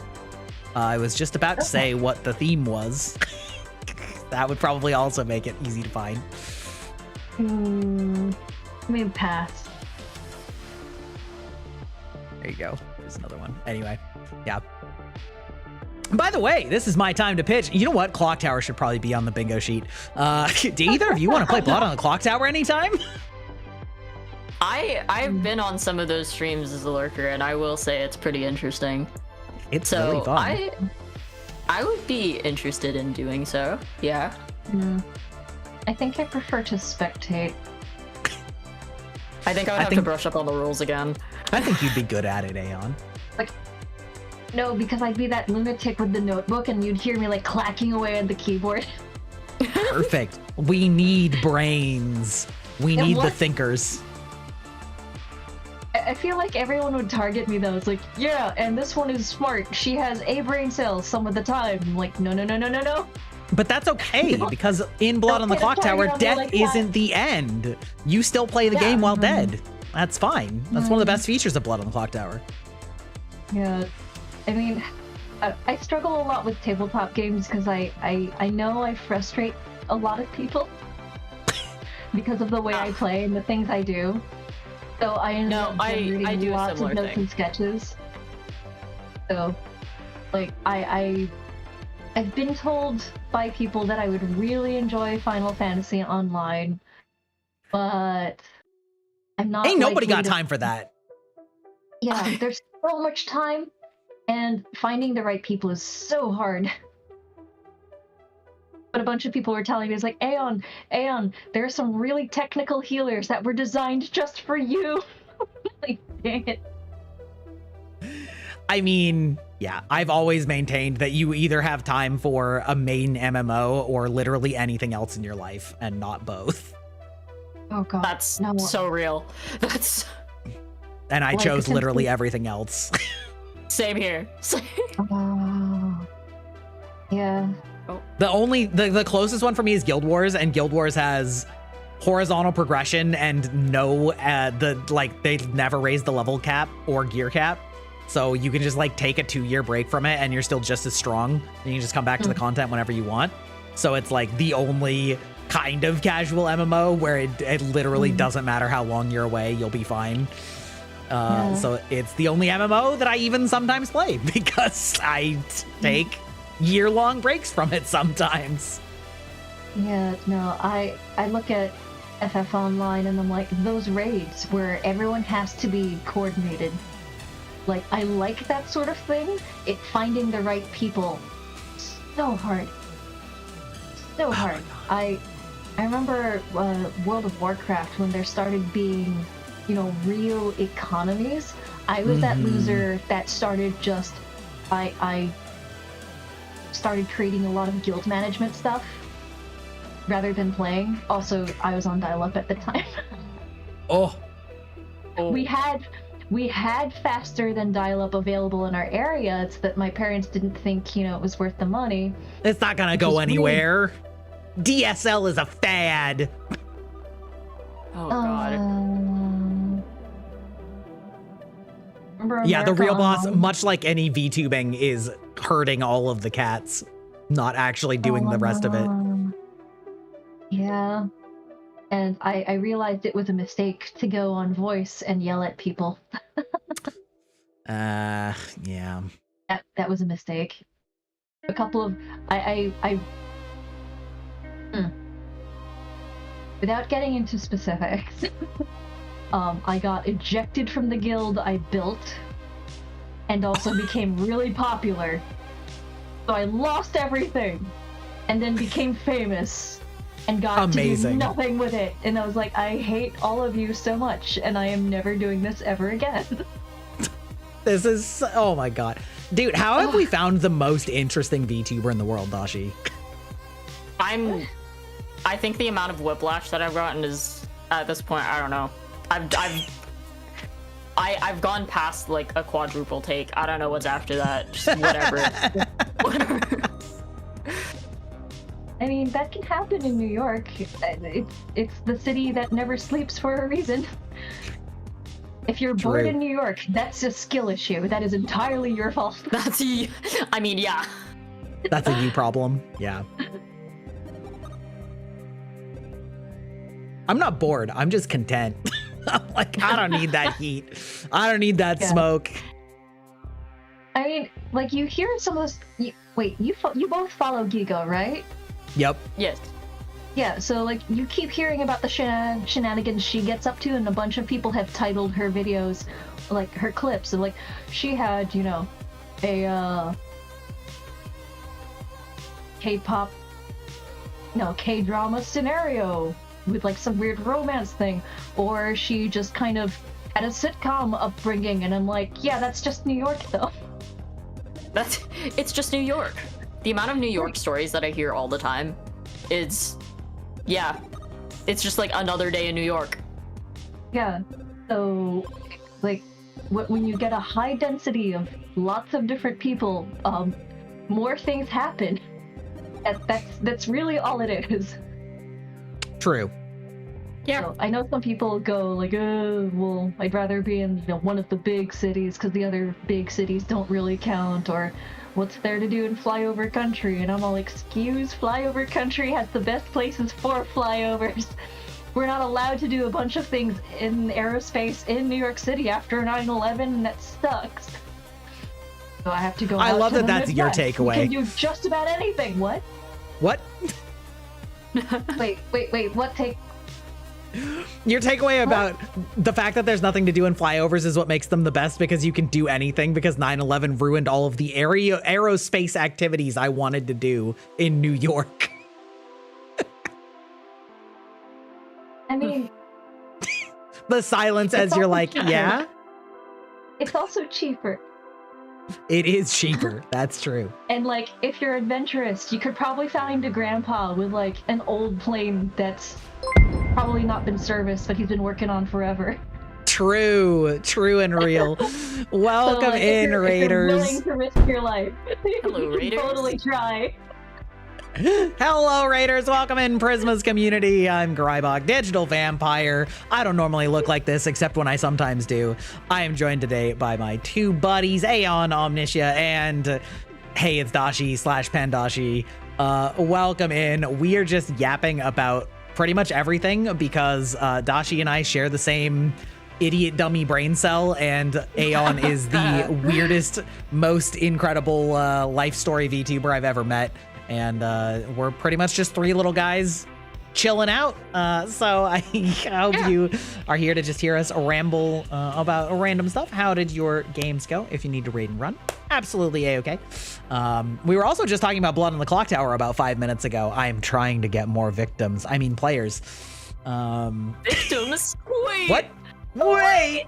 Oh no! It was suffering. Uh-oh. Ruh-roh. Yeah, Prisma is one of our new goated Clock Tower players.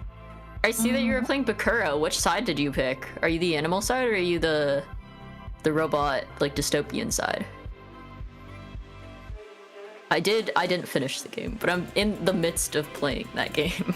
Green and animals. Okay. I'm playing that side as well. I ended up picking that side. I love that without context, that makes no sense.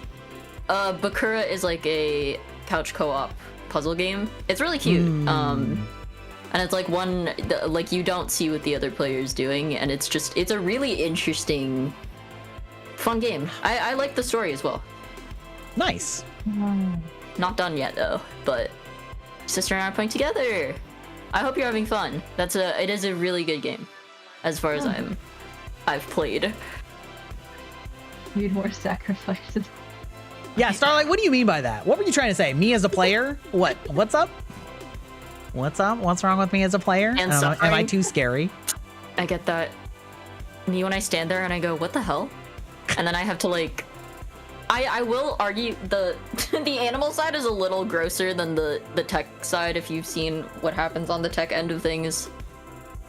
That's all I gotta say about that. Is the animal and tech side, is that what like each player has, or are they? Yeah, so one player plays as an animal, like on the animal side, and then the other player sees the world as like this dystopian, like tech, like abandoned tech side, and you're solving puzzles together, but only certain players can see certain aspects of the map, and certain things work differently for other people. So like, sometimes you can pick up a haystack on your end, but the person on the other side sees it as an immovable object, and you kind of have to figure it out from there. Like there's cloning devices, but for some reason, like the gross thing that I'm thinking of is like the animal side. The cloning devices, you just get like, it's just vor. You just get absorbed. Oh. And it's like very weird on the animal side, but lots of beheading, yeah. I see. Love to hear Overall, it is a fun game and it's a cool take on it, I would say. But yeah, I do recommend playing it.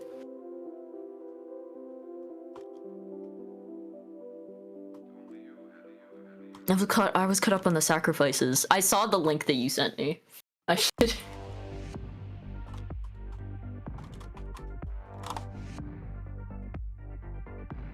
Oh, what was that? You clicked the link?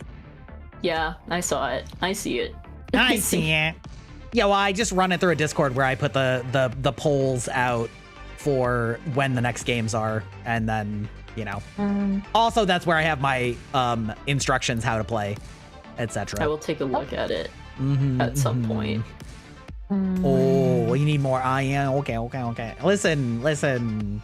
I like to think that I'm helping players come out of their shells when I'm a player. I did gaslight everyone as a player. That's true. That is true. Like, okay, listen. The thing about Clock Tower that is so fun is that there are so many viable strategies, and like there are so many ways to play good characters that are not just straightforward and saying, I am this character, everyone, but like pretending to be other characters to bait the bad players into wasting their abilities on you is extremely fun. Or like, yes? Sorry, I was trying to scroll on the Discord and I once again forgot to click out of You once YouTube again Studio. got beeged, Dashi. Yeah. Yeah. You know, talking and sharing your information is good for the good team, you know, even if you're lying. I still remember one of my favorite instances was I was like one character. I don't remember which character it was, but it doesn't really matter. And I just this was an in-person game. I walked across the room and talked to one of the other players, and I was like, hey, I'm one of the characters that learns information about two characters at the start. I'm not going to tell you which one it is because you know, if you're evil, I don't want you to know what, like, to guess from. So, like, are you willing to tell me who you are? And she did. And she told me all the details. And I'm like, oh, cool. Yeah, that confirms my information, which was just a lie.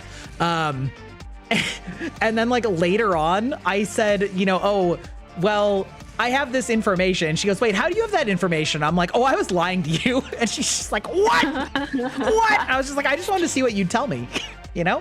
But like your information stands out, so I believe you. You know, it corroborates with other players. I believe you. She's just like, I can't with you. But then there was something else that she asked me, and I was like, oh yeah, I lied about that too. And she's like, what? Why? It's great, though. It's great. Lying is good, even for the good team. I'm so bad at it.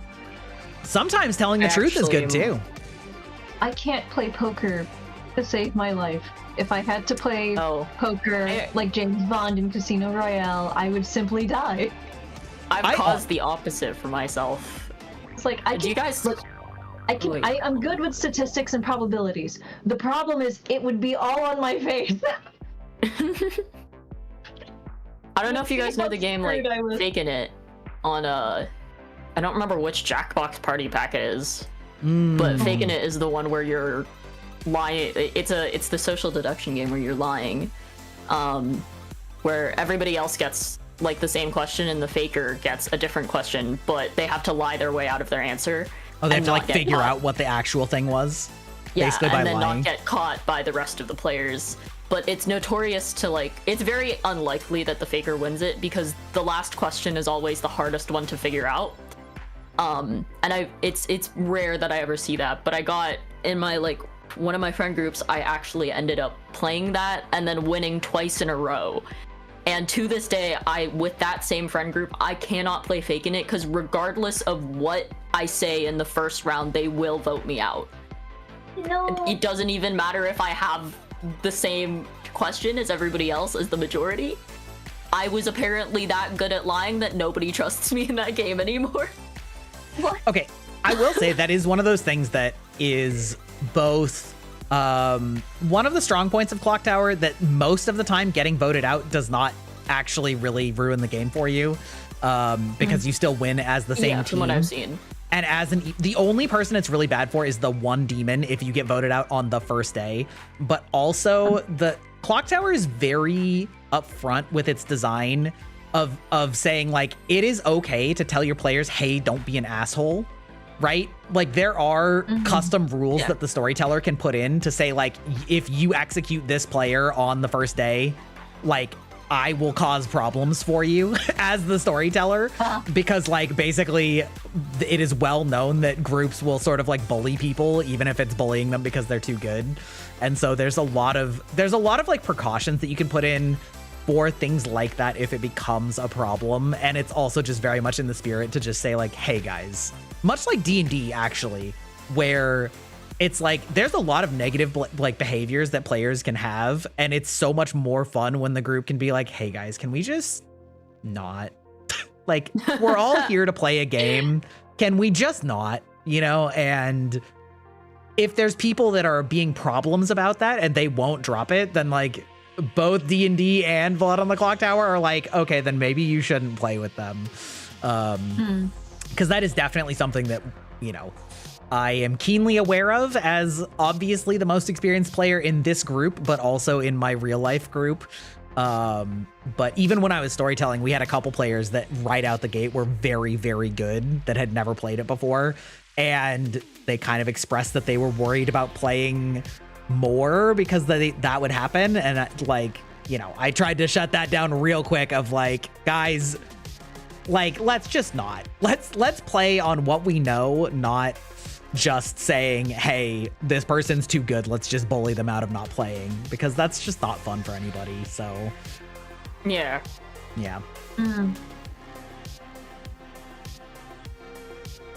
But also I think a lot of the time less experienced players, if they're evil, worry about dying too much, because really your job as an evil player that's a minion and not the demon is to just cause chaos.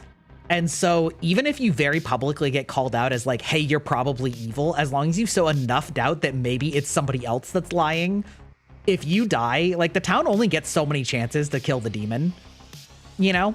And so it's like if that's why I said, like, my advice, if you're a minion, is just pick something and hard claim it. And if somebody else has it, you're just like, just don't drop it. Just say, nah, like, you're the one that's lying, and town can decide which one of us they believe. And if it's neither, so be it. Because from the evil's perspective, town usually only has like 3 or 4 chances to vote out the demon. And if they waste 2 of them on a real townsperson and an evil minion, that's half of their chances to get you. So like, you've done your job by just saying, I'm gonna cause a problem, and if I get caught, so be it, right? It doesn't matter if I die. It matters if the demon dies. And you know, you can get a lot of mileage just by causing problems. And when you start looking at it through that lens, you'll start seeing that most of the characters in that first set that we're playing in Trouble Brewing learn something about 2 people and not which is which. And that is very much by design, because uncertainty about 2 people is a lot of days worth of effort if you decide to kill both of them.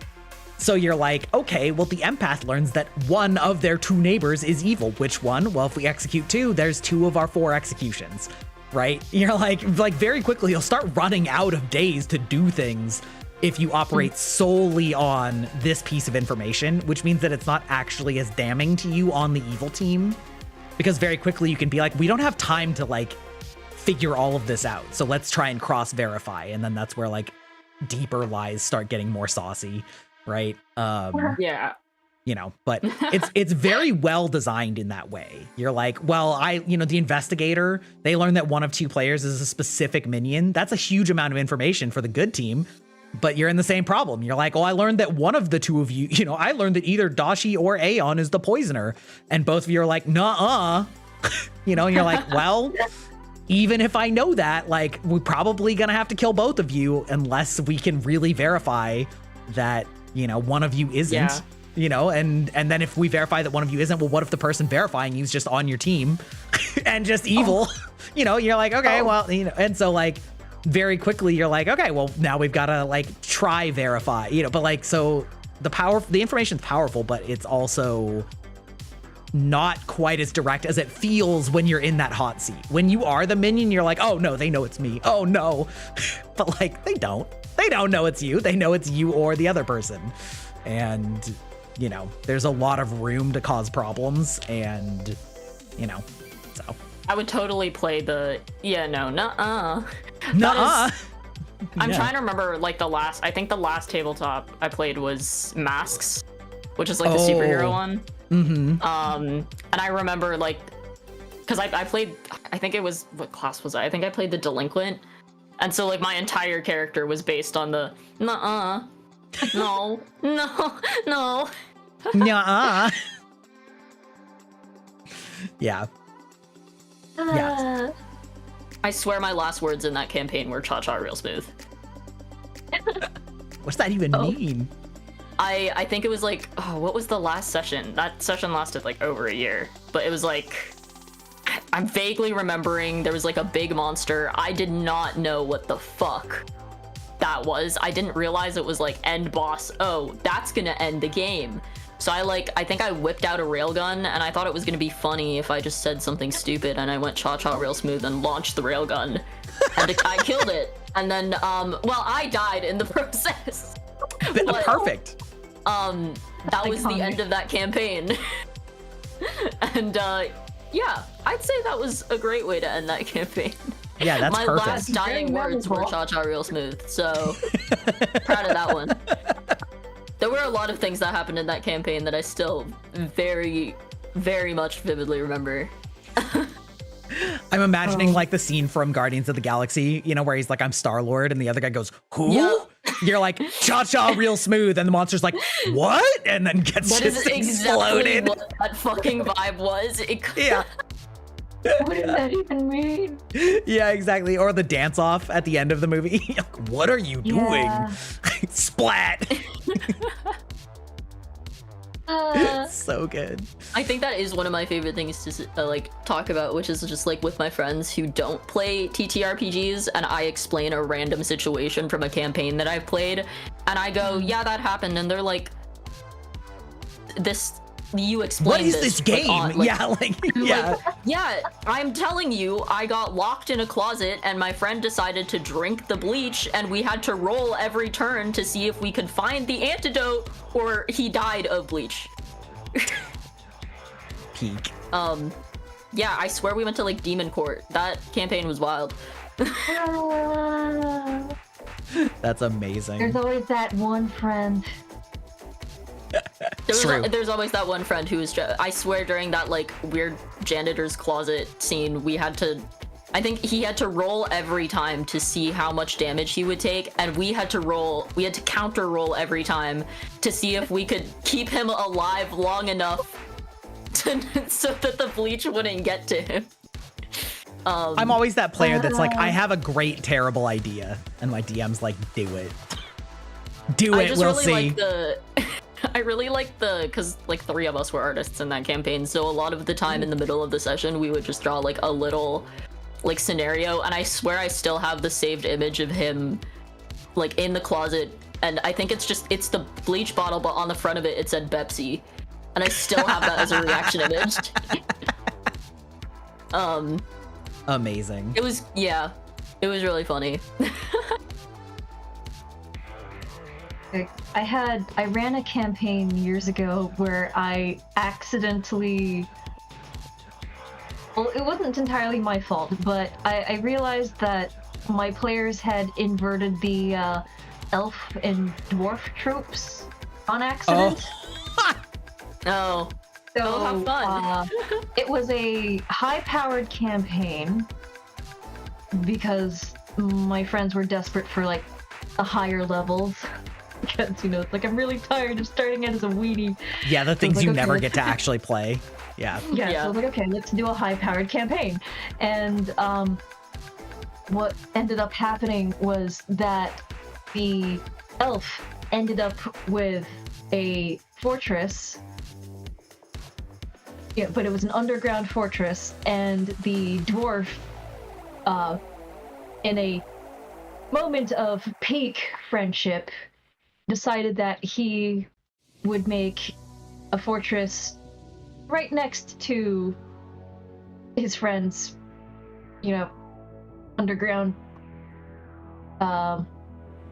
bunker thing. Yeah, and what he ended up doing, his brilliant idea, without telling the other guy, mind you, was to lift the volcano that he was. No. Oh, wow. That's not where I thought that was going. Yeah, no, he just lifted the volcano. So he was like, okay, now I have a fortress in the sky. And it was like, you ruined my underground bunker, but now we have a dwarf with a sky castle and an elf with a partially exposed underground lair. That's funny. I was like, I don't think the trope's supposed to go like that, but okay. And of course, Valid. Friends being friends, he was just super tilted and just never let it go for years after that campaign. I mean, Fair. You ruined my secret fortress. It was cool though.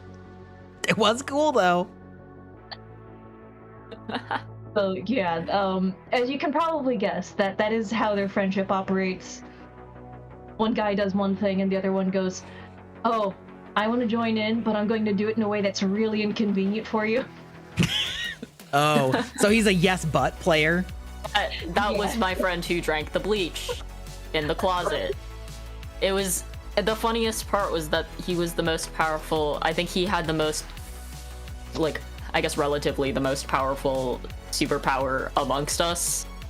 And yet he just, I think he was just like completely, I think his entire character was extremely powerful, but also extremely depressed. Oh. And it was a very interesting dynamic with him on the team. Oh dear. I'm Superman. What's your weakness? Depression. Yeah, that was his entire character. I would describe his character as like adjacent to like Professor X or something, because he was in a wheelchair. And it was just Fantasy Van Gogh. Yeah. Every single room, every single like situation we found ourselves in, he would be like in the corner attempting to die. No. I will say there was a separate spin-off that we did of this campaign where we took masks but spun it to be villains. So one of my favorite moments was we somehow ended up in a circus.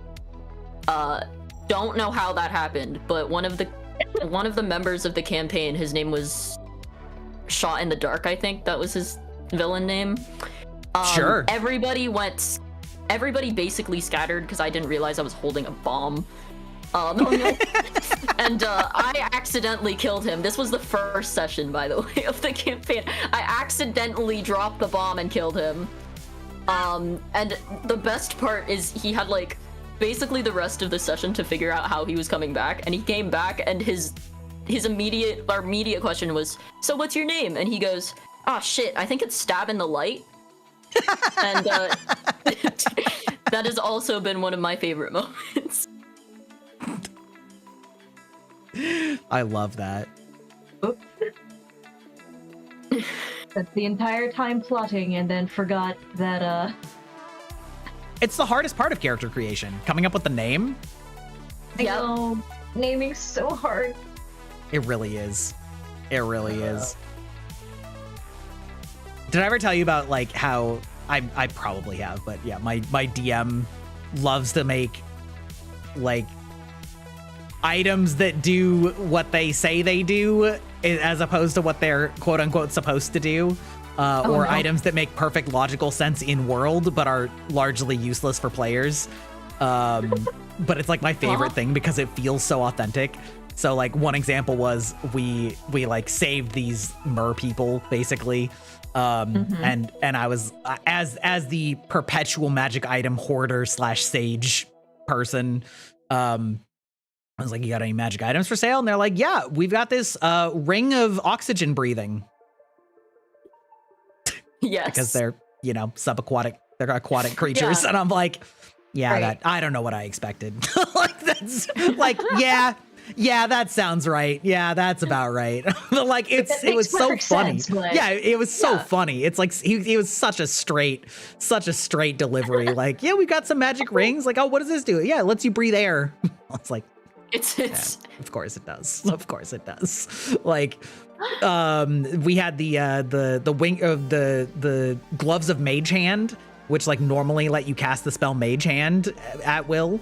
And these also did that, but instead of being a floating spectral hand, your hand detached and could float and be used like Mage Hand.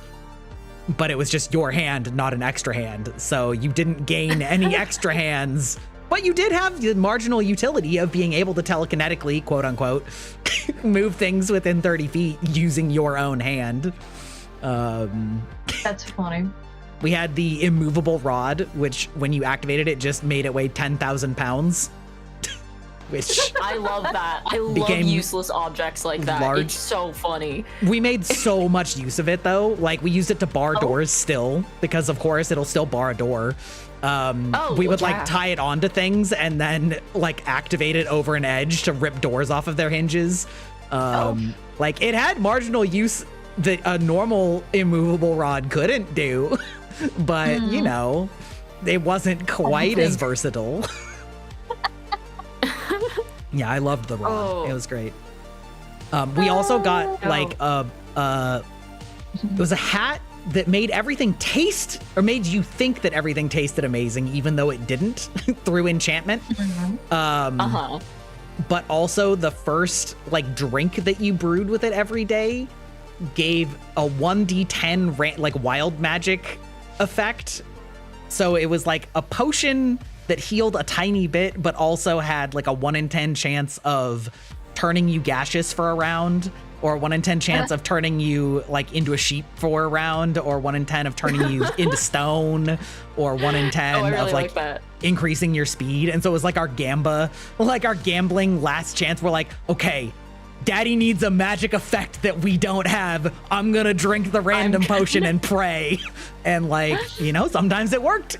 Sometimes it, you know, sometimes turning into stone is the answer. Things like that.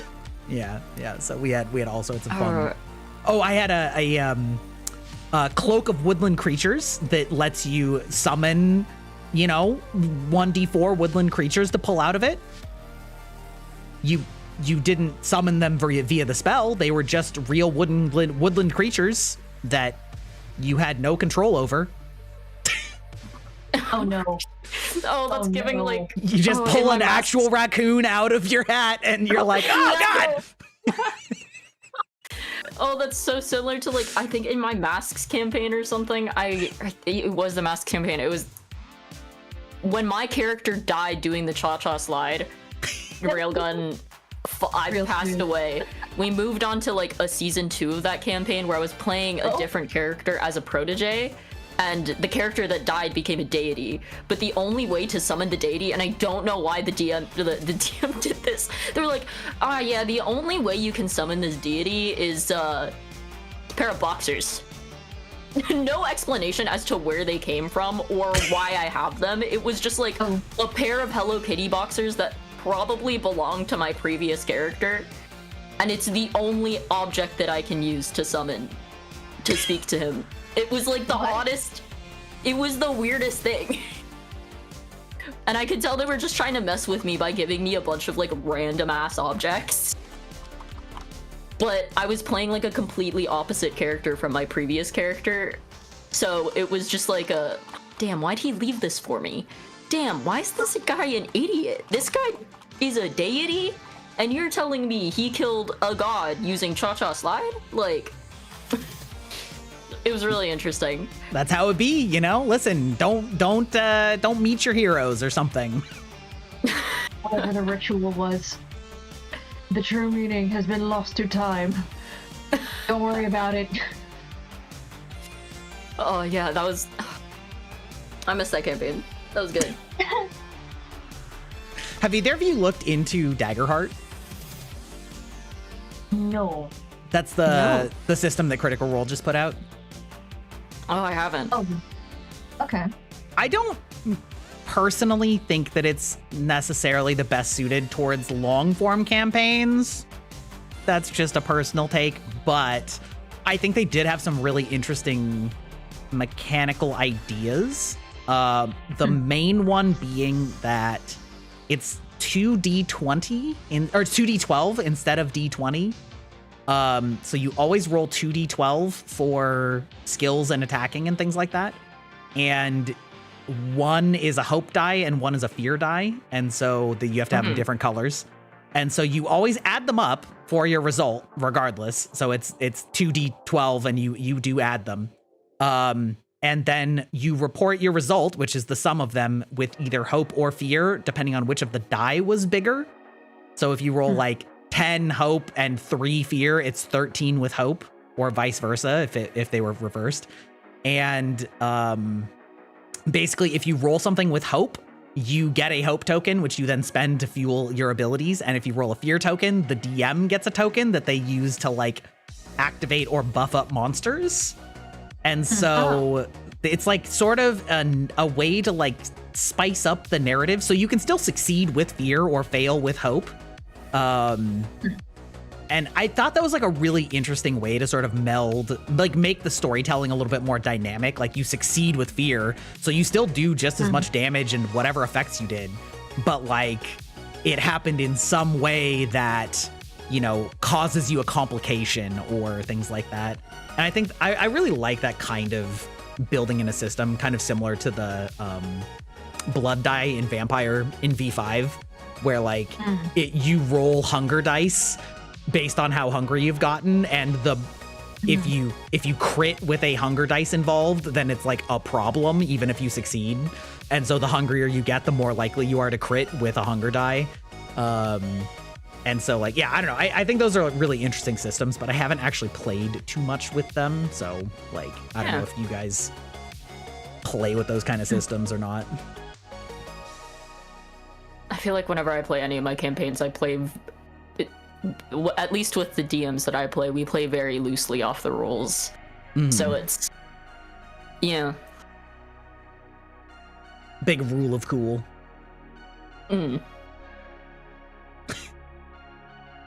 It's so funny. Several people are, talking about how late it is. And I'm like, yeah, it is really late. This is the same length as I normally stream. We just started later than I do. So I'm like, how has it been so? I'm like, it's like normal for me. I think the thing is we also started yapping before the stream started. That's true. Yeah, right in the ass. That's true. Me and Dashi were talking at 5. So me and Dashi have been talking for 7 hours. Sorry. No, it's fine. I was about to say, I might need to dip soon. I was going to say, you guys are on the East Coast, so it's really late for you guys. I was going to say, I might... Yeah. That's crazy. I mean, I don't have any plans for tomorrow, so if you want to keep yapping, I'm good. Well, it's midnight here, so I probably should also dip, even though obviously that's crazy for you guys. But let me... We don't talk about it. The time, if I just don't look at the time doesn't exist. It's fine. That's true. That's it's true. Not tomorrow till I go to bed. That is also that's exactly true. how I live. Yes. I live by this rule. I live by this rule. It's not tomorrow until I go to bed. It's actually a horrible rule when some of the people I collab with are in Australia. Yeah. Oh, that's rough. I've had I think I've collabed with at least 2 or 3 people from Australia, and every time they give me a time, they're like, oh, Friday at 12 a.m. And I'm like, oh, great. That's and then my brain thinks it's actually Saturday at 12 a.m. But then I'm like, no, that's not how that works. That's why you have to use that be Discord tool. Yeah, we do use it, and I still do the math wrong, and they'll text me, and they'll be like, Dashi, are you ready? And I'm like, oh, fuck, that was today? I thought you meant, tomorrow I stay up 12 a.m., not today, 12 a.m. Oh, yeah. Oh, no, what have I done? Yeah. I've made a huge mistake. As it is, I'm already on the hook for a wake-up call for one of my friends who's doing a camping trip. So, I have to call them at 4? Wow. Make sure they get up. Sheesh. I'm at the point where it's 4 a.m.? Yeah. So that's in an hour. Yeah. No, see, you're almost there. Yeah, so I'm just gonna stay up at this point. That's dude, one point I had to do a collab with somebody on West Coast, but also it was a group collab with somebody on West Coast and in Australia, and the only time that worked for them and me was my time, 5 in the morning. Yeah. Anything for the collab, guys. For the grind. For the collab. That's right. The Sigma grind set. Yeah.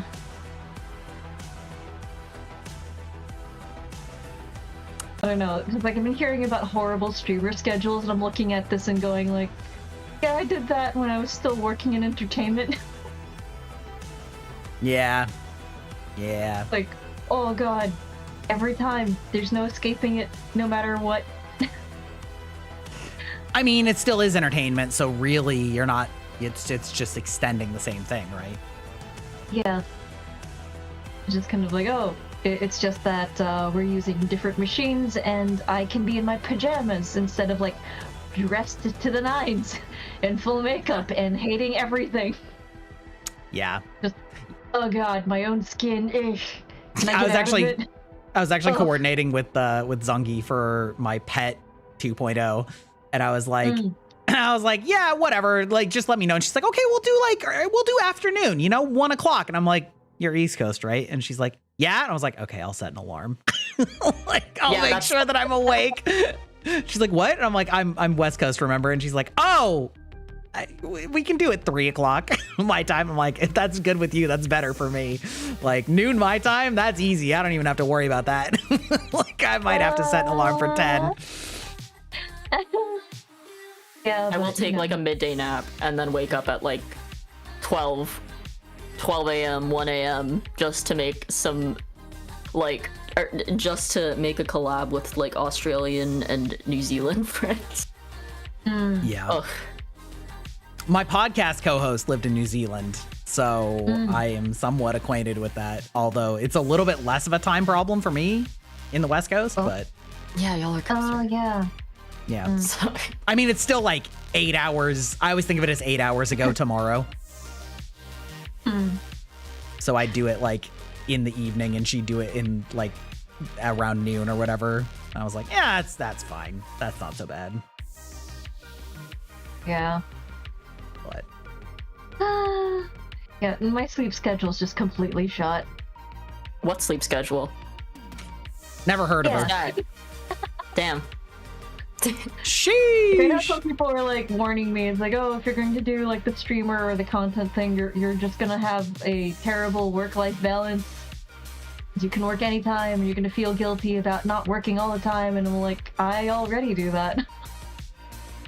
Like with my friends, like even before I went into full tech work, job-wise, it was just this whole thing of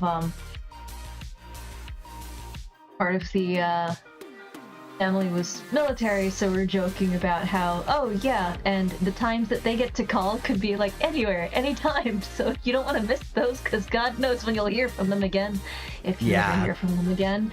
So it's just like, having to get up at the drop of a hat at the weirdest times. Mm-hmm. And then, so I went into tech, and people were like, you're gonna have to get used to it, and I'm like, this is not new. This is child's play. Oh Yeah. man, I remember I was visiting a friend for, let's see, they were doing a gig in Chicago, and they're like, I know it's not New York, but we do have the Bulls here, and sometimes they go party, and we need to go catch them for a photo shoot or something, whatever. But I'm really sorry it's late. And I was like, bro, it's 10 o'clock. Late in New York, it's like 3 a.m. and there's like last minute shenanigans at the bar. Like, this is nothing. Yeah, one of my friends works Like, okay, in Miss New LA, York. and he like has a bunch of stories about that where they're like, yeah, we need you to transport hay bales to the set in your car right now. And he's like, how the fuck am I gonna put a hay bale in my sedan? Figure it out. Yeah. So, oh man, the number of people I saw relating to the whole Devil Wears Prada movie. Mm. What do you mean I'm supposed to get an unpublished book? I'm like, yeah, sounds about right. Like, you remember you could see the difference in the theaters where people are like, that sounds so crazy. And I'm like, that's just life. That's accurate. This is a documentary, actually. Are we killing time before the raid, or are we just chilling? I was just waiting for you to finish before I gave my raid message. Okay, whoops, sorry. Let's go. My bad. It's fine. I'm gonna raid out to Endeavor. They're gonna give you some sick techno jams. So if you want to just listen to vibing out some music, they are a sick DJ couple. Thank you two for joining me. I'd love to have you back anytime. I feel like Thanks for having us. Our peak podcast and vibes. I'm really sorry about it being late. It's fine. It happens. So, yeah, thanks for joining me, even very late in your time. And yeah, we'll be back next week. I don't know what we're doing. Thanks for the brain cell. Thanks for the brain cell. I Yeah, I know. shared it. That's fine. It's just passing it back and forth. Oh no! Ta-ta! Bye.